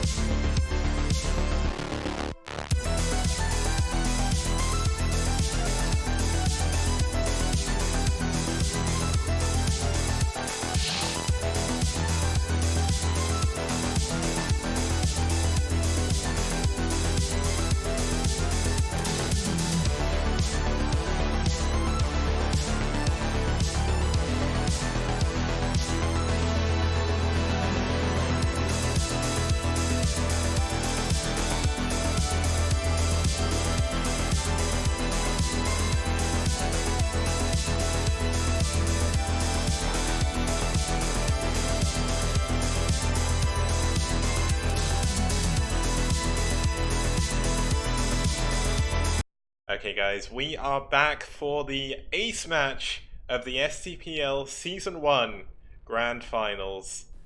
15 months have culminated to this one best of one. And I'm gonna let Rapid take a guess at who he thinks it is. I've seen a few people in chat as well. Yeah, I guess there's a lot. Honestly, like Spire's so good. I would say, maybe, I don't know. You know, my heart says Scan. My mind says probably like, probably Zealot. Okay, and who do you think White will send in? Oh, I mean, probably Best, right? Okay, well, you're right on one of those counts. Okay, just show me the players' kicks. Yeah, I'll show you the players. Hold on. We're getting there. We're getting there. Like, just to announce to absolutely everyone, let's have a look at who's playing for Seoul. I need to press the actual button that allows me to show that. Otherwise, we're going to be looking at the wrong thing. I just needed to check the map as well. It's going to be at least one Protoss. I'm going to show the first player. It is going to be Noob. Oh my goodness. Okay. See, just let me defend myself here for a second. The reason I didn't think that they would send Noob out is because, like, Best, right? What's his best matchup? Oh, is that perhaps versus Protoss? Is he perhaps one of the best Protoss and you're going to send a not the best Protoss against him? I don't know if that's the winning move, but Noob is certainly one of the strongest members on Seoul, so nice guess, chat. Yeah, I saw one person, at least in the chat, got it right. Xenosky did. He was the first person to say Noob versus Best because PvP can be a little bit of a coin flip, but guaranteed that it's Best. But you know what? It is. Of course it is. They're going to send out Best. Best obviously taking down Spire just now, went basically straight from his game. There was a little bit of a gap, but then he played against Noob almost immediately after. So, PvP, I have no idea how this game went. I kind of knew there was an ace match, so I was kind of excited because I saw the replay existed, but I didn't know if it was a fake one or not. So it was kind of cool. I'm very, very glad that we're here in the ace match of the Grand Finals. We're going into one of the maps we've not seen today, but it's one of the most famous 4-player maps of all of Brood War history, used in multiple ASLs recently. It's going to be Gladiator. So Gladiator is the ace match map. This is very polarizing in PvP specifically. So anything can happen here. This is your Pizza Pie map. This is your Star Destroyers map with the Death Star in the middle, of course. That's the little thing. Yeah. But more importantly, this map is so dumb for PvP, okay? You've got low ground mains, and you've got an incredibly difficult big map to scout. So you go for a build and you let Flash take the wheel. Like you just take your hands off the keyboard. You send your DTs out there and you really hope they don't go 2-gate obs. You send your 3-gate out there and you really hope they don't go DTs. And more likely than not, both players will play carefully. But some crazy things have happened. DT versus 3-gate is one of the hardest counters in Brood War, and I've seen Best beat a DT opener with a 3-gate before. Yeah. It's the most insane stuff that Best is able to do in this matchup because he is so good. And you'll notice that this has a 100% Protoss win rate in PvP, so clearly Best can't lose. Well, one thing I just would like to point out, first place wins 40% of the prize pool, which, as my calculations before the finals did come into play, it was $625, and second place is $391. So there's actually a really big disparity in the prize pool for both of these games. The second number is actually 25%. So this best of one, this PvP, is going to basically decide the difference between $200. It's an insane amount of money for a foreign tournament, like at least a team league. And I am so glad that we've had so many generous donations to get to this point, so I can be hype about this. But we're in the ace match. It's Best versus Noob, or Best versus Adjunct 12. if you don't know his other name. And it's a PvP, so let's get going. Yeah. Game number 7.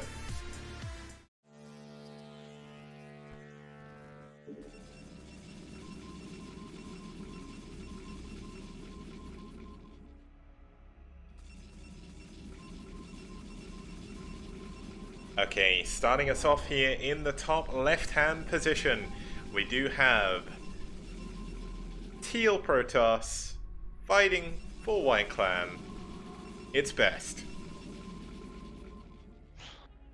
Oh my goodness, this is so sick. And his opponent in the blue in the bottom left-hand corner, playing for Seoul as our blue Protoss player. I can't do this anymore. It's too epic. It's Noob, aka Adjic 12, which is sort of his name, kind of. He also used to be known as the Rage Lieutenant.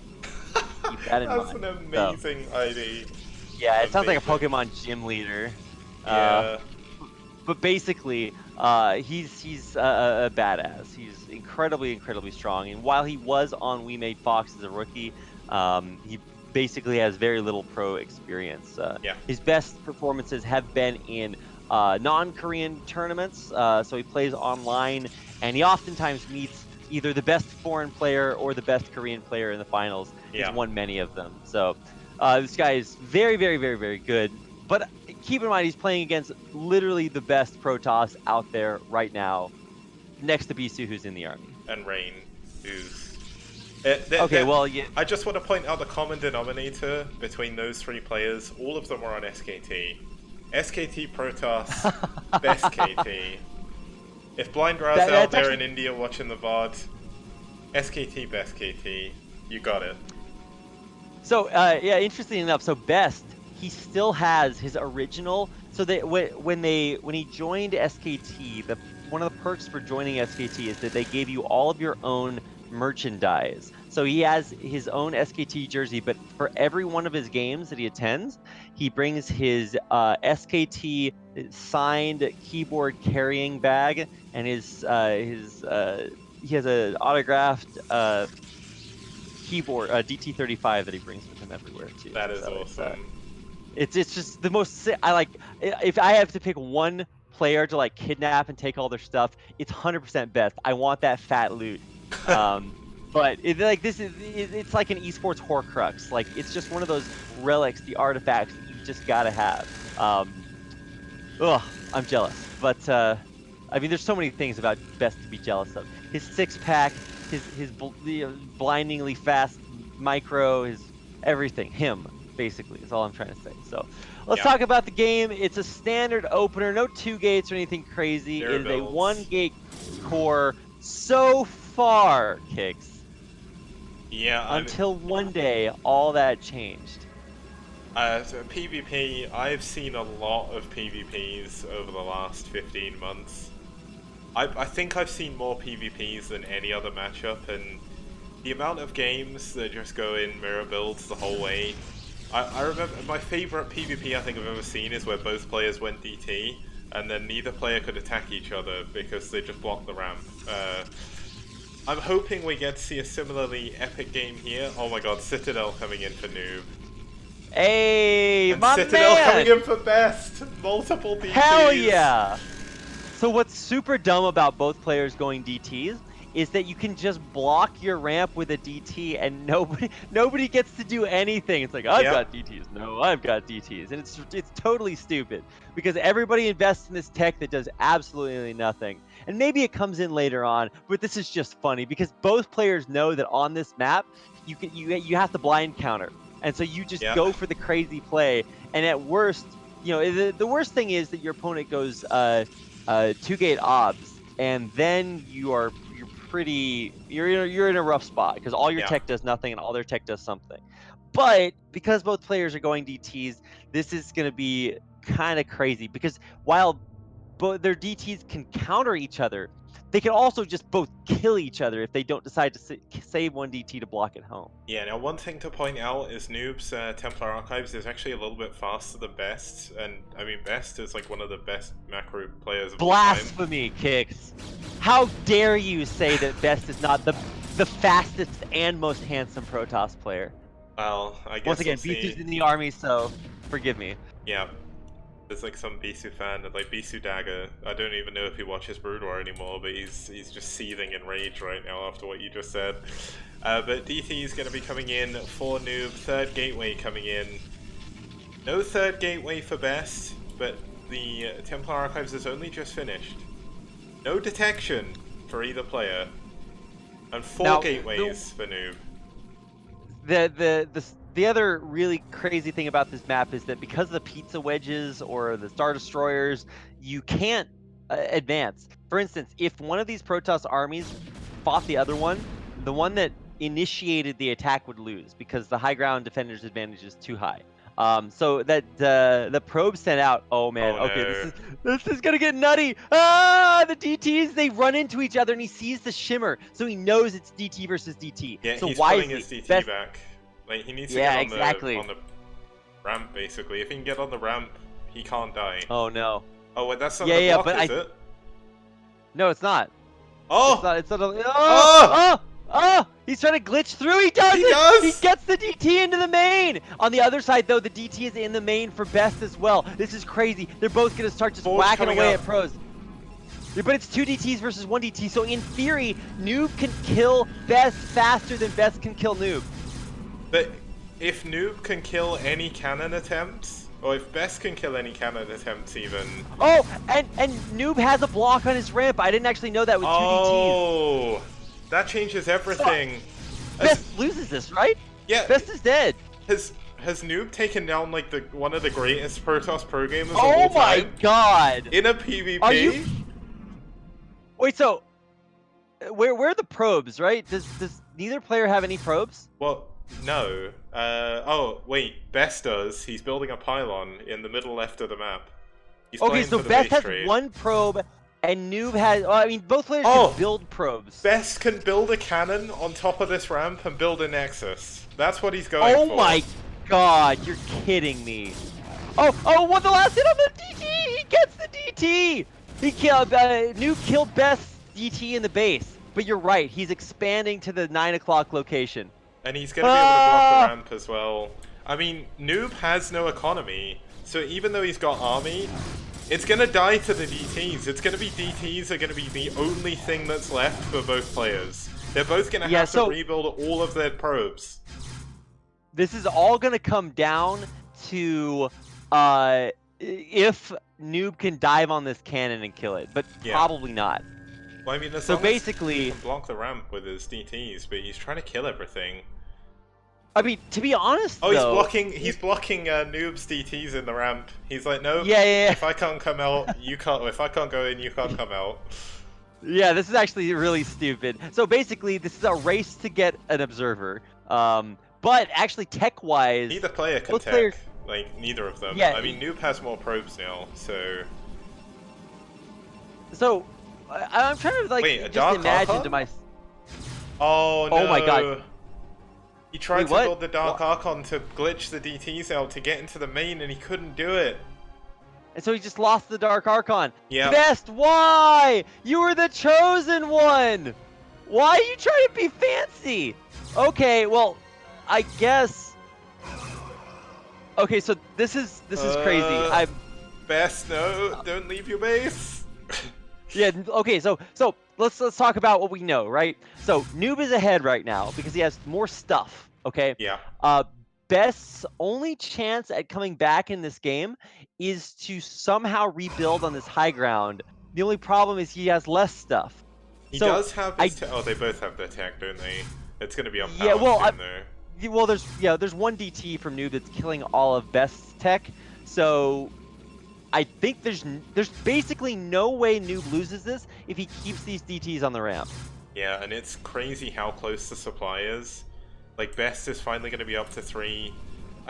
Best keeps trying to leave, but then this 1 DT is just killing everything he's sending. And he knows there's still a thing over here, and this all goes back to Noob managing to somehow glitch out Best DT on the ramp. Yeah, exactly. I don't know how he did it. So this is a 2-unit block on the ramp, but you can kind of do it with 1. And so Best made the decision to send 1 DT across and keep 1 at home, whereas Noob had the slightly faster production, so he's able to reproduce 2 DTs to block the ramp at home, and so nobody was able to glitch through. Also, Best tried to get a little fancy and build that Dark Archon, and sure, he was behind and he needed to make a big fancy play to come back, but maybe not. But we'll never know. Yeah, I mean, the fact that Noob managed to get that cannon and that last hit killed the DT, that's basically changed the entire outcome of this game. I mean, Best can't die. Like, Noob can't even afford to build enough units to go and kill Best, and he can't break out this ramp still. The only thing he has on the map is 2 Dragoons that are scouting around for a hidden base that isn't there, and a DT. 2 DTs, actually. So, Best is still in this. Like, it's gonna take a while to kill him. As long as he can keep Noob in his base, and he can tech up to, like, a Robo or something. Maybe he can make something happen, but I think he just lost his Forge, so he can't build any more cannons. Yeah. Right now, like, an arm is extending from each one of Best's 6-pack and helping him macro and micro right now on his keyboard. He's got the power of all of the SKT Protosses from days past, helping him play the game right now. Unfortunately, I don't even think they will be able to help out at this point because Noob has his entire base intact, his entire infrastructure, and every once in a while you'll see Best click the DT that he has on Noob's ramp and spam click to desperately try to break it through. But I hate to break it to you, Best. That's just not the way the game works. Come out. That's it. This is bound to be the final moments of this game. GG! That's it, GG! Best taps out, and Soul prevents the reverse all kill and takes a 4-3 nail-biter finish to win the STPL culmination over White Clan. Yeah, just, I can't, like, I genuinely thought when the STPL first started, like, White Clan won round 1 and 2, they won round 1 and 2, and I was like, okay, maybe I made a mistake letting in the Korean teams, because this is too much. But then round 3 happened. All of a sudden, White Clan got beaten by Naz, they got beaten by RK, and they got beaten by NetWars, all in 3 rounds, or all in the 3rd round. They didn't even qualify to get into the playoffs. NetWars met White Clan, who had their best roster. They met Seoul even in the finals. They went 4-2. They went 4-2 against White Clan as well in round 2. So the non-Korean teams have done incredibly well. And to see the 2 champions, I mean, I guess in a way this is how it should have worked out. The winners of round 1 and 2 were White Clan. The winners of round 3 and 4 were Seoul. And here they met in the finals, and it was epic. It was epic. This is by far the best series. Let's not forget, like, if you could actually show the match list of all of the games to kind of walk everybody through here. This is such an epic culmination of everything that STPL has been. It's, I think, the longest running Brood War tournament, longest running non-Korean Brood War tournament in history. Am I correct about that?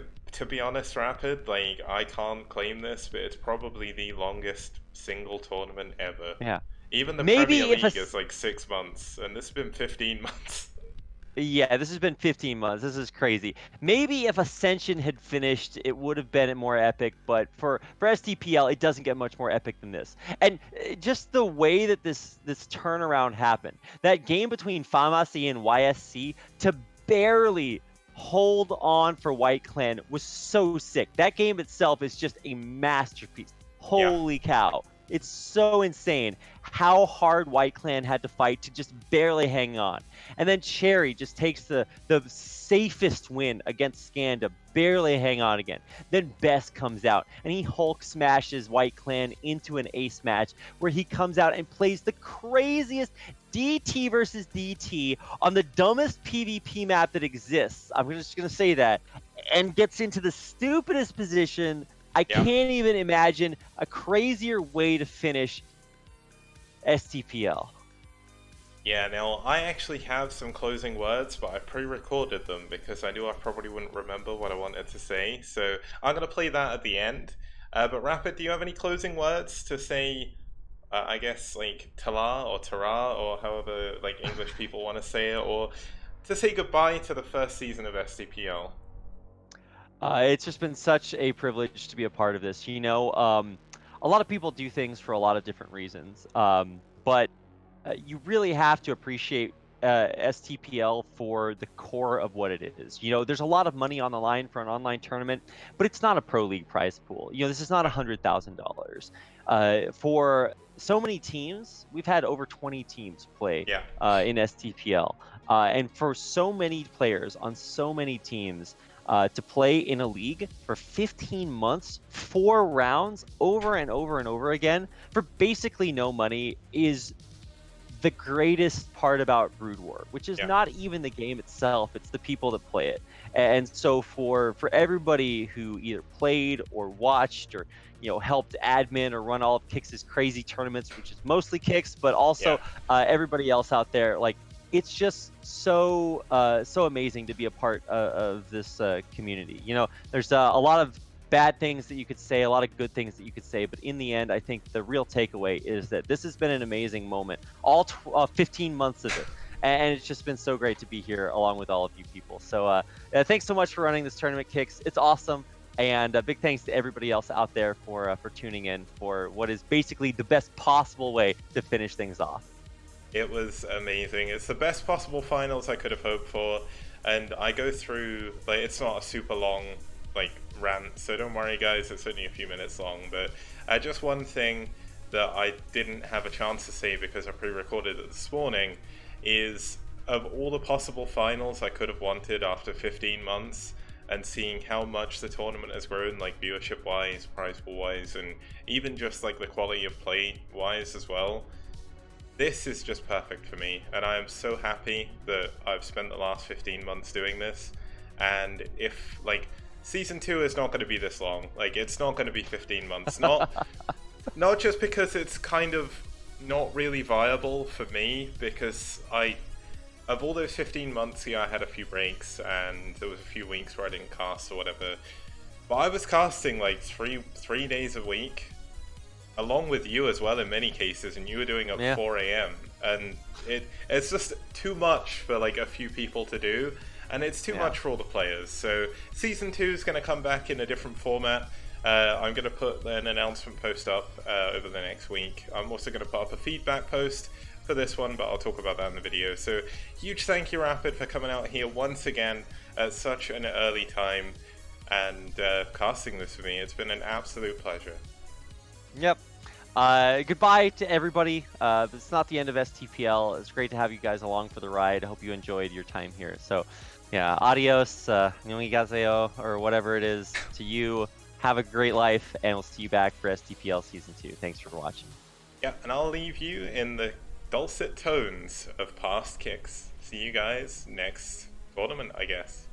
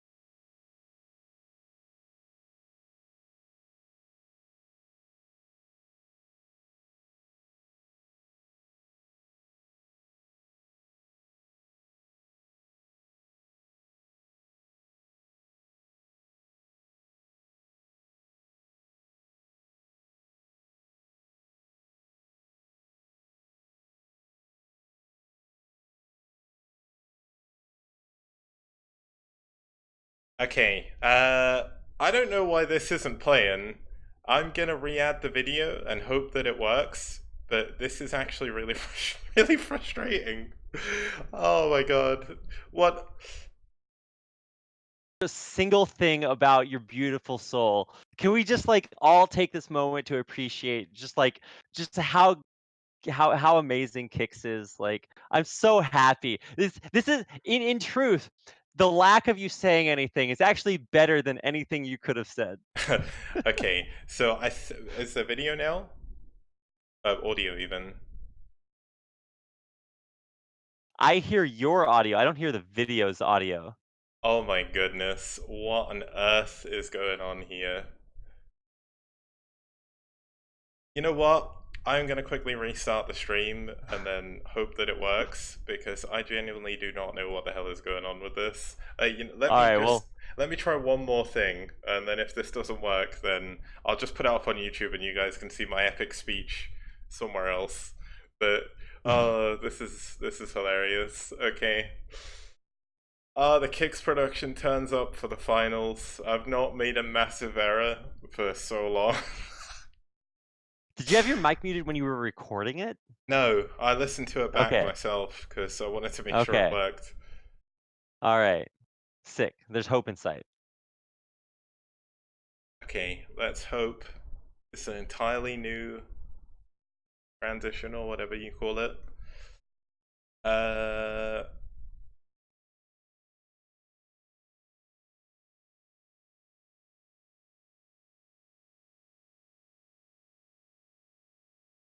Hello everyone, if you're watching this, it means the STPL Grand Final is over. It's been a 15-month journey and I guess it's finally come to an end. Now, I'm recording this prior because I want to make sure that I get in what I want to say. You guys next time. And this last year, well, this last 15 months has not only been amazing because the STPL has done a lot better than I could have ever possibly imagined. And I genuinely thought we wouldn't get past one round before people lost interest. But also, personally, it's been a really difficult month. I've had some of the most amazing times of my life in the last year.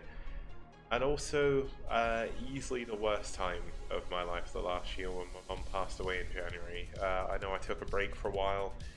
It still hurts now. It's not easy. And I hope that you guys, if you have family, you're not going to like that for a very long time because it really isn't a fun time. But one thing that really did actually help me get through that, and I guess this is kind of cliche, was doing this, because like all this new production that you saw, like all the sort of retrowave synthwave style, it came out pretty much from the 3 or 4 weeks after my mom passed away because I needed something to do. And in a way, it kind of wasn't healthy because I kind of trying to forget everything and just put all my energy into making this better.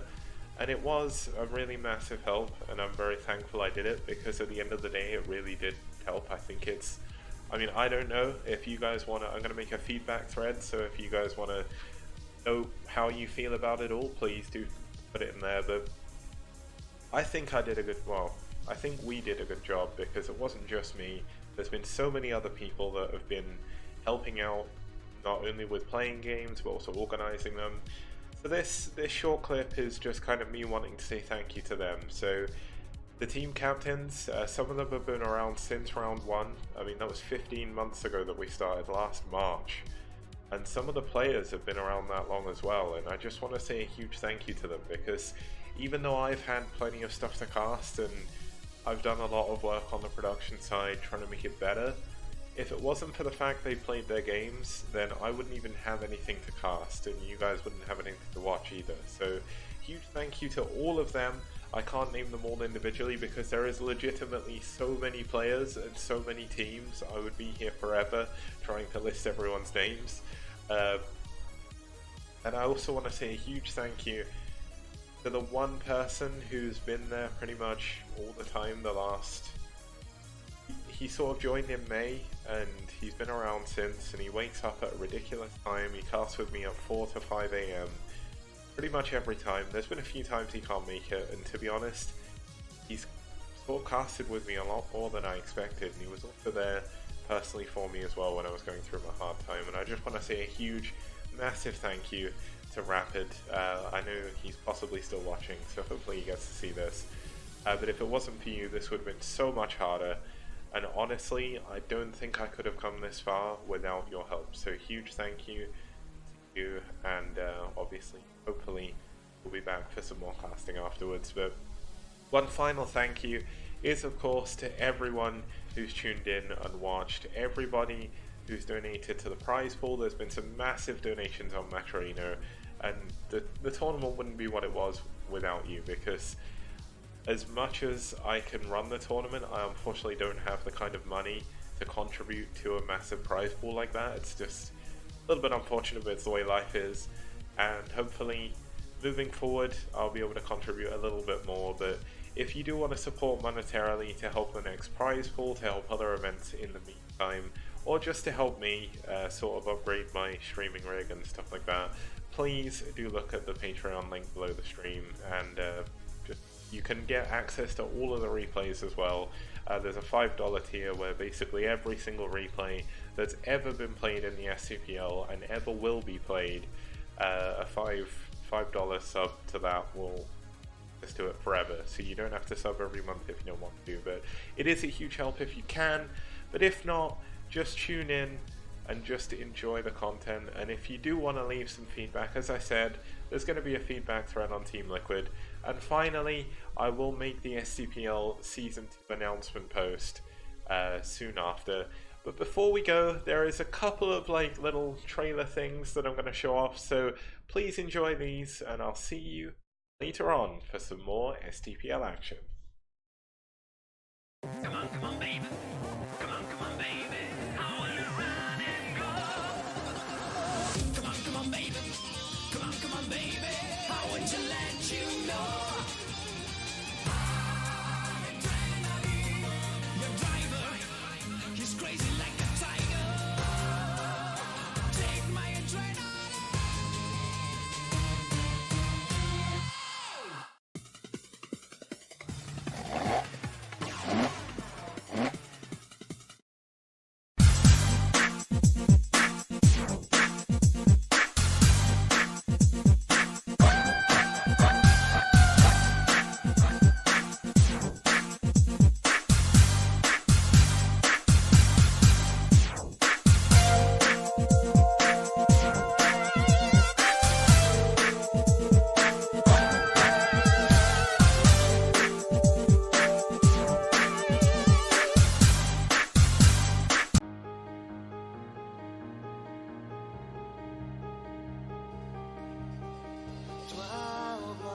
Circle all around, keep spinning as we walk down the path. The tempest left forever alone together.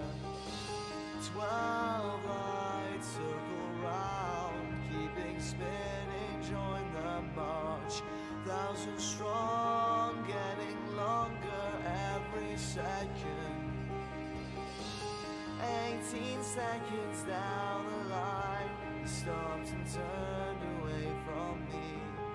Is the effect so soon? Am I losing you? 18 seconds down the line, it's all the time it takes to lose a friend. But nothing more than words here down. The way we all must turn.